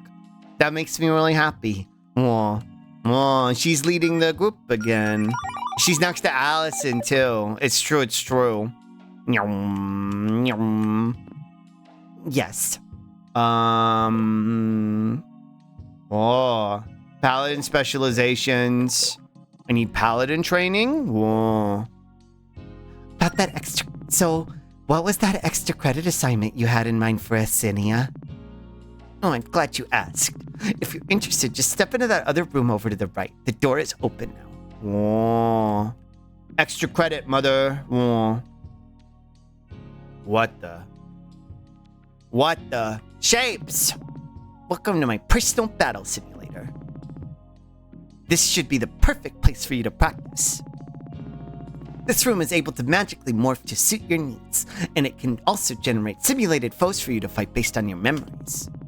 Just touch the crystals and you'll have rematches with the boss level foes you've previously fought. It's only a simulation though, so if you change your mind, you can flee from these battles. This is incredible, Zinnia. Thanks for letting us use it. Yeah, no kidding. You just have this in your house? I mean, I trained a lot of guardians. I'm not gonna have them sparring in my living room. You know, if we had access to this place a few days ago, probably would have saved a lot of problems. You're never gonna let me live the basement dungeon down, are you? Oh, Well. oh, Hi, Gamskus. oh. Radio. Battle music. Oh. Oh. Oh. Flurry Mountains. Oh. What's this do? I hear you've been working on a bestiary. If you missed some entries in the scrambled areas that you previously restored, you can use this to visit recreations of their corresponding monster dens. And I've also got one for the Flurry Mountains in case you already cleared out all the monsters here during our previous training exercise. Do you like to simulate a monster den? Oh. No. Oh. Fight the gumball Goliath. Fight the big. Well, I didn't mean to, but okay. I didn't mean to sit. Yes, but all right, little man. It's over for you. Throw a potion at him. Well, he's so big. Whoa. Scorch. It's a cool feature that I've never used. Whoa. I didn't mean to do it, but oh well. We can beat up the Dust Bunny real quick. It's Jover for you, little man. Whoa. I wonder if do you actually get experience from it? Whoa. And does it heal you after? Whoa! He's so swole. Oh, well. Whoa. Dust Bunny EX, true. They're EX types now. Whoa. Brandon Blast, true. Alchemy, Potion Explosion. Him buff, true. Attack, Scorch, and then speed up Allison. Whoa. Kiss Allison is back, true. Whoa. She's got zoomies now. Whoa. Whoa. Ba ba ba ba ba ba. Get fucked. Get fucked. Die. Everyone has a kiss. True, because they all got girlfriends. Nice work, team. I got the EX Dust Bunny. Great work. Whoa. We must do all the kisses. True. Quemst. Be still here. A stranger, pinker version of the Big Dust Bunny back to reclaim this title as champion. Jody never got to fight the original, so this is like a rite of passage for her. True. That's pretty silly. Whoa. Whoa. You can do all these? Fight the core guardian. Sure. You get different ones for them. It doesn't seem like you get a different one for this one though. Whoa. I only want to fight them if they're EXs.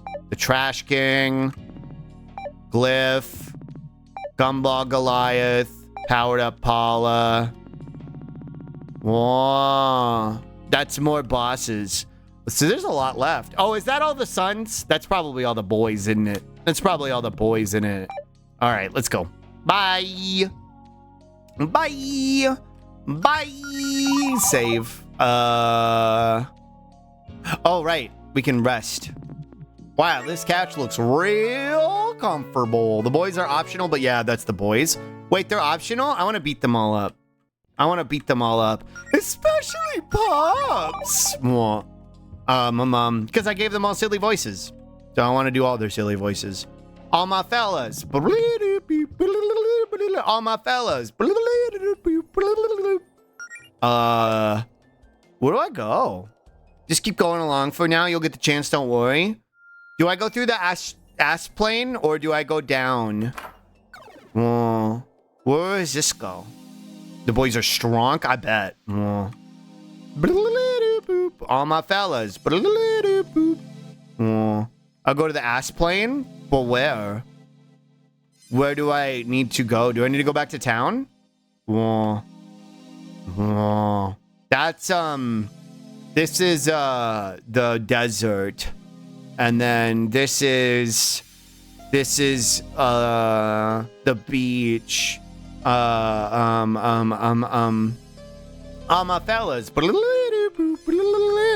Forgot how pretty the astral plane is? It really is. So what I recommend is using the door right outside Zinnia's gate. Whoa. Where's that? Which one's that? Is it this? Whoa. Warp to Zinnia's place. No, this is where I just came from. Whoa. Whoa. Go to all the silly doors, maybe if you remember where they were. This is where I just came from. Where's the one outside of her gate? Whoa. Whoa. Is it over here? Is it this? Amber. Wait. The cliffs. Is this one? Maybe it's just the forest. This one? The Amber Woods? Okay. Now where I go? Maybe. Amber is the color of your energy. Go to the ruins? Where's the ruins? The place north of here is up here?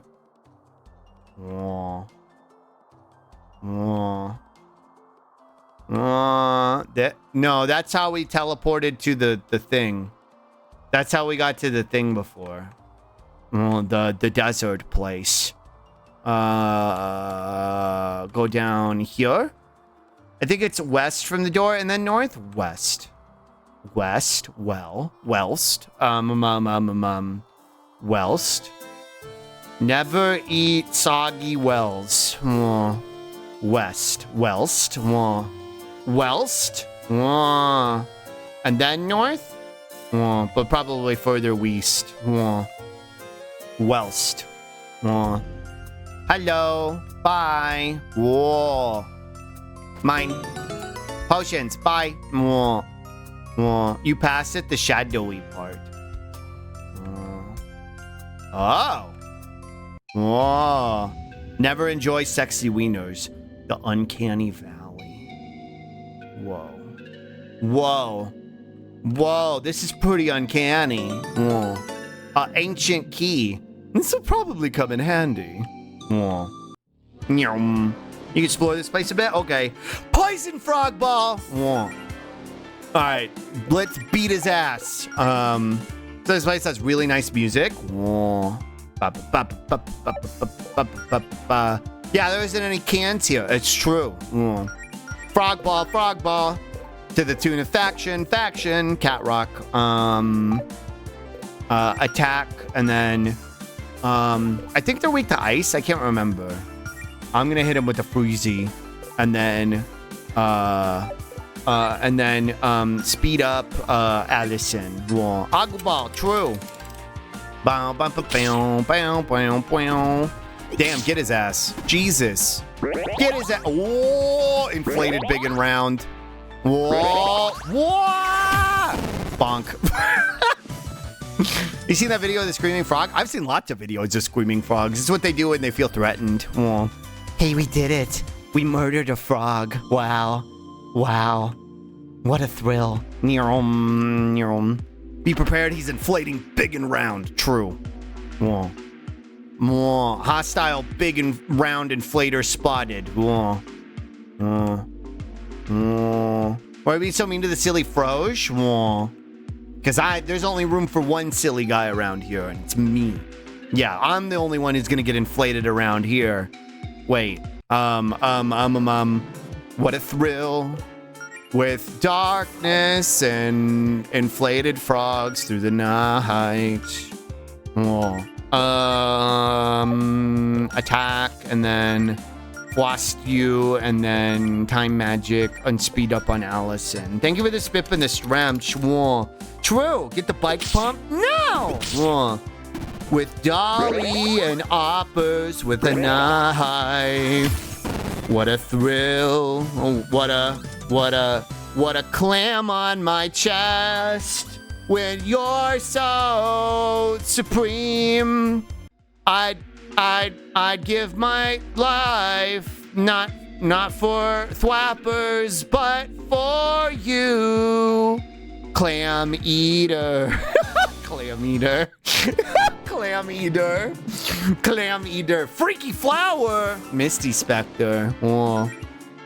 I'm still in a clam eater. Whoa. Misty Spectre is cute. I like their little heart pin. Lightning, maybe? I'm gonna throw this at you, and then I'm gonna lightning kicks, bro. Frick these flowers. Das Oppers. True. I'm still. Wait, hold on. I'm still on your stream. Das Oppers. Bow, bow. Das Oppers. True. +2. All right, Scorch. And then taunt. Okay. Is this a dolly summoning ritual? I'm not sure. Maybe. Ow! Stop it. Die.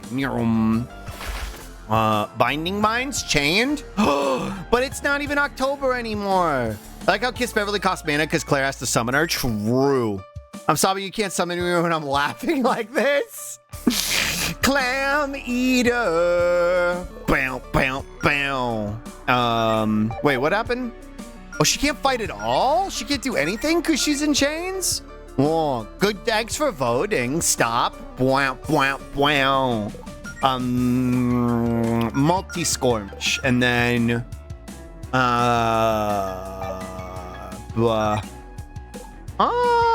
just beat up the flounder. Set her free. True. Oh, the first round of the final boss, we need to use all the kiss moves. It'll be funny. Okay. You gotta remind me. Lynn, thank you for this raid. Yeah, consent's important. Hi, Lynn. Thank you for the raid. Hi, Raiders. Welcome in. We're playing the funny gay animal game. Hi. Hi, Toilet. Hi, Lynn. Hi, Pete Flakes. Hi, everybody. Welcome in. I hope you had a good stream. What were you up to? Let me get you a shout out.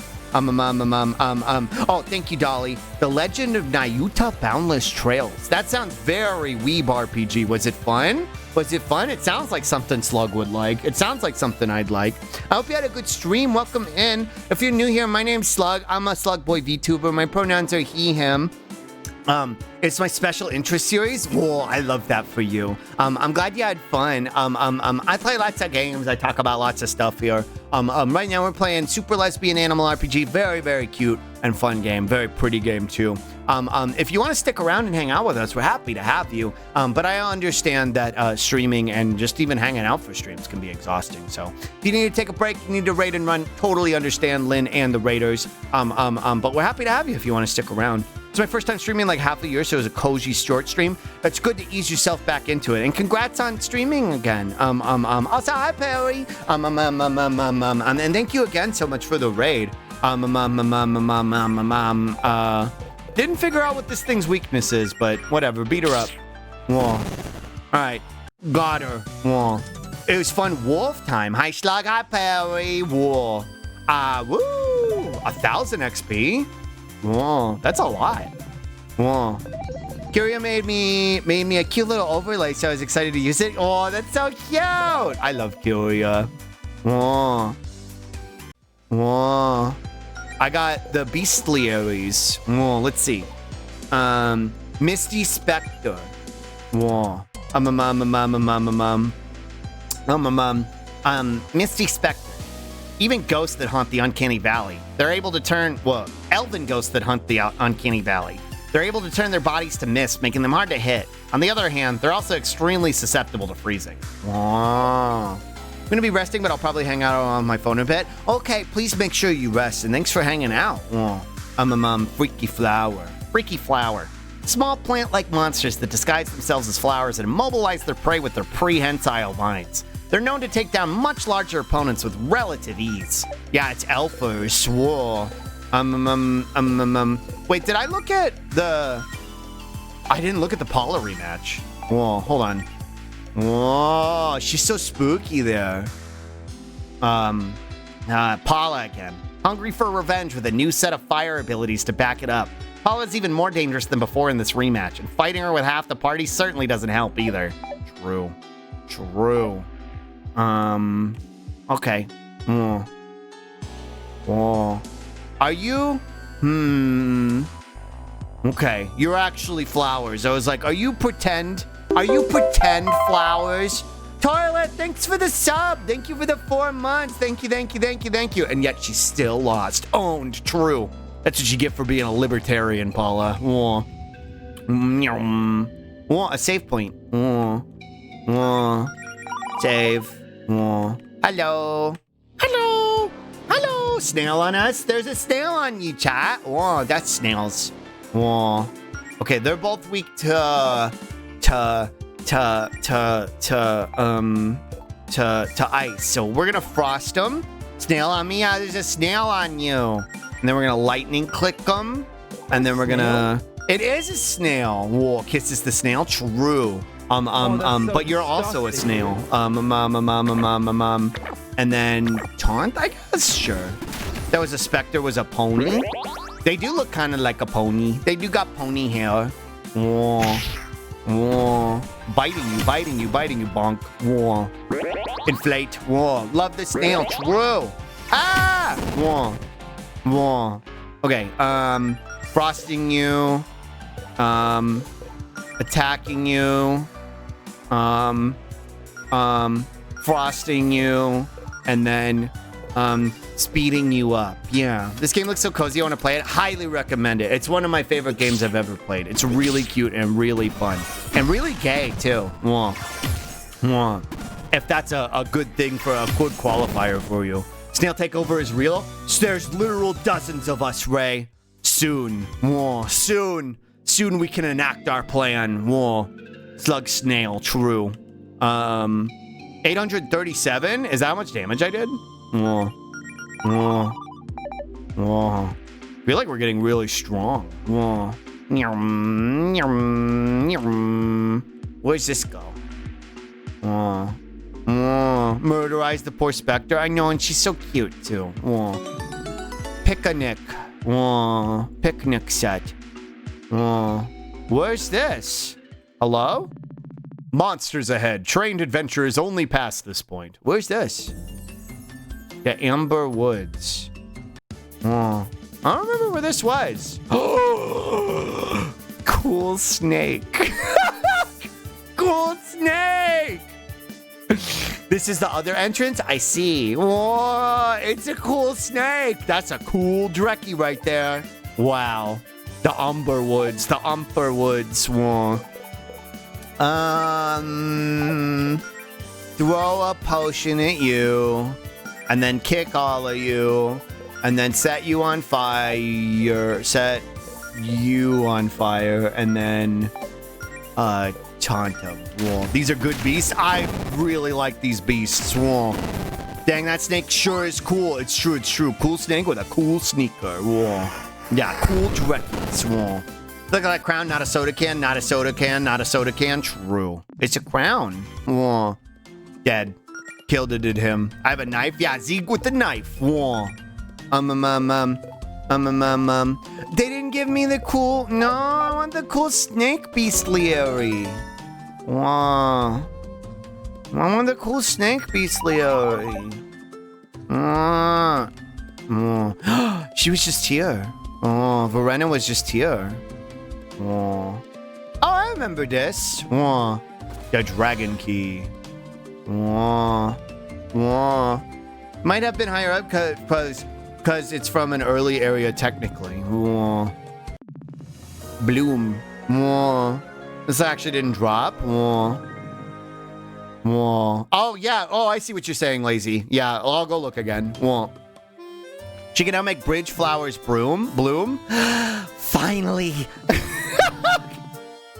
We've been seeing those flowers and bodies of water all over the place for days. No suspiciously placed plant can stand in our way now. Whoa, that's cute. Finally. Oh, I thought she was just excited to make flowers, which I thought was cute. But yeah, now I can make... Whoa. Bloom. Whoa. Whoa. Now I can go shortcuts. Whoa. Hey, this is still glitched up. Whoa. Where's this? What's this? Where is this? Oh, this is the ass plane, but where? Flower power. Oh. Umber Woods. East side, west side. Oh. Oh. Oh. Oh. The door we just opened is the same as the one in front of Melody's house? Yeah. That's why I want to go back there. Oh. Oh. Why is this place still glitched up? They didn't clean it up. Oh. Oh. Where's this go? East Side Mario's for all you Canadians in chat. Oh. East Side Mario's. What's this? A short while ago. Oh. Personally, I was going for something more. Oh, hello, boys. What brings you here? Father, we are bored. True. Very. Yep. The lip sheesh. Oh. My queen, do you think now is the time? Father, we threw up. Father, I threw up. Whoa. Father, we are bored. I love that the Raditz voice suits him very well. It's just the way Raditz would talk. Would slug well. Four of them. Father, mother, I'm bored. Mother, please. Mother, I'm craving back shots. Father, we're craving back shots. I think it is. Our guests of honor have yet RSVP. Let's bring a bit of party to them. Do you remember where your targets are, Do you remember where your targets are located, boys? Father, I wish to eat the drywall. Oh. Mother, I need to shits. Yes, Father. Excellent. Go make me proud, boys. Ah. Whoa. I thought they were supposed to wait for us. I guess they got tired of waiting like Paula before them.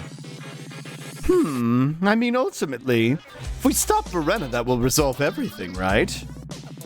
But I bet whoever's in here has some pretty good loot. Sons of Javis has been added to the quest log. Oh. Sons of Vegeta. Oh. Oh. Sons of Vajavis. Oh. You're David. You're V-Mine. Mother, I'm feeling the brown. Turtling has begun. Feed me a porta potty. So what do you think? Am I capable to do this fight right now, or am I gonna get my ass beat? This is very hard. Bye. Bye. Bye. Yes? What? Yes. Roy? Yes? Whoa. You think I can do it? You're fine? Whoa. Don't worry. Roy's the hardest one in my opinion. You're not, you'll get your ass beat. I'm playing, I plus Dolly. Well, I'm on easy, yeah. Well, I'm playing on easy mode. Well. Ellipsheesh. But it might require some strategy. Well. I don't think we've run into you as much as your other brothers. Well. Ellipsheesh. Not very talkative, are we? Correct. The answer, no, you're destroying the park. Are you going to leave peacefully, or do we have to do things the hard way? Ellipsheesh. Prepare yourselves. Whoa. Whoa. Roy appears. Whoa. Dolly Brand strategic advice? Whoa. Throw stuff at it. Whoa. Attack, and then Scorch, and then time magic, yeah, just kill it. Whoa. And then speed up Allison. Whoa. It's that shrimple. Whoa. Ah! Whoa. Omega Banger, true. Whoa. Whoa. Make Allison go fast with Jody. Allison attacks. Jody does break in the armor. Whoa, that's what I was gonna do. That's what I was gonna do, but yeah. Thanks, Dolly. Win, true. Yeah, just gotta win. It's that easy. Well, for the fire one didn't do anything to it, so maybe frost. And then I don't have crack in the armor yet. Okay, taunt. You got this. Thanks, Dolly. Kill people with hammers. True. Taunt.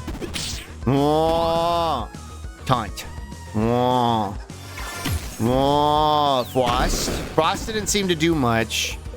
Okay. Potion explosion.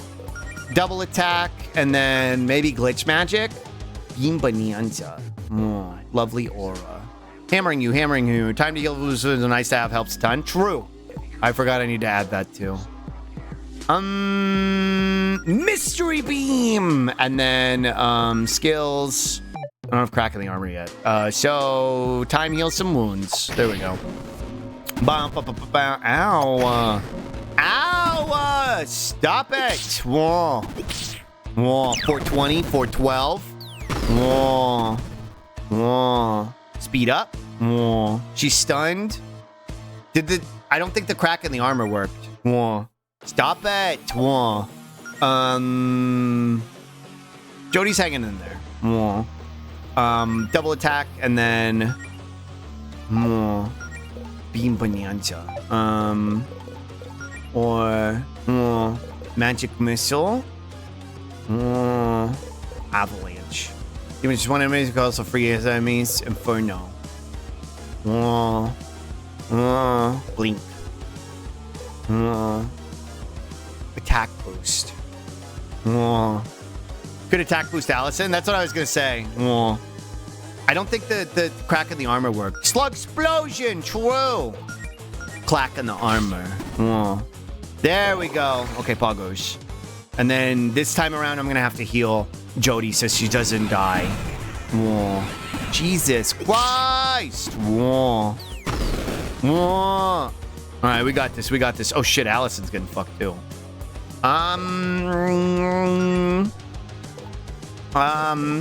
Second aid on Jody. Attack and then item. Mega potion on Allison and then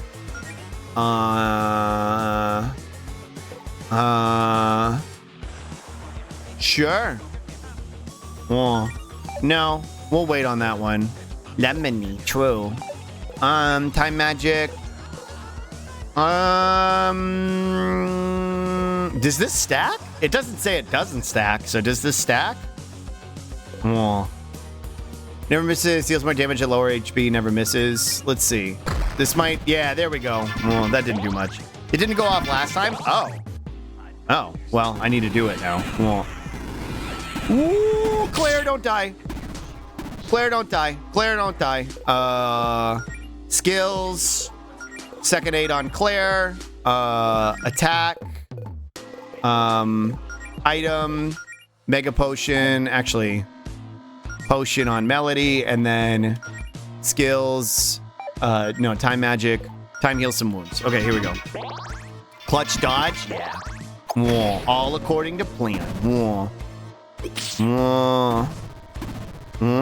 Some strawberry meringue mess and it was flubbing excellent. It wasn't fucking minging. Meringue. Well.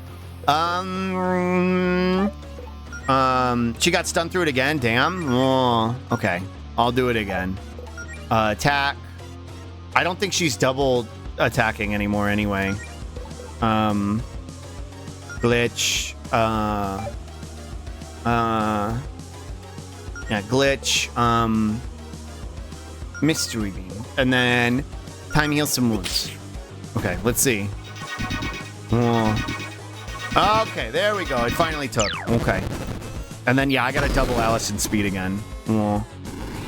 Haste has expired a few turns ago. Didn't want to point it out. No, you're fine. Okay, potion. No, you know what? We're going to play this safe. First aid on Allison. Attack.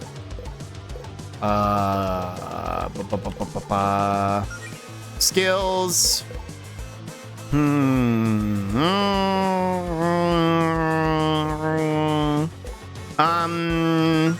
Inferno. And then, actually, no. Hold on. Item. Ether. On Jody. And then, fuck. It's not gonna work.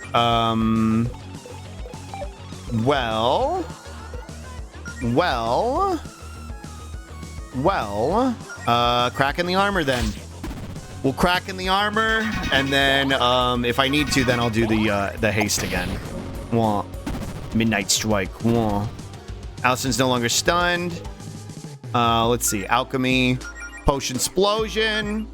Double attack. If we can pull it off, hopefully. Skills. We're going to do an Inferno. And then Time Magic. Speed up Allison. Okay. Let's see. Whoa. Let's see. I think I got this. I think this is it. Whoa. Whoa. Maybe? Whoa. Potion Explosion. Whoa. Okay. One more round. Okay, I think we got this. I think we got this. Okay. Potion Explosion. Attack. Skills.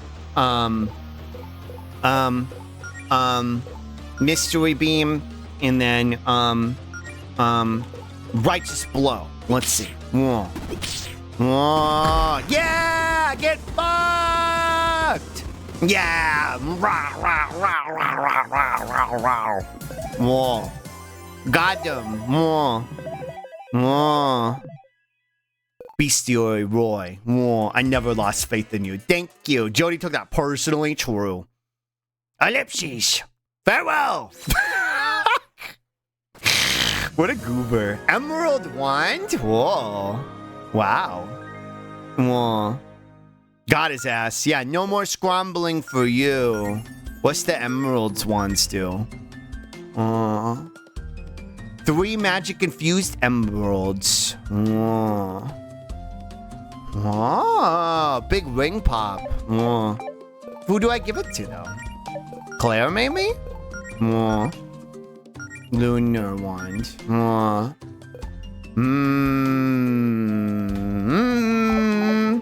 don't know. So the others are scattered about places you've been. Could be a good excuse to go to areas, see if there's anything new. True. Also, I want to see something. Hold on. Bestiary. I want to buy new equipment and stuff too. All right, Roy. One of Javis's 4 sons with the ability to manipulate time. He's likely the most powerful member of Javis's army thanks to this unique power, and also the most enigmatic. He's a chess piece, as he's a chess piece man of few words. That being said, he seems easily distracted and fairly ambivalent towards fighting. In battle, Roy can fast forward time, forcing the battle to play out automatically for a turn. He can also fast forward himself, allowing his abilities to be repeated upon use. Somehow, he can even manipulate 2 party members into attacking each other with Sacrifice the Pawn. I have no real tips. Just keep a cool head and don't get overwhelmed by his abilities. Whoa. Take Claire. Whoa. For the Emerald. Where's the cool snake? That's what I was gonna look for. See if the cool snake was up here, but I don't think so. I don't think I got a cool snake drop. Whoa. Yeah, I don't think I got the cool snake. Equip. Claire. Equip.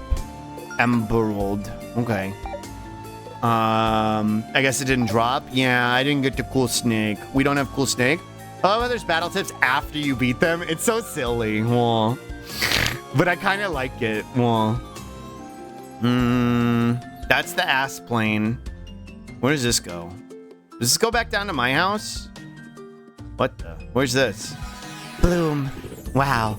Whoa. Where's this go? Whoa. Ah! Whoa. Loot scooter. Whoa. Loot scooter. Whoa. All right, little man. Is that a snail? Yeah. Time for you to die. It's a slug. True.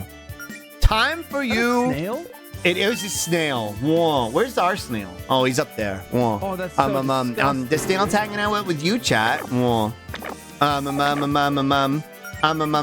Beat him up. Beat him up, beat him up, beat him up. Reese's Puffs, Reese's Puffs. Get fucked. Whoa. Snail's up there. Yeah, snail's up there. Whoa. It's like on his way to redistribute wealth. True. Let's see. Bewitched bandage. Whoa. Where does this go? Does this go down? Whoa. Whoa. Hello. Hello. Hello. Hello. Hello. Frost Wand, and then attack, and then scorch one of the bats, and then attack the frog. Hello! Hello! Die! Whoa. Whoa, these things, I'm pretty over leveled, so these things probably shouldn't be an issue. Okay, there we go. Poggers. Ba ba ba ba ba ba ba. What's in here? Hello. Inner beast? Whoa. Was I supposed to come over here earlier in the game, I guess? Whoa. But I don't know if I could. Whoa. Maybe we want snake kill? Whoa. Yeah, that's what we're trying to find. Frost. Lightning kicks, Scorch, and then Tacture. Whatever. Die! Whoa! Scorch. Whoa. Werewolf powers? That's what I had on Allison at the beginning. I think you can, but you get blocked by the pond and can't go further. Whoa. Interesting. Whoa. But yeah, now you can't do it until you get the ability. Whoa. Whoa. Swinging by. Whoa. Wait, I get it. Cute name. Whoa. I'm by too. Whoa. Thanks for the follow. Also, hi, Index. Neuter Scooter Bestiary, we've gotten him before. He's just he's a snail. Whoa. Swinging by. That's funny. Whoa.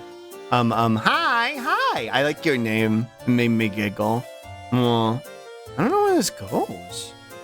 My friend David had his ID stolen. Now we just call him Dav. Oh, damn. Oh, happy my name can make you giggle. Yeah, it's very cute. I like it. Oh.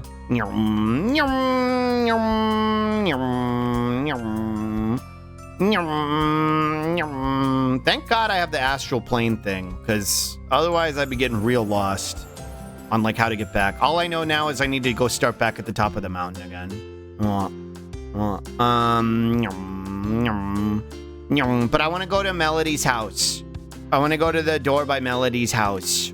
Cause now we can open it, cause we get the key. Davis, true.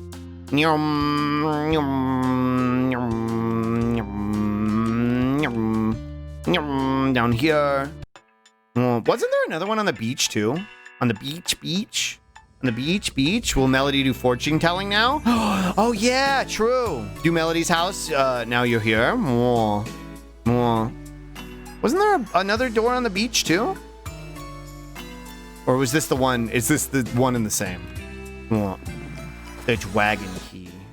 Whoa. 1,000 money. Fashion export badge. What does that do? Whoa. Allows the wearer to equip almost every piece of gear regardless of class. The F stands for fashion. True. Whoa, that's cool. Whoa. 1,000 money. Storm fruit. Whoa. Thank you for the spippy and the stramp cane. Thank you. Stramp. So many things that I'm picking up. I want to go to Melly's house and look at the toilet. I want to go say hi to the toilet. No! Alright, beat him up. Reese's Puffs. Die! Violence. Force Claire to wear a new hat badge? True. I don't want to, though. I like her hat. She likes her hat.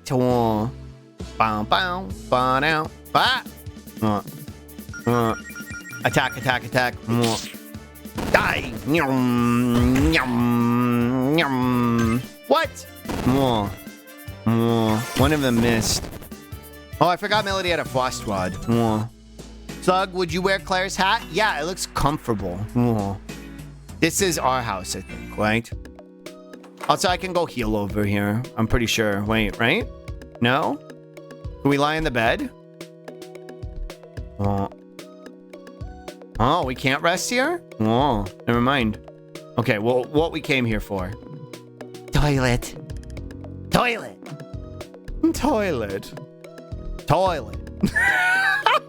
True. Alright, that's why we came here. That's what we came here for.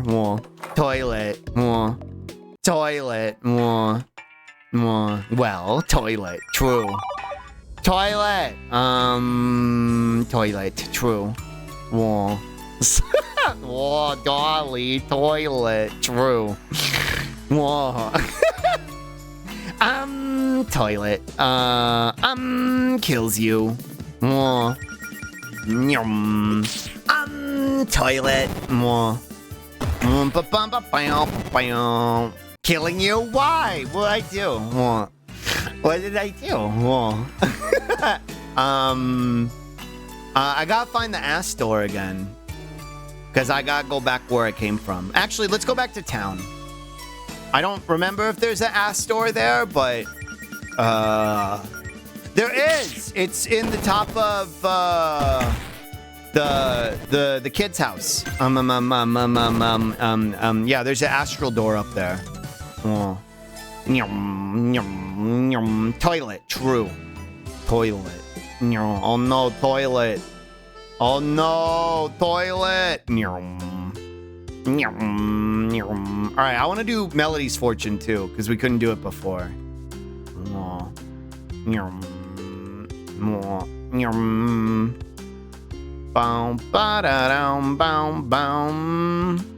Hello. What voice did I give him? Rolo. Ah, perfect timing. I'm now offering a new service. With the help of my one-of-a-kind crystal ball, I can now point you in the direction of side quests. Whoa. Whoa. Good hint. I'd like some advice on what I should do next. Let me see. Yes, here we go. With my infinite power, the crystal ball reveals what you must do. With the ability you now have, perhaps it's time to venture north of the Ember Woods through the Uncanny Valley. Make your way north through the valley, and the end of your long journey will finally be in sight. Side quests. Did we do Claire's fortune? Whoa. I think we did. Yeah, where she was like, you're being mean to me. That one, yeah. Whoa. Your new friends in the desert probably wouldn't mind checking in for one. Jody should probably check on someone who's very near and dear to her here in town. Oh. A certain paladin could use some training. Perhaps from a fellow paladin who oozes confidence. Oh. Who could train Melody? And last but not least, a magician at the sanctuary may have some interesting leads. Anything else? Oh, come on. I'm not going to tell you where every last treasure chest is. Damn mood, true. You're adventurers. Go on some adventures, damn it. And when you feel you're ready, I think you already know what must be done. Whoa. She realized that you actually made the fortune teller have basically the same Voice is the Cowardly Lion from Oz. Huh. And that's the voice I gave Rolo, who wasn't really cowardly. He was pretty yeah. The Cowardly Lion from Oz. Oh, the voice that the Cowardly Lion had. It's a little bit more exasperated, and he does a little bit more transatlantic accent. In some of it, coincidence, true, but they're very similar. How can I help you today? Read tarot. A tarot reading, excellent choice. I'll be doing a somewhat simplified, we did this last time, melody. Well, color me surprised. You don't seem like the type to want to know your fate. Whoa. Basically same voice, different personality, true. Cowardly Lion was also very courageous. That was the point of the story after all. Good point. Whoa. That's the word, true. What's that supposed to? Please, I need complete silence. Behold, your mortal life lay before me. Slug, cucumber, lettuce, tomato. Whoa. Skult. Wait, sklut. Skult. Salt. Whoa. What? Whoa. Skult. Skult. Whoa. You've no joke been saying whoa when you for me. Wait, you've no joke for me saying whoa when you've been saying it? Whoa. Whoa. That's just the noise I make. It's just a vocal tick I have. Whoa. Whoa. Wait, wrong order? Skult. I like skult. Skult. Skult. Skult. Whoa. Skult. Skult. Whoa. He's been doing aw as long as I know him. I've been doing it for a really long time. Whoa. It's just how I like punctuate sentences, and it's just a thing I do. It spread faster than newbie. True. I'd say,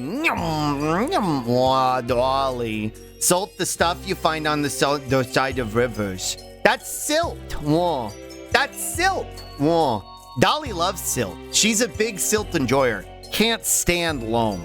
Hates loam, but she loves silt. Dolly's a big fan of silt. She was talking about it on her stream the other day. She was like, loam? Can't stand it. You're supposed to yell at me, Dolly. You're supposed to be like, no, I like loam. No, I like loam. You're so right. Yeah. You were supposed to come in and oh, sorry. Hang on. Yeah. Well, does Dolly have opinions on Lois? Lois? Oh, hey, Lois. Well, hey, Dolly. What's your fucking deal? You're acting like I like silt? What? I'm a loam enjoyer. Yeah, she loves eating loam. I love eating loam. Okay, bye. Okay, bye.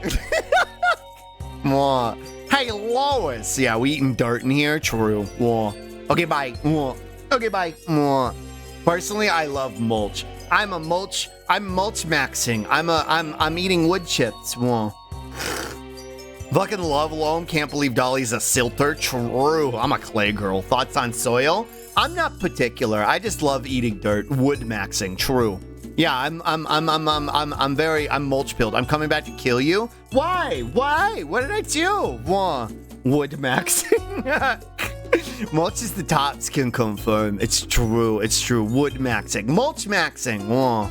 I'm from Iowa. I can't have not strong opinions. I can't not have strong opinions on soil. Where are my substrate enjoyers? What's a substrate? Rare sand enjoyer? Checking in? Rare sand. I'd like the iron kind. I love peat myself. Foot sniffer. I'm so wood-pilled. I love the sheer presence Dolly has when appearing in the center of screen. That's why I want more overlays like this, just to put Dolly in the center of it. It's very funny to me.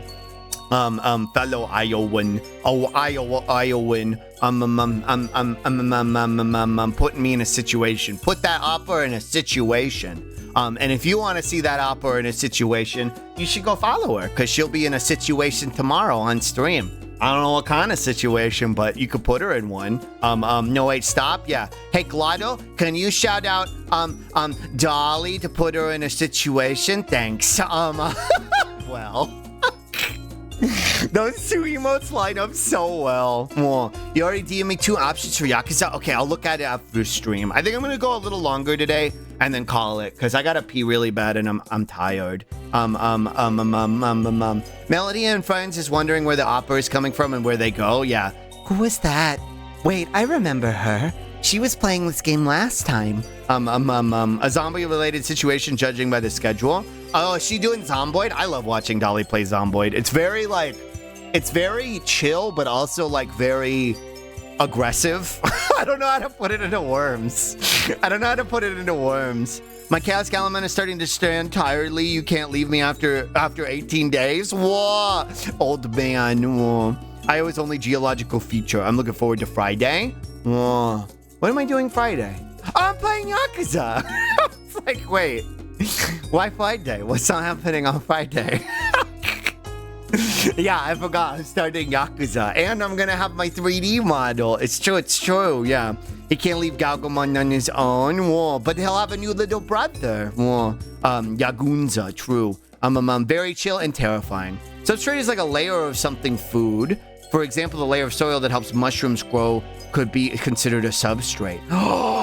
Whoa, that sounds cool. Mushroom food. We get to see Majima. It's a cool word. I like substrate. It sounds kind of lewd. It sounds kind of lewd. Yeah, I'm doing my 3D model debut. I bought it forever ago. And then I never thought of like a good reason to show it. And so this seems like a good enough reason to show it. Because Yakuza 3 is going to be like low poly. And so my 3D model is low poly. So yeah, and also it's Yakuza 3 and it's 3D. You know, onions have layers, slugs have layers. You get it. Is that a substrate in your soil, or are you just growing mushrooms? Pombish. The existence of substrate implies the existence of domstrate. True. I'm a sub, but I'm not straight. Behold, your mortal life lay before me. Past, present, and future, arise. For your past, the magician. This card represents new beginnings, giving things a chance to change your life forever. You try out any new hobbies lately? Take any classes of the Learning Annex? Substrate versus Dom queer fight, yeah. Just got off-shoulder shirt, so now I'm seriously a bottom, true. Take any classes of the Learning Annex? Decide to start going to night bingo at the, Jesus. I think I need to find a stopping point. Decide to start going to my bingo night at the library? Oh, I just joined a guild, actually. Oh, well, isn't that nice?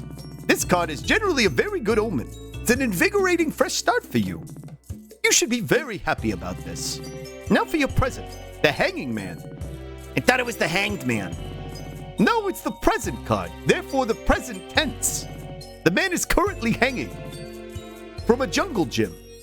And also, the detective who needs to get him out of the tree, he's been running around doing side quests for like, I don't know. It took Slug like over a year to beat the game. And the other detective, the smaller one, he was very patient with the bigger one, but I don't know if I would have been that patient. From a jungle gym. The Hanging Man represents wanting to do something without knowing how to. Or why. A spiritual crossroads, if you will. The Hung Man. Peepo shy. Whoa. Do you feel like you're at a crossroads, ma'am? Well, from the smell in here, I think I was in a pizza parlor. Oh, and if only. Whoa. The Hangman is busy hanging out with lesbians and beating up priests. True. Whoa. Lastly, to represent your future, death. Okay, you know what? I don't like this anymore. Yes, death. The absolute, complete, and utter death of your current self, metaphorically speaking. Well, it's usually metaphorical, but you never know with your adventure types. Or maybe you'll just dye your fur a different color. You'll be a whole new you. Well, there you go. You try something new, it flips your life upside down, and then death. Sounds like an adventure to me. I don't know, I think you might have gotten some of those cards mixed up there, man. Well, cool. That totally won't keep me up at night. Melody's so silly. She's my favorite. Mwah. You're my favorite too, Slug. Mwah. Thanks. Mwah. I'm with Allison on this one. Yeah. Mwah. There was a place. Oh, the diner in the inn. That's where I can heal. Hi. Mwah. Well, hi, Claire. Heart emoji. Mwah. Mwah. And single carrot. I forgot about and single carrot. And single carrot. Wow. One whole carrot. Mwah. And single carrot. They just announced the live action Legend of Zelda film. Oh no. Is there a trailer? I guess you did just announce it, so there's not a trailer, but oh no. Oh no. Talk. Hi, sweetheart. Oh, they don't have any new interaction. Mwah. Mwah. Wait, what? No. Oh god, no. Please, God, no. Is there anything outside of just like a it's happening? Or is there an image or anything? Or I'm kind of curious. Do not make Link talk. Oh, they're gonna make his ass talk. He's gonna say Marvelisms. Are you ready, chat? Link's gonna show up and be like, "Well, excuse me, princess." Bye, Ace. Video game movie shouldn't. True. Just saying Miyamoto is the producer and Aviarad is the production company. I don't know what Aviarad is, but Miyamoto doesn't. I don't trust Miyamoto. So, the director is some guy named Wes Anderson Bell. I need to go to the store. Shop. but my nonverbal autistic representation, true.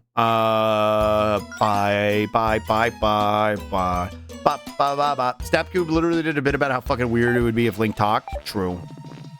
Where's your potions? Potions, bye. Okay.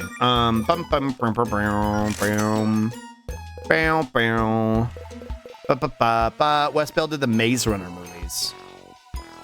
Wait, there was more than one Maze Runner movie? My god, Arad is the founder of Marvel Studios? Oh no! I watched the first one and I didn't like it. What about Link's famous one catchphrase? 1 million sword courage attack. Ha! Yeah! Yeah! What? Set? Yeah! That? What? That's, it said to see Faith? Yeah, we do need to go talk to Faith. But I want to clean up my items and stuff. Oh no. So that knew I was involved. He knew he was involved in Marvel movies? Oh god. So who's ready for, well, excuse me, princess. Link! Link! Link! And like Link's turned to face Zelda and Zelda's like freaking out and she's like pointing behind him and he's like, and it's like a Dodongo or something and he's right behind me, isn't he? And then they do like a running sequence and they're like running away and like some fucking like I don't know, pop song is playing while they run away. Yeah. I'm just gonna ignore the existence of this movie. Well, it's okay. Slugger Rod produced the greatest movie of all time, Morbius, so this will be a complete success and make many more billions of dollars. True. The only movies he's done in the Maze Runner movies is gonna be a garbage fire. This is why I said I'm not just a normal princess. I can fight too. Watch this. And then she does some kung fu or shit. Okay, bye. Yeah, she's gonna have her own axe to swing around and shit. And she's gonna be like, "Where are you looking?" And like as she said, like, or she's gonna like take out a bunch of like moblins on her own, and he's gonna be like, "Whoa, that just happened." Yeah, it's gonna be fucking terrible. It's gonna be fucking terrible. I not only do I hate video games, I also hate movies. Did you know that? I hate both. This is better. Golden Gauntlet. Zelda's supposed to be a melancholy reflection of the cynical nature of history and fate. True. No, she's gonna be a girl boss, and she's gonna slay. I wonder what Bard does. I want to see what Bard does. I forgot I have this. What if Princess Zelda played by Gal Gadot? That's the worst thing we've come up with yet. Like all the bits I'm doing and shit, like those aren't even nearly as bad. But like Gal Gadot, that's the worst thing yet. Like Gal Gadot being in the movie is the worst thing yet. Claire still has a tropical shirt. I need a shield shirt. It's the worst one of all. Yeah. Bye. Shield tee.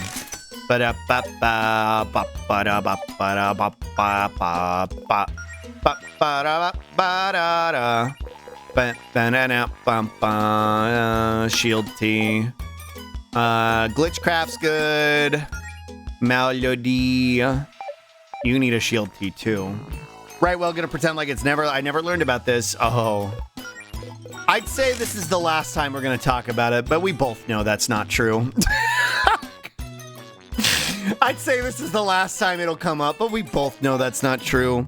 It's gonna come up again. We're gonna see a trailer. I'm gonna frown. There's gonna be one person who inevitably does like defense for it. It's gonna cause a big argument. Yeah, I'm looking forward to it. Slug, we're gonna talk about so much. I'm so sorry. I actually get physically stunned by news. Yeah, normally I don't. Yeah, but this one sucks. This one sucks. Somebody's gonna do apologia for the fucking. Well, it's okay that Link talks, cause you know, or something. You know what I mean? Something to that effect. And we'll have that fucking argument. I can't princess this. Yeah, true. I hope you don't mind me saying, Slug, but I kind of want to hug you. Your model is so cute and super fun. Oh, thank you. No, that's fine. Right now I'm a Slugorc. This is my like Neckoarc model. Here, let me show you what I normally look like. I can pull him out here. Let me drag him out from the ether. He's really huggable. Shut up, Jolly. Whatever. Slug update. This one's God, he's working on a Borderlands movie.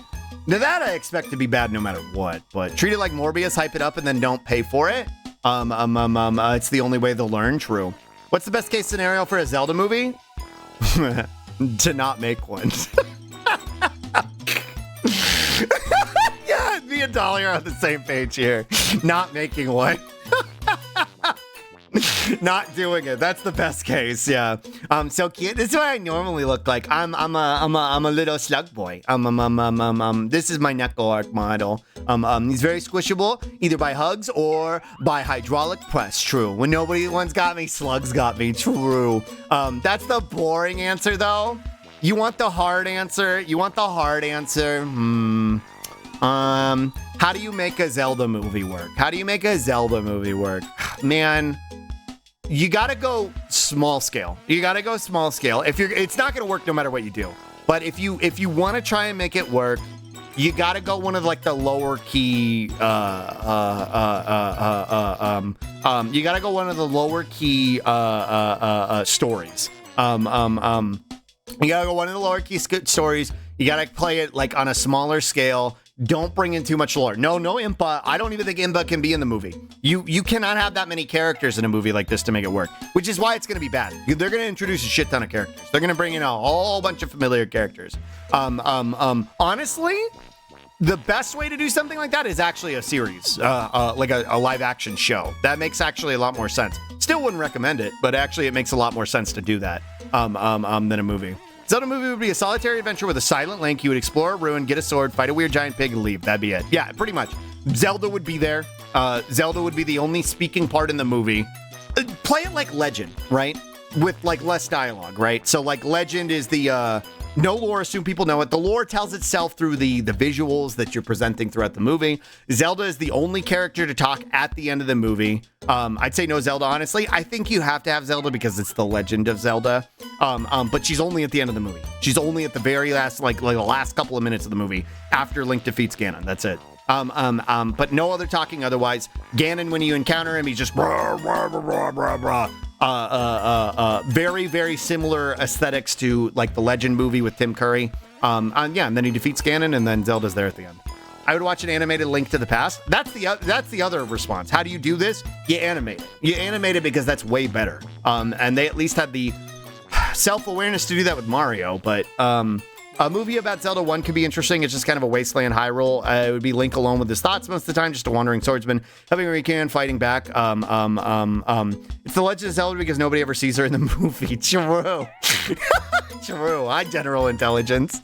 Yeah, it's the Legend of Zelda because she's not in it. All right. You need to get out of here, you. Come on. No, I'm sorry. No. He's gone. What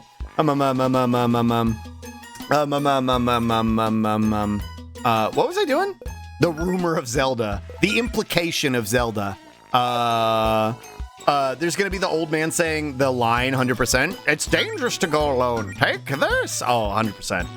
I'm not going to lie. I wouldn't hate Link talking in every game categorically. In a game categorically, it'd be risky, and I don't think the current voice talent can pull it off, but I can't imagine him where he talks that I don't hate. What do you mean? He talked in what do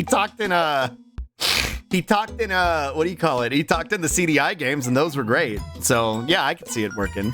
The online disinformation Twitter account talking about Zelda, yeah. The suggestion of Zelda. Hi, Ziana. If anything, Link should only talk very rarely. It'd be hard. It's hard to imagine. Also, like, the way I'm envisioning this too. What? So, like, Chuds don't like gender ambiguous Zelda, right? They don't like trans Zelda, and he's trans, they're trans, whatever trans you want them to be, right? They're non-binary as non-binary gets. Who are they gonna cast? Yeah, I'm scared who's gonna play Link. I didn't mean Zelda, I meant Link. Who are they gonna cast as Link? Because that's gonna be way worse, I think. I think that's gonna be way worse. Link doesn't talk a lot, but he writes in a journal. No, because then he's still talking. Honestly, some of the games the Link talks, but you don't actually hear him talk. So for the camera, the other guys just kind of respond to what he's saying. Yeah, exactly. But again, that's why it works in a game medium and it doesn't work in a fucking movie, and you don't need to make a movie. The thing about Zelda games is that they're like not even like they're not story games. Even in Zelda games with good stories, they're almost just a mechanism for good mechanics. The movie can't give you those mechanics. Yeah, I agree. Yeah, I kind of agree with that sentiment too. Like they're not there to tell the story so much as they are to be a fun game to play. Well, wait, is this better than?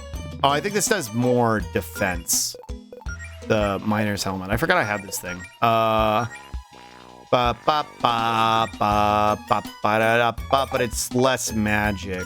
Allison, maybe? No, I'm gonna sell it. Chris Pratt. I don't think there's a good person you could cast as Zelda. The rule is basically don't try to adapt games, try to adapt the setting. Which is why I think Castlevania does such a good job. Again, animated, you're always going to do a better job with the setting, right? You're always going to do a better job capturing the setting and the vibe of the property that you're trying to emulate. So in that respect, Castlevania does a really good job. That live action can never do. It doesn't matter how much fucking CG. It doesn't matter how much fucking it doesn't matter how much CG. It doesn't matter how many props you do. It's still gonna be bad. But if Kate McKinnon is Link, I hate Kate McKinnon. I fucking hate Kate McKinnon. I can recognize her decency when it comes to playing weird characters. She does a good job of it, but I fucking hate Kate McKinnon. I think she is the most liberal of liberals. Ryan Gosling as Link? No. I don't want a buff masculine Link. You know what I mean? Like, I don't want that. I don't want that at all. I didn't know you didn't like her. I think she very much... So when I think of Kate McKinnon, I think of her dressed as Hillary playing Hallelujah at a piano on SNL. That's what I think of when I think of Kate McKinnon. The most just... disgusting liberal display of just pure nonsense. That's what I think. That's valid. I understand that she has validity in her acting chops, but I associate her primarily with that and with being like a one-note actor when it comes to playing the same character in every movie she's in. So whether that's Ghostbusters or Barbie, whatever. I had to erase that from my memory. Oh, it sits with me. But I want MSNBC Wine Mom Link, yeah. Amy Schumer levels with political confidence qualifications, yeah, literally. Just from a liberal angle rather than a reactionary one. I think Twilight Princess is probably the best story to adapt the film, but I don't want them to ruin the game for me. Main struggle of the story revolves around Midna, with Link as basically an accessory for her. Here's the other thing, too. If they do Twilight Princess, they're going to make Midna CG, and it's going to be fucking terrible. It's going to be real bad. Just get a pear-shaped puppet for Midna. They should give Link tits. True. Get a woman to play a sort of androgynous Link. I think a man could play androgyny too. But I think a woman could play an androgynous Link too. The real point here is that like there's no good way to do this. That's kind of the point. And more importantly, I think who they're gonna cast is probably gonna be a action hero-y type. They're going to do an entirely original story with references to all the games. It's going to be the Mario movie with actors. Yeah, there's going to be random references to every bit of the lore, mishmashed all together at the same time, and it's going to be incomprehensible. Wind Waker Link could be fun because technically Link is that game is a reincarnation of most Links. Again, a very good thing that you could do with an animated series or an animated movie. With live action, dog shit. It's cooked from the get-go. It's not going to be good. It's going to be a fucking mess. Yeah, it's cooked from the get-go. If you were doing it from an animated lens, again, Castlevania has shown that you can do it. I need to go before my bed, to my bed before the studio hits my brain further. Good night, you fucking whores who brought this to my attention. Bye, Muska. Yeah, I think I'm pretty eepy, and I might call it a day myself. If anything, we'll go to the Mario route, take elements from other games and make a new story. Yeah, but it's gonna be bad when they do that. I love an animated movie. I would love an animated movie about Link and the Pirate Crew after Phantom Hourglass. Yeah, I think they could absolutely do a very good animated perspective for it. I think live action, it's just doomed to fail. There have been many video game adaptations, many good video game adaptations adapted to good anime. Yeah. I just realized we were specifically talking about live action. Now I'm embarrassed. Well, Oh, you're okay. If you missed that part, that's okay.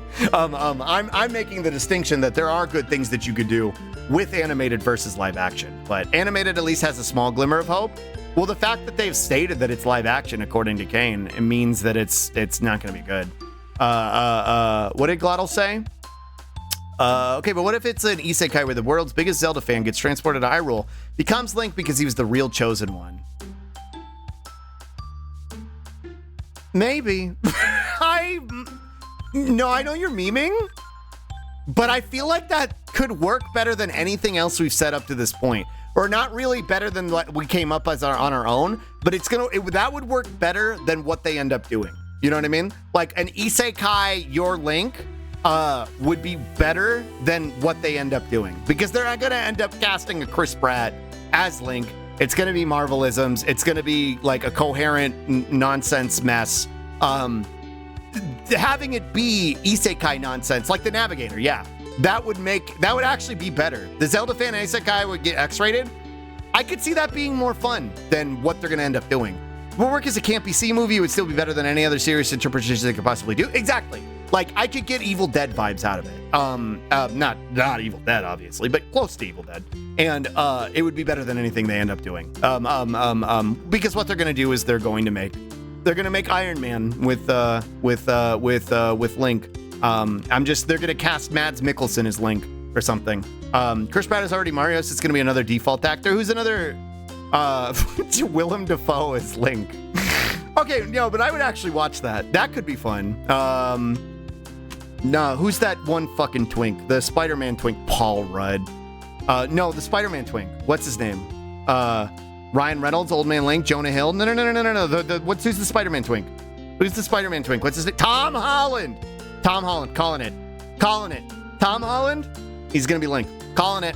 I'm calling it now. Mark my fucking worms, chat.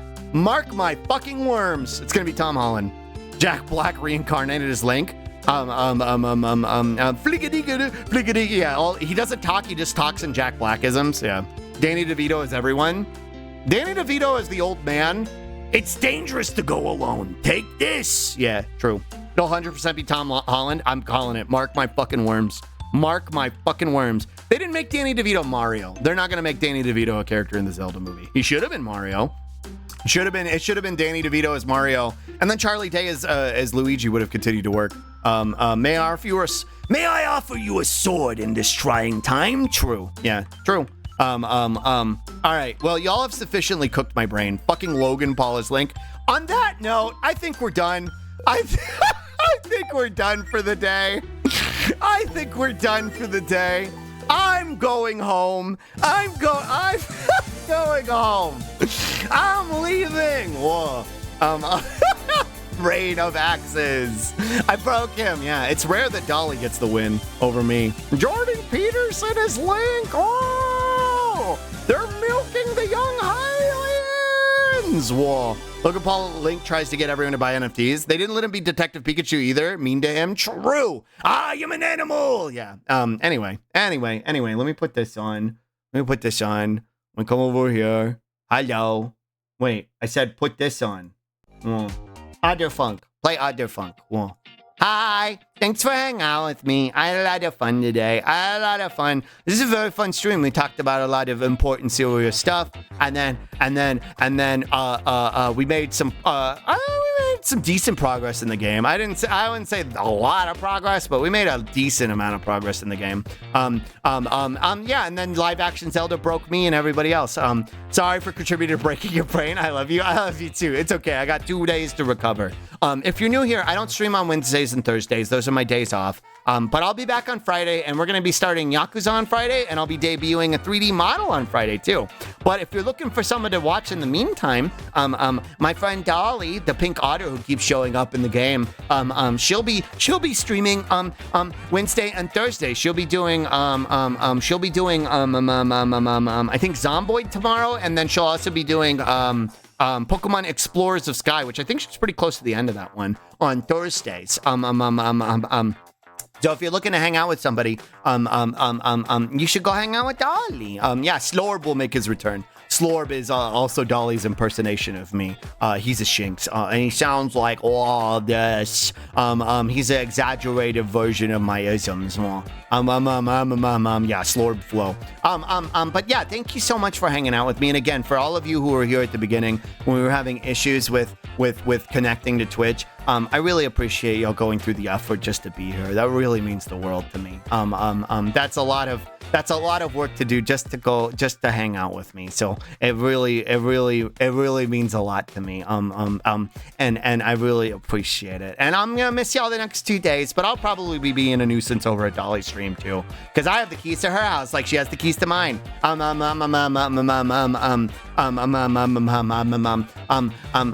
yeah, I'll be back on Friday. Let me see who's live and see where I can send y'all for the rest of the evening.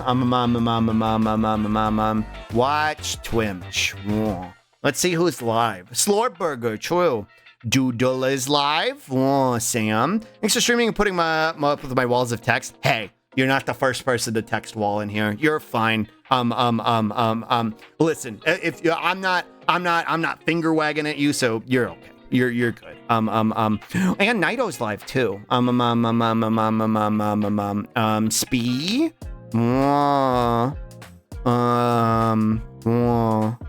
I don't. There's lots of friends live. How do I pick? I saw Nami. Nami's streaming on his secondary account. I think I want to raid Naito. No, Naito's doing Dead by Daylight. Let's raid Doodle. I don't think did I raid Doodle the other day? I don't think I did. I don't think I raided Doodle the other day. I get struck the house from the text walls I sent here before. True. Sam's doing art too. Actually, you know what? Let's raid Sam. I haven't gotten a chance to raid Sam in a hot minute. And in fact, I don't know the last time I raided Sam.